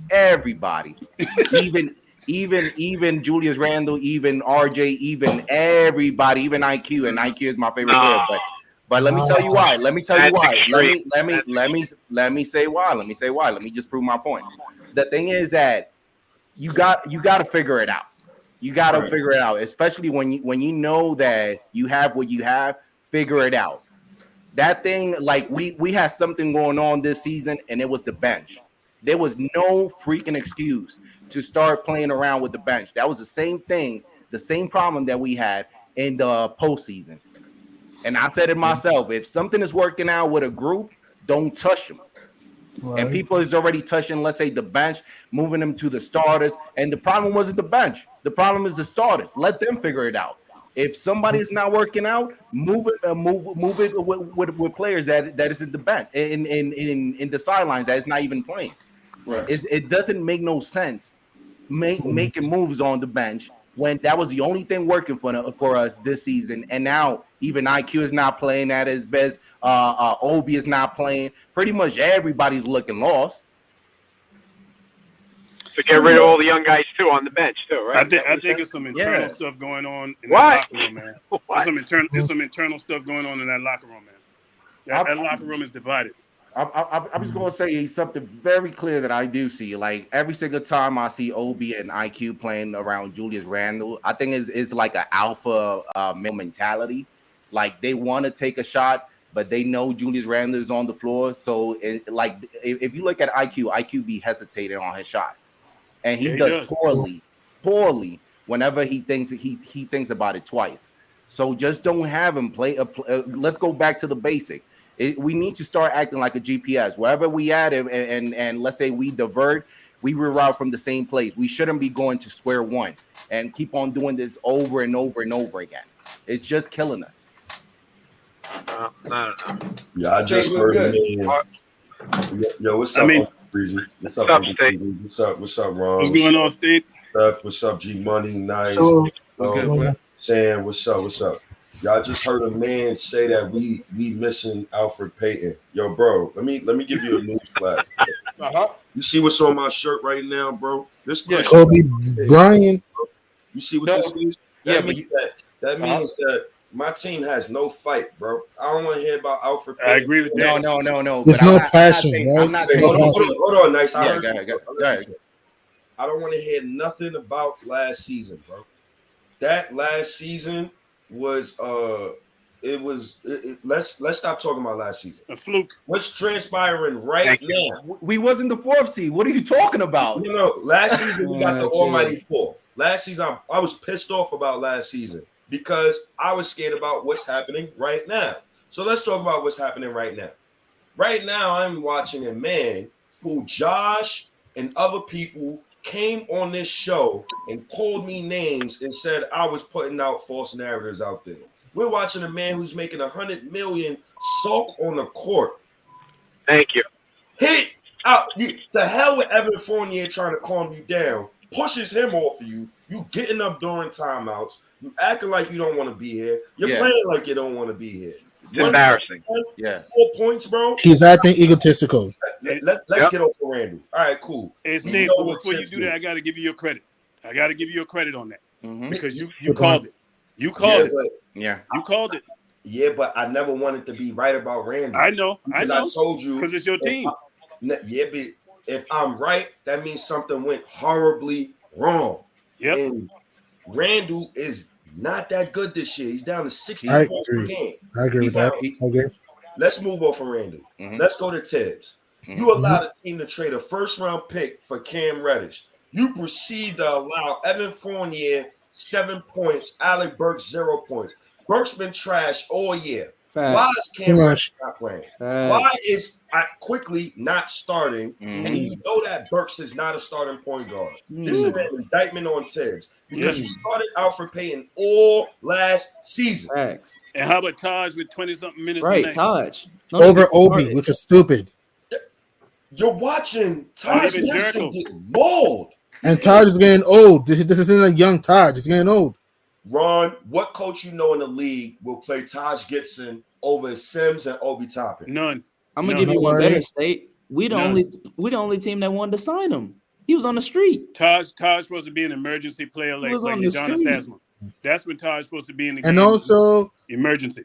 And also, bro, Kemba Fournier just doesn't fit. So I want to add to your point too, man. Kemba Fournier just don't fit on this roster at all. Yeah. That's why our defensive efficiency dropped is because you got two guys who can't guard on the perimeter. Did y'all see the numbers with RJ Barrett with no Kemba Walker on the court? It's night and day. Proven. It's skyrocketing. It's night and day. He's not deferring to Kemba. You know what I mean? And that's one thing I must say about RJ, and I love it, is he is passive to a fault. You know what I mean? He's willing to step back and let other guys take it. But when I see him just say, hey, get out the doggone way, and I'm going to do my thing, that's when we see the best out of RJ, man. And I think he's getting to that point where he's like, you know, these guys ain't trying to do it. I'm going to do it. Yeah. And let me just say something. He's our smartest ball player in that starting five.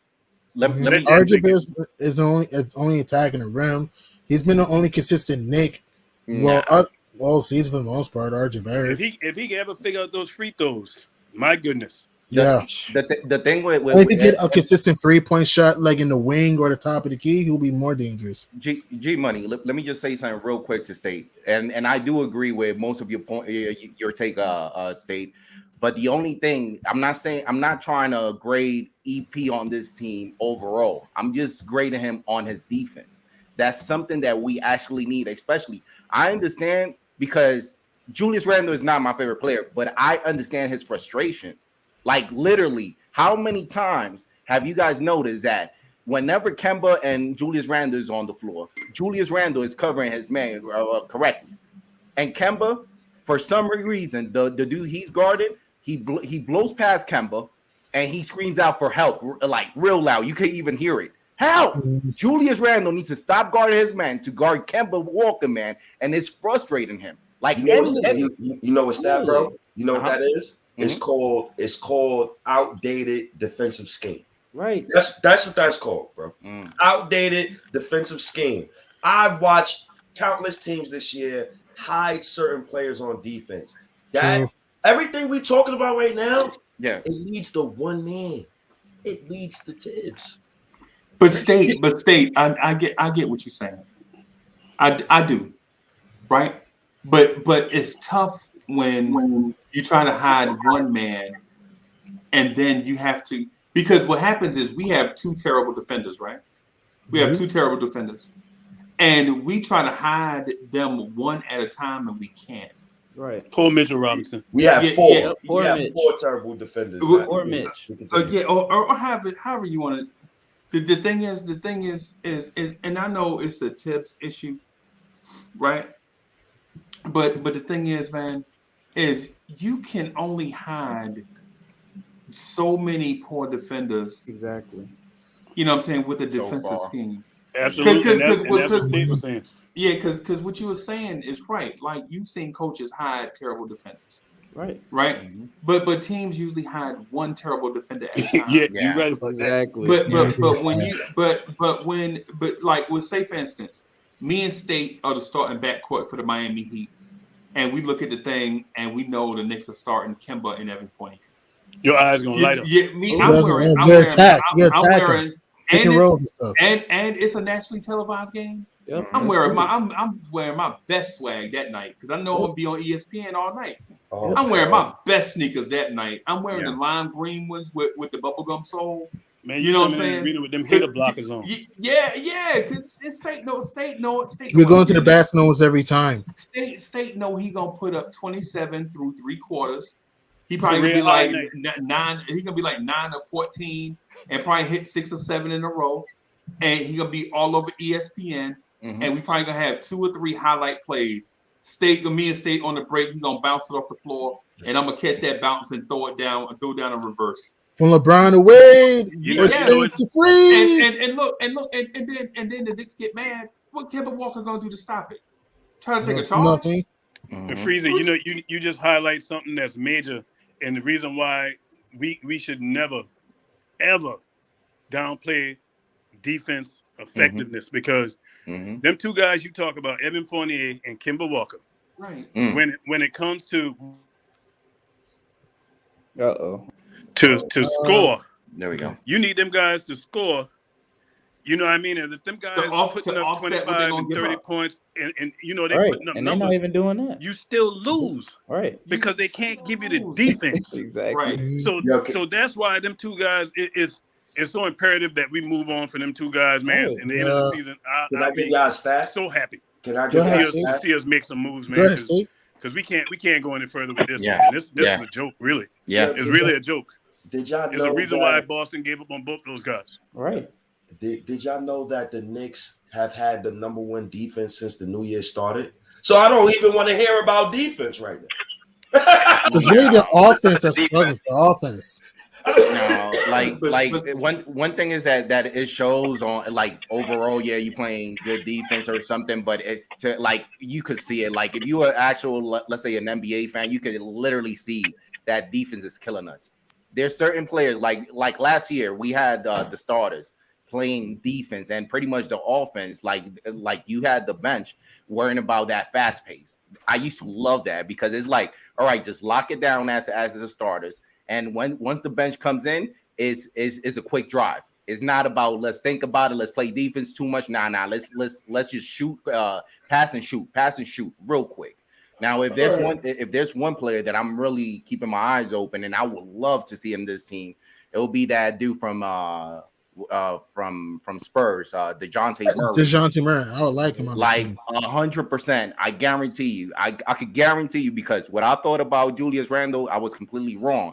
Like we need to give him and surround him with players that plays defense so that he could worry more, and we could have even RJ and Julius Randle worry about what they worried the most last year, and that was offense. But everybody that is on the floor with them, they have to play their part. What's good, Worldwide? What's up, fellas? What's up, fellas? What's going on? What's good? What's going on?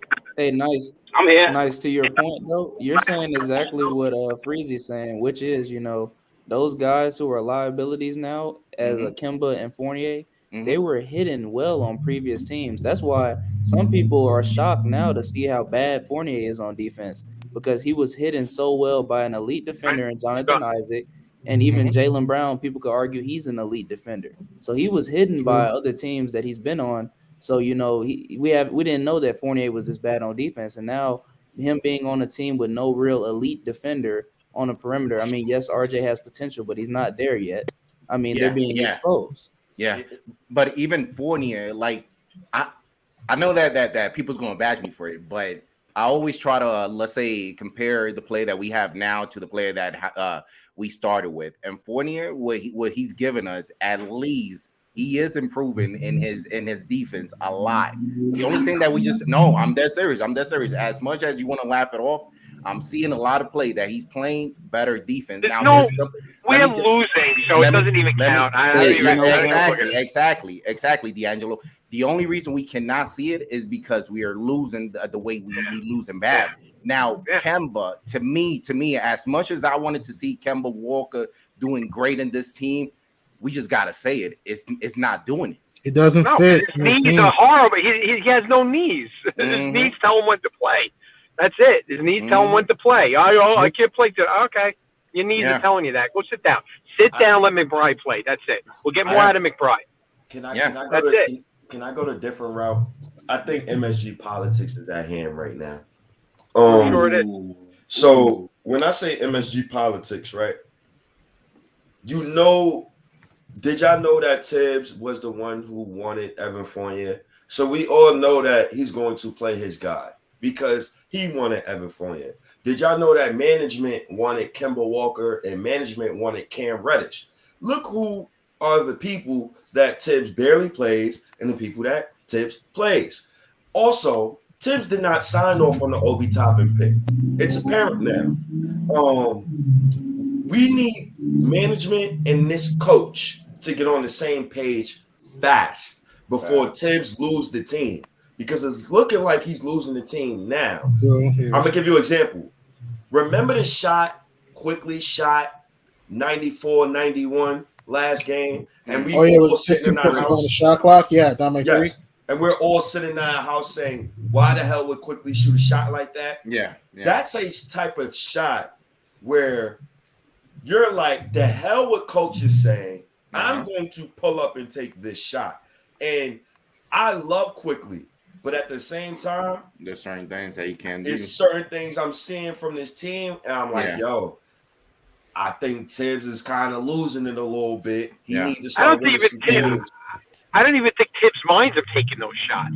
They have like a little, click there together, like he has with Randall, like this. So I don't know. You would have had pulled him Quickly out the game after you took that shot?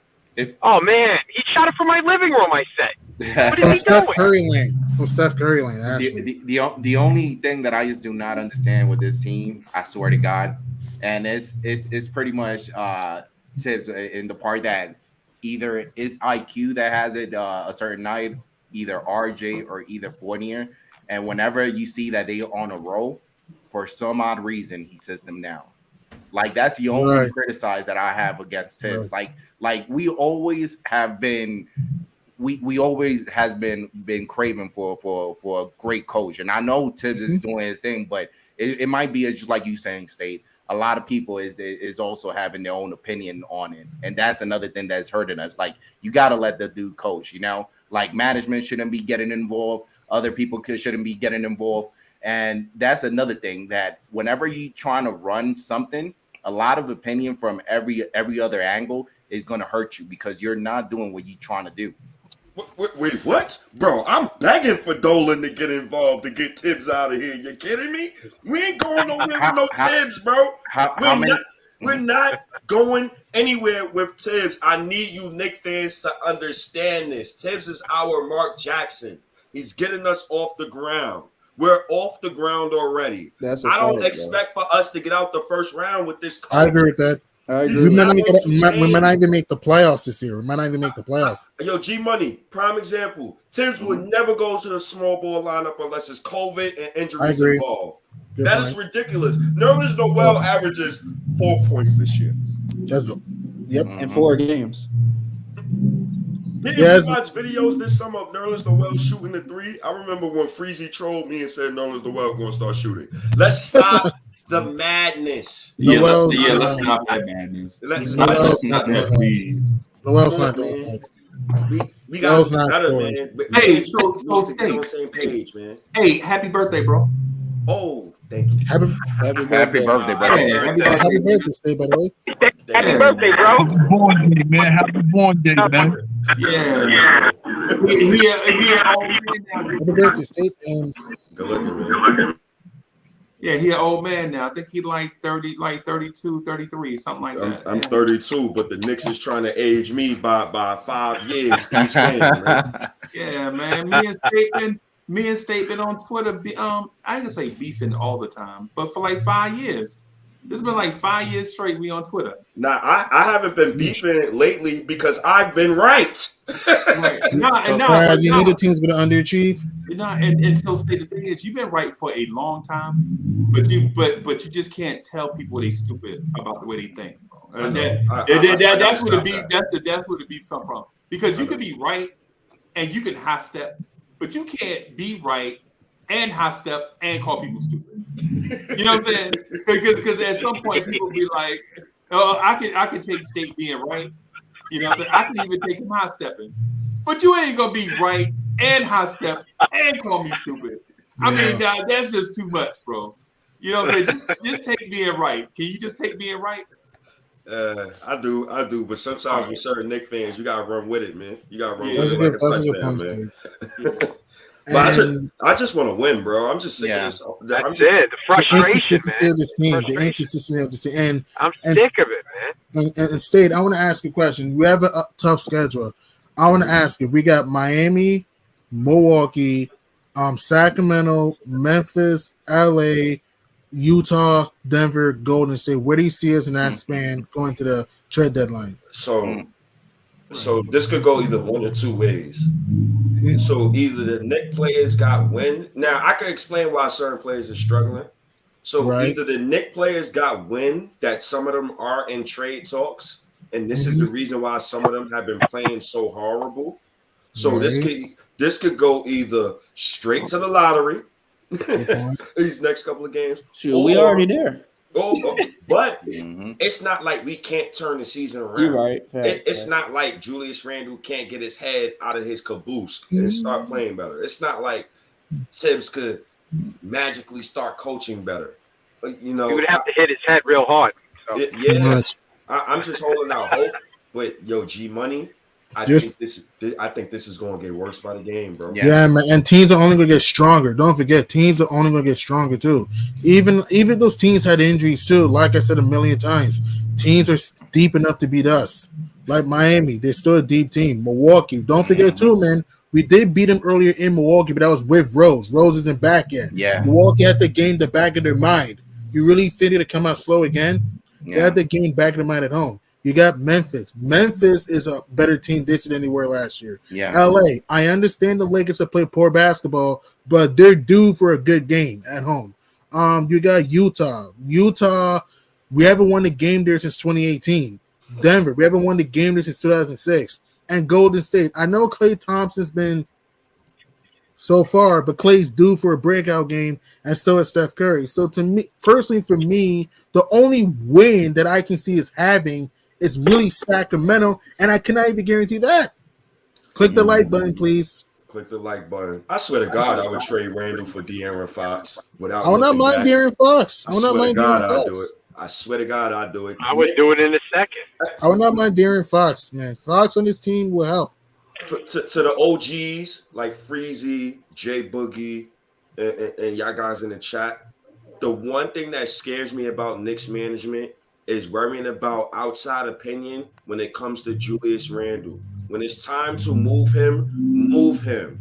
This might be the time to do it. And if Sacramento wants to move Fox, trade Randle for Fox. I think that is a good trade for both teams. It solves problems for both. And you have a guy that can help February 10th, man. February 10th. We're counting down. And to me, you want to be careful who you trade for, in my opinion. You want to be careful who you trade for, in my opinion. Nah, that's the trade for February 10th. We're playing Sacramento again. Yeah. February 10th. No, we played Golden State February 10th. We played Golden State. Who we play February 9th then? February 9th. I don't think we played back to. Did we play back to back? No, we don't play back to back. But I think we play on the 8th and the 10th. So we play Sacramento on Monday. The 10th is Golden State.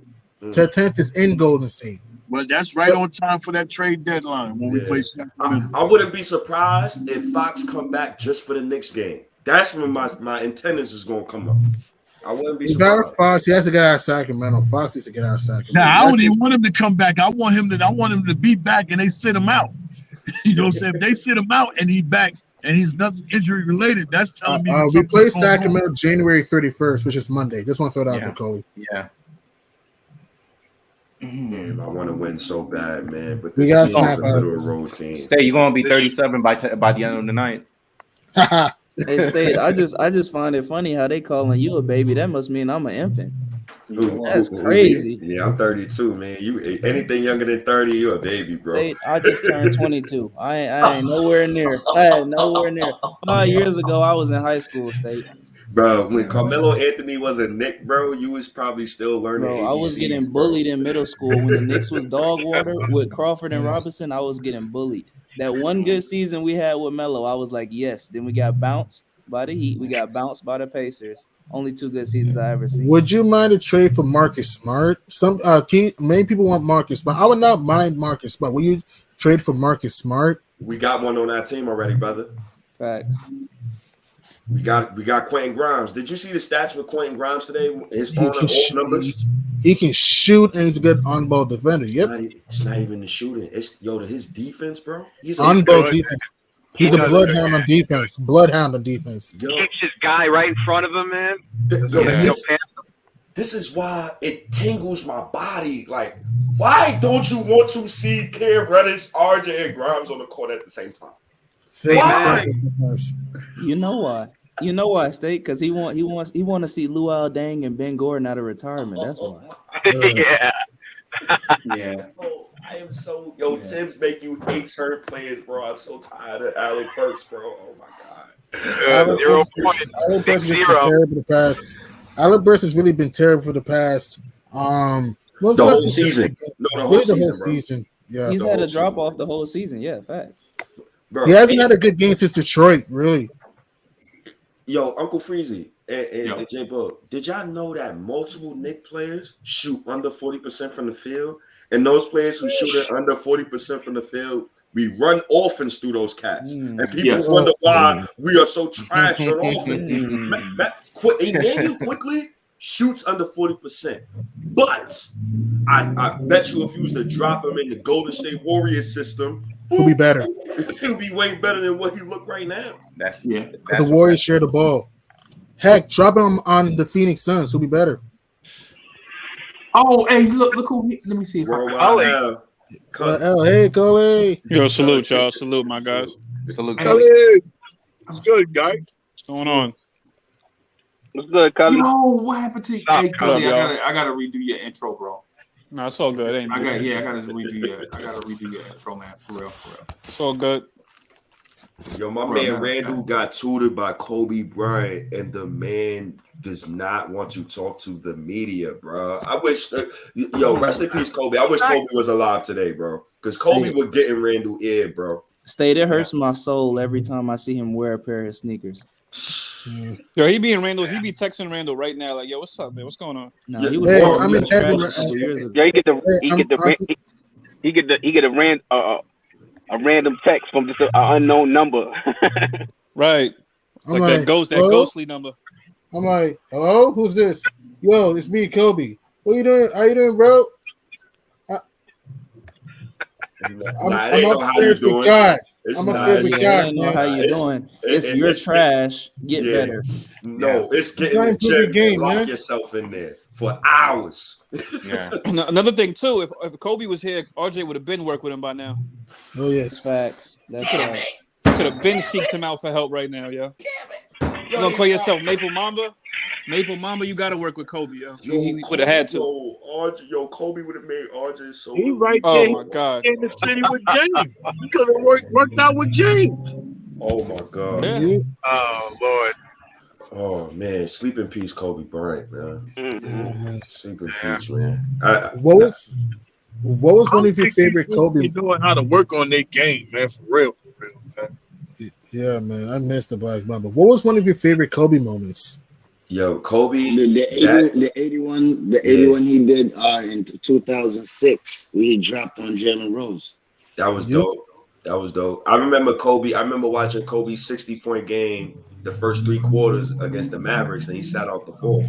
That was fun. That was fun. Yeah, I scored the whole Mavericks team at the time. I remember that. How about when Kobe tore his rotator cuff, came back into the game, and was shooting left-handed, and was still. He was amazing. He was amazing, man. Yeah, my favorite Kobe moment was the time I went to the Garden to actually watch Kobe Bryant, and that was one of my first times going to the Garden. Right, we're talking about the Garden, New York City, and to go there and see how many, at the time he was wearing 24, to see how many numbers 24s was in the building and how many people was rooting for Kobe. Me as a New Yorker, I'm like, ain't no way another opposing player could ever come in here to the Garden, but he was one that came in there, and you would have thought it was a Staples Center that night. So that was my moment of Kobe. Yeah, right. Kids nowadays don't understand what it means to be an NBA superstar. Like these shooting guards of today, like they're cool. Hey, I gotta jump off, fellas, man. Love, appreciate y'all, man. Y'all take it easy, man. Enjoy your born day, man. Don't be that crazy. Do what you do at home, man. Everybody stay healthy and safe, man. Blessings and blessings. All right, Boogie. All right, brother, bro. Jake Boogie. Damn, yo, I wish shooting guards of today was like much better, bro. These dudes don't. None of these dudes is two-way players. None of these dudes. All of them is just all offense, or they're just all defense, and none of them really like show me like that it factor. Like none of them. Who's today's best? Who's the best shooting guard in today's game? That's what Steph Curry brought to the game, bro. It's probably James Harden, really. I would go with Devin Booker. Devin Booker is today's best shooting guard in today's NBA. That is embarrassing. That is embarrassing. One of my favorite Kobe moments is 60-point game against the Jazz. That's one of my favorite moments. What, his last game? That was his last. His last game. That was awesome. Yeah, that was awesome. That was dope. I mean, you got McCollum, you got Clay, you got Jimmy Butler. They got some dog in them. Well, Jimmy is a two-way, but Jimmy Butler's more of a forward-ish. He's more of a forward. That's what I'm saying. If we going pure shooting guards, that's why I wouldn't say Harden. I'd have to go with Booker right now. I'm going with Clay. Yeah, I'm going with Clay because he hurt. He guards threes, but I'm gonna go with Clay. Yo, Kobe, man. CJ comes after both of them. He comes after. And also, Delano has a good moment. The game winner in Game 4 against the Suns. That was fun too. That was fun. That was dope. Brian, for the win. I mentioned the season he was hitting all them game winners in the season when it was he had one on Sacramento, I think Milwaukee. He had one on like a few teams back to back. On the Heat, we hit the one on Dwayne Wade's in 09, the banked in 3. And the face mask game against the Heat too. That was like one of the best. True. Or another game against the Mavericks. Remember the amnesty game when Mark Cuban says the Lakers should amnesty Kobe. Kobe hit some tough, crazy mid-range shots. Oh yeah, that one. Yeah. That was an ABC game. That was crazy. Also, the vicious dunk in MSG. Kobe Bryant with no regard for human life. There's too many Kobe Bryant moments, yo. Yeah, there's too many moments, man. I'm gonna rewind it real quick just for the OGs. And this goes into the Kobe Bryant thing. So I look at the way how the Lakers treated Kobe towards the end of his career, and I look at how the Knicks treated Patrick Ewing. And the Knicks didn't want to re-sign Patrick Ewing, so they proceeded to trade him to Seattle, and we proceed to be garbage truck juice for the next decade. And that's 2002 on. Yep, 2002 for the next 2 decades. That's a nice way to put it, State. That's karma, bitch. Karma. It's called karma. And the Knicks need to do right now and stop playing. Stop trying to front like you're competing for a title because you're not. Yeah, stop. And pick a direction. I don't think there was ever thinking that this team was a championship team. Anyway, anybody thinking that this team was championship is delusional. Exactly. This team might not even make the playoffs. This team might not even make the playoffs going constructed. Yes. On paper, yes. From last year, what we're seeing now. But to say championship, I don't think nobody was saying that, bro. No way. It's not. There's one guy that thinks there's a puncher's chance, though, and that's the coach. Evergreen. Let's just say Evergreen. Yeah, Evergreen. We're gonna throw Evergreen in there. He thinks there's a puncher's chance. That's my guy. Salute to Evergreen, but yeah. Well, this front office is trying to build. I mean, that's what the mentality is: just build around Randall as the number one option. They're trying to build around him. No, build around RJ now. Seriously. Yeah, you see, Ewing was the last best guy we drafted, and that was in '84. That was the last best guy we drafted. Yeah, that's horrible. That is horrible. You're right, Coley. You're right. That's horrible, yo. Nah, but we should all appreciate what they're doing for RJ Barrett. Like, I like how they got RJ talking to the media after losses. I like how they're promoting him as a leader. I like what they're doing. Yeah. But I think I think D'Angelo, I think management picked the direction because we're reading articles about Ian Bagley, but I think the coaching staff, aka Tibbs, is picked another direction because management was surprised Tibbs didn't play Cam Reddish, and that's very interesting to me. For 2 I games, agree. Right, we made the trade. They're for you. going Come in 2 on. different paths. They're going this way. They're splitting off over. They're not going the same If direction. it says tonight's a good night to use Cam to maybe help guard Jimmy Butler, tonight's a good night. Because don't forget, Jimmy Butler is going to guard RJ, and RJ struggles when Jimmy Butler's gone. You notice that? I agree. He I does. will I think RJ's ready for him tonight, though. Oh, no. I second that too. I think RJ is ready for him. I think he's ready for him tonight. I think RJ will have a good game tonight. I think RJ's going to be assertive tonight. I think RJ's going to attack. I think this game's going to be competitive. I think it's going to be a competitive game tonight. I have a weird feeling it's going to be competitive. If Jimmy Butler gets his way with RJ, I'm just going to say this: get ready for a slump. It's going to be an RJ 10 game slump. I rather somebody else guard him. Like don't do that. Do not do that. You know who I will put on Jimmy Butler? Cam Reddish. Cam Reddish. Oh, Grimes. Cam Reddish will slow down Jimmy Butler. For sure. Like why you gonna deteriorate something that is working out with RJ, and now all right, let's have him with Butler, and now back again to square one. We're gonna see RJ again with a 10 game slump or 10 even game more. slump, right? We don't want that. I think he beyond that. Nice. I think he beyond that. Bro, I'm telling you right now, Tibbs Even nice. If we see that, nice. If we see that when you come to Atlanta, I'll personally cook dinner for you, my brother. Oh, that's I think he's pretty much done with And we that. gotta watch out for the A 10 game slide from RJ. No, I think he's past that. Bro, I think he figured out it's more ways. Like they say, it's more ways to skin. It's more than one way to skin a cat. I think he realized it's more than one way. Right, you got to use those screens. And we also got to watch out for. We also got to watch out for the 3-point shooters like PJ Tucker. We got to watch out for him at the 3-point line, the corner. We got to watch out for Duncan Robinson. We got to watch out for those guys too, because those guys can get hot. Let me piggyback you on that, G Money. PJ Tucker is going to give Randall a hard time tonight, yo. Yeah. He's going Good on ball defender. No. Yes, he's a good on ball defender. Randall works PJ Tucker. Sorry, fellas. Sorry to tell you. Randall beats himself. Yes, That's he the best. does. He works. PJ Tucker cannot stop Randall. I'm not going to Randall's been suffering, but y'all look at the stats of the head-to-head matchups. Randall handles PJ Tucker. He cannot stop him. But you know what? They're gonna give Bam some looks too, though. He has a problem against Bam. And he also puts PJ Tucker in foul trouble. And Tucker also stretch out Randall for the 3-point line. Do you think of that? And Tucker loves the corner 3. Do we think of that? Now, and also this Max Strus threes. I don't know if Randall gonna be able to stop PJ Tucker because Randall defense is shitty all year. That's my point. And Tucker loves the corner 3. Yeah. And you gotta watch out for Max Strus too. There's always some random guy that goes off against the Knicks. No, Randall will be arguing with the refs because he didn't get a call, and he'll be up the court, and everybody's. There's always some random guy goes off against the Knicks. Who's Jose Alvarado going against the Knicks? Who's Jose Alvarado? Nobody. Avocado. So that's my point. This could be Max Strus' night. So what I'm saying is that we gotta watch out for role players for the Heat. Let me tell you, if Tibbs doesn't give Cam minutes tonight, oh man, I'm going to go nuts. We on his bond. We on him, yo. We on his ass anyway. Oh man. If he doesn't get minutes tonight, man. Better get minutes, Cam. He's not gonna get minutes, bro. I don't think he is. The thing is, I'm not looking forward to Cam getting. I'm already accepting it. I'm not gonna get excited. No, that's what I'm saying. He's not gonna do it. He's not gonna do it. Yeah, I'm not getting excited for that, yo. And I love Cam. I'm not. But it's just gonna annoy the crap out of me, you know. Oh, me too. You want to see him play. You want to know what's the worst thing about this situation? You really have, and it's sad what I'm about to say, but I'm gonna say it because nobody else is gonna say it. So I'm gonna say it.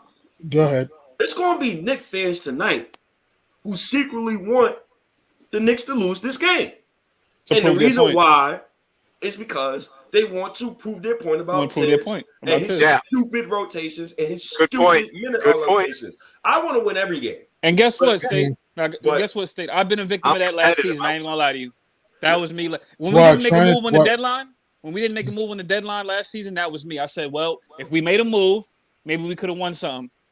That was me. I was very bitter last season. I ain't gonna lie to you. Oh! You should have been bitter because we're watching Evan Fournier instead of Scotty Barnes in the Knicks uniform. So you should be bitter right now. I agree. Right now. That's right. And the Raptors are in the playoff race. Do you feel about that too? I watched Jonathan Kuminga dunk on somebody so. Oh, last night. Oh my God. Yeah.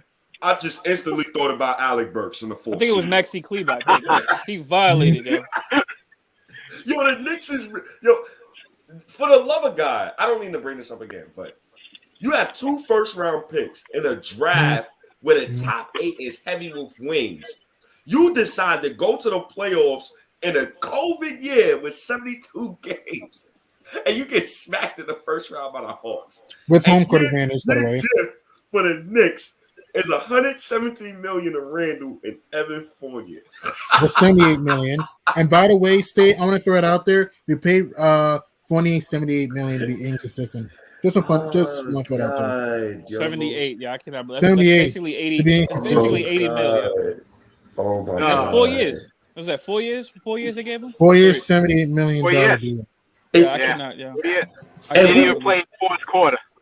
Who wants to? I can't. He doesn't even play fourth quarter. I can't Who believe. wants to tank this year? Is anybody watching college basketball this year?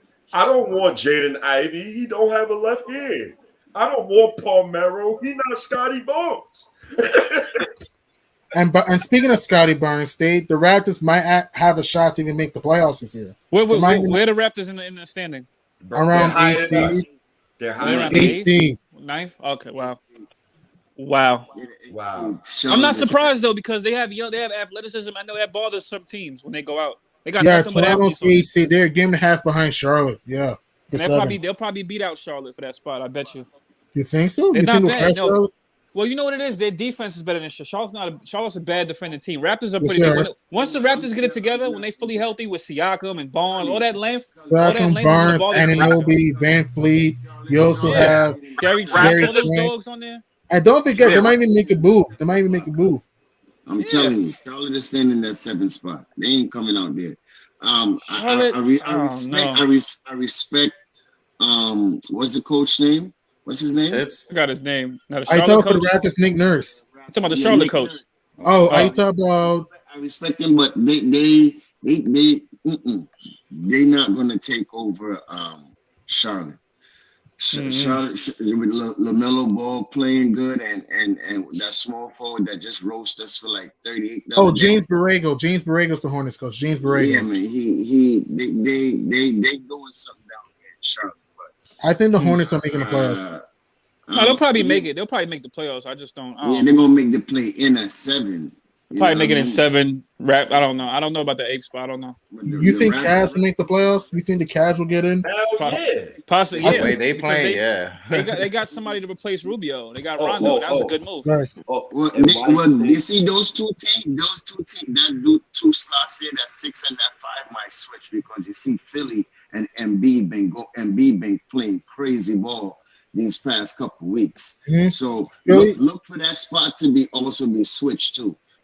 Philly and Cleveland gonna be switching all season. Yeah, look for that spot to be switching because they've been playing really good too. So you know, what I mean, there's also Boston. Boston might start turning things around.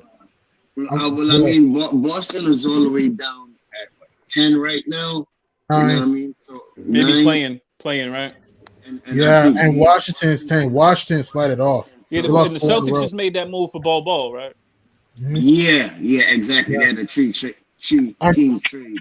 Right. Don't forget Atlanta. Atlanta's coming up too. Atlanta's won 4 in a row. They're quietly coming up in the standings. The Hawks. Yeah, but it's kind of too late for that team right now, bro. Because they're playing Knox every night. They're playing Knox. That's why they're going. They're playing Knox, yo. They about to trade everybody. Is he scoring? Anybody know? He's doing good. You know what it is, L? He's playing what they wanted from Reddish. They want a spot up shooter. They want a wing that's gonna shoot the ball, knock down open threes, that's not gonna complain, and that's Knox, yo. He's gonna take them open corner threes, and he ain't gonna complain about being the offense running through him. Well, Cully, I tell you like this, living out here in Atlanta, like Cam Reddish was he whatever he said to them was in the beginning of the season, and then he's just been quiet. Like he's been that's why no one knew he wanted to be traded. He just came to work. He just came to work, and that's even on they sports Yeah, on their that's a sports fact. channel and stuff like that. They give him his kudos. Right. No, it's funny. I said that earlier today. I said the Hawks probably was like quiet about it and just waited for a call, and the Knicks probably called them about Reddish, and that was just the right call. They was like, "All right, take it." You know what I'm saying? I think that's what it was. Because the thing is, I don't think they really cared to move him that urgent. They just kept, like you said, they kept it quiet. So I figured that's what it was. Right. Yeah, they kept it quiet until about that. I think it was the week that we got him. I think they put it out there. They wanted a first round pick for him or something like that. Right. And but on the media circuit, he's been quiet. They give him, because even when he came here, they gave him a little stand, like a little mini standing ovation when he came back with the Knicks for that game. So the fans and the crowd appreciated him. So you know, the GM for Atlanta say not everybody, the people on that team, is on the trading deadline. Like you got what's his name, the young guy, Horder. He's Kevin Huerter, yeah. Kevin Herter is on the trading deadline. Oh, really? Yeah. Gallinari, even Collins is on the trading deadline. So wow. Yo, Stafford, that's a bad defensive team. That team looks bad in person. When you see them play, it's bad. I thought they were good defenders. I thought Kevin Huerter, Collins. Nah, they bad defenders. They bad. The GM You can just drive to the hole. I thought our guards was bad, but when you see Trae Young play defense, it's Trae Young, horrible. I already know he's bad. It's horrible. And we got the nerve to get on Fournier. Fournier plays 1,000 times better defense than Trae Young. Trae Young plays zero defense. Yeah. Now, he doesn't even try. He doesn't even try. I see why Randall used to eat John Collins' food all the time. Then he used to blow right by him all the time. All the time, yeah. Yeah, in the regular season, in the regular season, though, yeah, not the playoffs. Yo, I can't believe. Yo, you want to laugh? Kevin Knox could get minutes, but Cam Reddish can't. That's horrible. Ridiculous, man. That's actually sad. That's what killed me. And I want to throw this out there. Will it be even more comical if the Hawks would have beat the Knicks in the play-in? If that actually came down to that, oh my god, would it be more comical if the Hawks would have beat the Knicks in the play-in? Wait, to Kevin Knox? Oh no, listen. Would it be more comical if the Hawks were to beat the Knicks in the play-in tournament to make the playoffs? Yeah, that would be comical. That would. Oh man, three to win the game. Kevin Knox hit a big. Let's say he hit a big Reggie Miller type three in the corner. Oh, and Mike B says Knox for the win. Bang! Knox sends the Hawks to the playoffs. I would hate Knox and Trae Young forever, yo. I would hate both of them forever. we already got heat for Trae Young, so I don't really hate Trae, but no, I don't really hate Trae, but I see why people hate Trae. I don't really hate Trae. So. Nah, I like him. I just want to beat him. So what's the keys for tonight for tonight's game to win? Let's stay on course. Let's start with you away from Butler. Let's start with you, Cully, and then just swing it over to D'Angelo. Well, the Heat are physical. Are we playing in Miami? Yes. Oh shoot. So stay focused. No balking at, no chirping with the refs. We're not doing that in their hometown. We're not gonna come into their building and do that. If we do that, we out of there early. So I would say stay focused. Hit open shots when you got them. They're very physical. Move the ball, of course, and that's pretty much it. Just stay focused, yo. Just don't let them get in your head. They're gonna try to get in our head. I already know it. Jimmy Butler, a guy like him, and PJ Tucker, they're gonna try to get in our head. They kind of like a irritating team, yo. They're gonna fight tooth and nail for that win. And I don't think we better than them, right? I don't even think we better than them until this is our first game against them this season. You know what I'm saying? I know we probably got like 3 more after this one, so it's the first matchup between us. It's gonna be a lit game tonight. I know it's gonna be lit. It's personal, kinda, and pretty much stay focused, yo. No chirping at the refs. Ball movement, growing together as a team, cohesiveness, and we probably could pull out a win if focused. Hit open shots. Yeah. So I mean, come out early, hit them hard. The problem is sometimes we've had these games where we come out early. We could get a 12-0. It's very rare. We'll get a 12-0 lead or whatever it is. Then they chip back, and they don't play the full 48 minutes. Play the full 48 minutes on the court. Stay mentally tough with this team because it's going to be it's going to be a fight. It's going to be that. And I want to see an up and down game. I don't want to see a half court game. I want to see. That's why I just want the players from the bench. I want to see Cam tonight. I would like to see some minutes from him if he could come out and do that and let him play. But again, we got to come out, we got to hit them hard, and we got to keep and sustain a lead because that's what we do. That up and down game, which I get stressed out watching the fourth quarter with with up and down 2 points here. I understand that's almost like playoff basketball there. That's fine. But if we put up a fight and we have it, even if we lose and if we put a good fight in, I'm happy with that. Okay, but I don't want to see Taj out there for too many minutes, which we probably will. Same old story with Tibbs, back on the Tibbs thing. But we got to hit him hard and we got to sustain the lead. That's my game plan now. Which is going to be, it's good. Yeah, good. Give me, it's on you. Then swing it to State. It's on me. I go real. Y'all can hear me? Yeah. Can y'all hear me? Yeah. Oh, y'all ain't gonna like what I'm gonna say, but if Mitchell Robinson plays tonight, the Knicks win this game tonight. I'm gonna tell y'all why. All the times that the Heat, we played them 3 times last year, right? And all the times that we beat them, Nerlens Noel was our center, right? And Bam Adebayo, what's his name? How you say his name, y'all? Y'all know I'm always saying somebody's name. Adebayo. He was the one that was guarding Randall. The problem is we need to put pressure on, and then the way how Mitch been playing, if him and RJ come out there and they do they want to, like they've been doing the last couple of weeks, it'll put pressure on Miami. I got the Knicks winning tonight. We on ESPN tonight. What's our record on national televised games? Add this one to a W. All right, State. What you got to say, bro? I gotta head out. I gotta head out, bros. I'll see y'all later. All right, y'all coming through the show. I think we going on at 6:30 tonight. Y'all coming through. I'll pull up. For love of the game. Check it out. For the love of the game. For the love of the game, man. All right, So go ahead, State. Who winning tonight? Shit. So 2 things can happen. We know national TV Randall shows up when the females is in the front row. We know national TV RJ they like to show up. National games, all the females is in the building. You know it. Because Randall plays well every national TV game. Like it's mind-boggling to me. So I think the Knicks could win today. I think the only way the Knicks win today is if both Randall and RJ, or if Randall and one of the young guys has 20 plus points. I think that's one of those young guys got to show up. I think Quickly got to get out of his slump because he's in a horrible slump right now. But the Knicks are allowing less points per 100 possessions on the court when Quickly plays. So I just would like for him to get out the slump. And I think we can win the game, man. So the keys is Julius Randle. Will he be national TV Randle tonight? Will RJ continue to be national TV RJ because he's been playing so well? And can Quickly get out of the slump? I think if those 3 can happen, I think we could beat Miami. The only thing I'm scared about is every time we play Miami, Randall has played horrible because of Bam Adebayo. So I would like to see if Tibbs can switch it up today and try to do some different actions to get Bam Adebayo out the paint. So let's see, man. Those are my 3 keys.